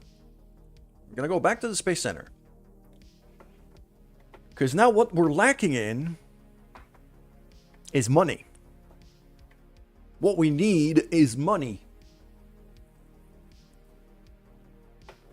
That last launch, that crane launch, is actually fairly expensive. Ooh! some of the first stages are actually recoverable. Nice.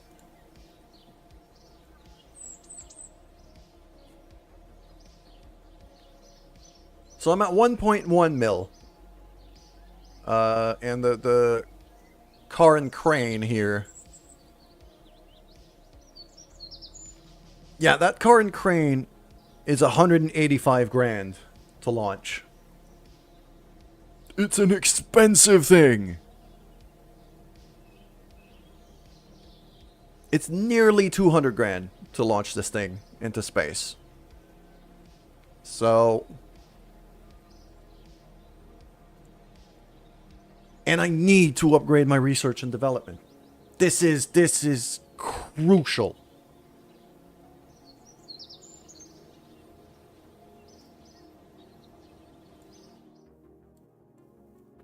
Because right now, everything I need is in these tiers. Like that, I need a planetary ISRU to be able to have a mining base.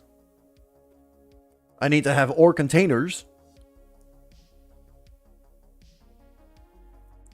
to be able to generate fuel. You know, make fuel as I go.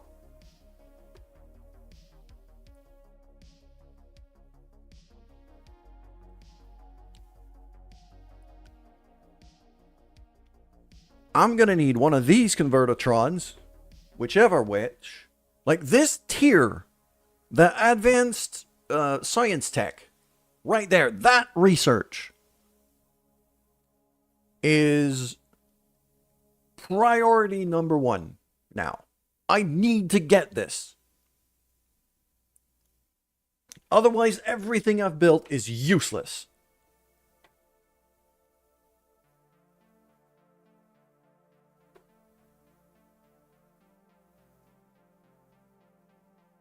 Because I need to be able to get to a point where I have either a mining ship or a mining base down on Minmus. And then I need one of these units here, Convertitron, either the big one or the small one. I honestly don't really care. I need to dock one of these on the station.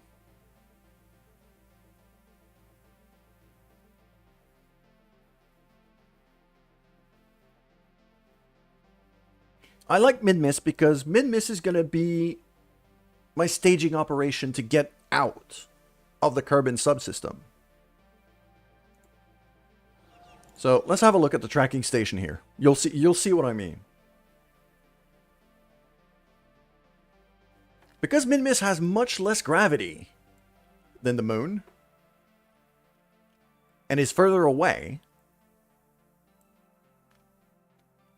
Minmus is a great place to set up a refueling operation. So basically, from that point on, what's going to happen, that cable hook I could just destroy. Okay. Because if I want to go out to Duna, or Eve, or even Moho, or any other planet, the plan is always going to be the same. It's going to be wait for the right window. Actually, it's not even going to be that. It's going to be launch something, get it to Minmus, dock in onto the space station there,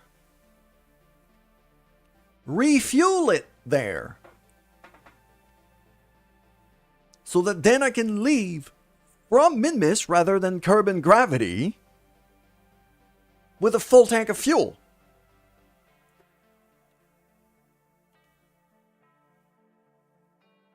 That just having that base on Minmus extends my range in the rest of the solar system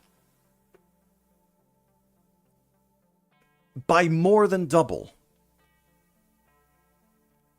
for the same delta V at launch on Kerbin,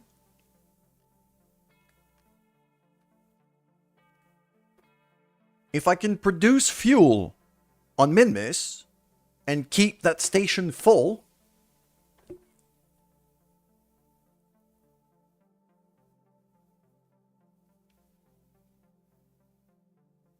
yes, double.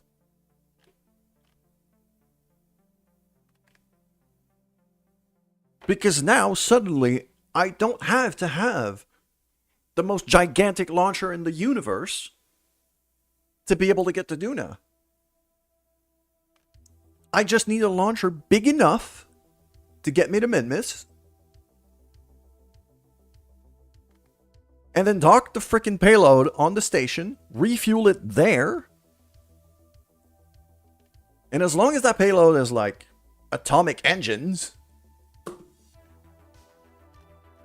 and a decent amount of liquid fuel,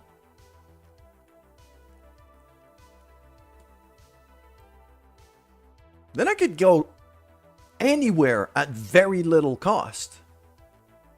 Because I'm leaving from gravity that is nearly non-existent. Minmus has almost no gravity at all. Isn't it a bit of a problem, the fact that you have Kerbin when you get out of Minmus? It depends. I mean, a window to go to any planet is not going to be like a 2-minute window. I can wait for Minmus to be on the right side of Kerbin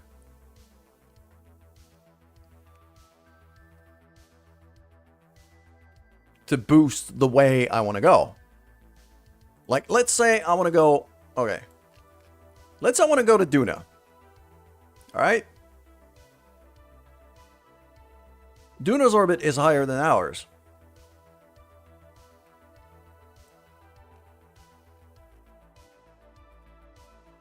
So right now, where Minmus is right now, launching from Minmus right now, and making sure my escape is, well, according to my camera angle, up. Well, not up, but forward. Away from the camera right now.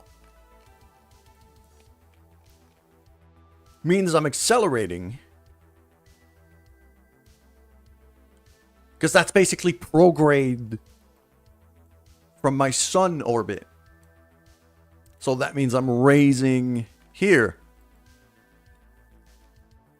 On the opposite end of things, if I want to go to an inner planet, then I just wait that Minmus is here and boost from there. And boost that way.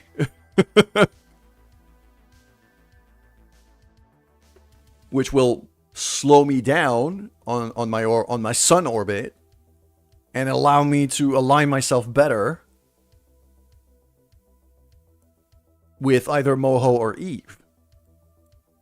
So no, Kerbin, the presence of Kerbin itself is not really going to be an issue. It still has some gravity pull at this distance, but it's minor. It's a lot less. So I save a ton of fuel.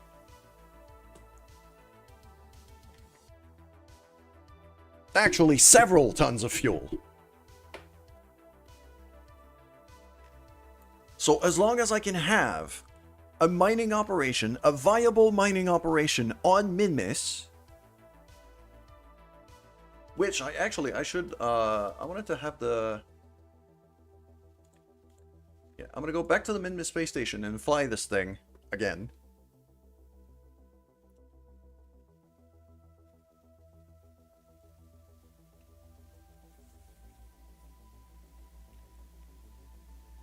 Because I wanted to see if I could have a orbital survey overlay thing.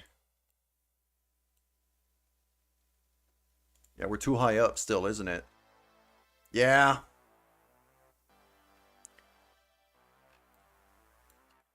So once I'm down there, I can make an orbital survey, and then I'll figure out where to land on Minmus.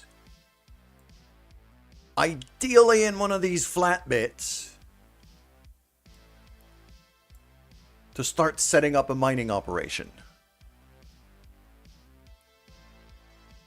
So I'll probably want to use something quite similar to the rescue ship.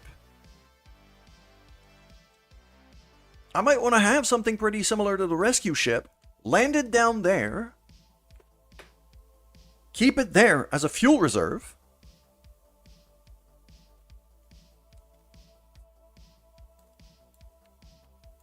and probably have a processing unit, a convertatron, landed on the ground there as well. Connect the two, and then the mining drill, ore containers. Like, I need a base on Minmus to produce fuel as well as accumulate ore. So that way, the final two attachments to the space station are going to be I'll have an attachment of a convertatron with an ore tank, an ore storage tank attached to the station itself. And we're going to have a lander with some ore containers that are going to be able to kind of ferry ore between Minmus and the station. And that lander is not going to need to be insanely beefy if I have a base down there where the lander can refuel before coming back up.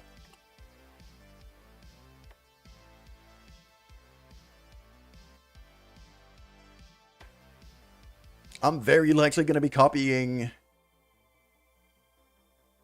a similar design to what I had, like the lander I had to rescue.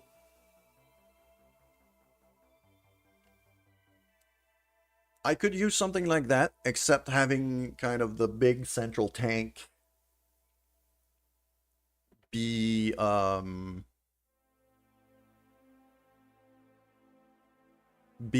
ore container.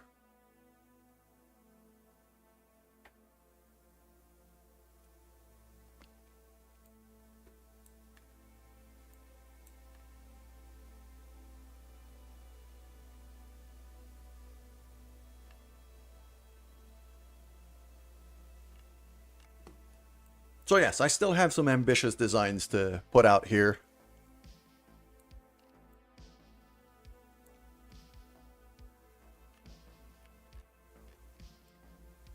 But the gist of it is I want this place to become kind of a staging grounds for expeditions outside of the Kerbin subsystem.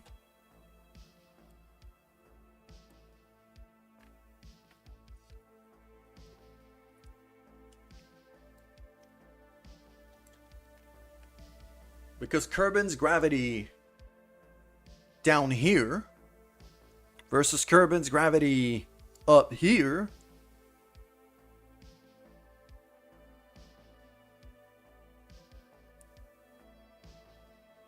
the pull from that has got to be, I don't know, tenfold, maybe even more.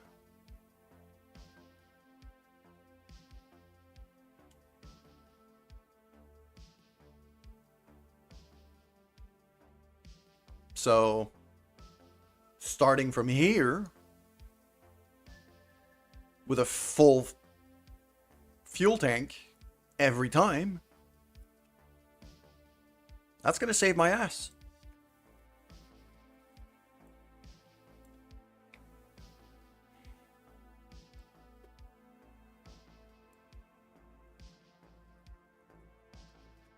All right, we're going to wrap it up here. I'm gonna have a quick check just to see if any of my friends are streaming right now.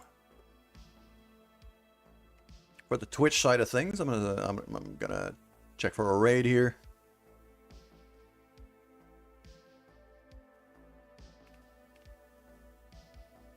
None that I could see, so I'm just gonna wrap it up like this. Thank you for hanging out. I'll see you soon.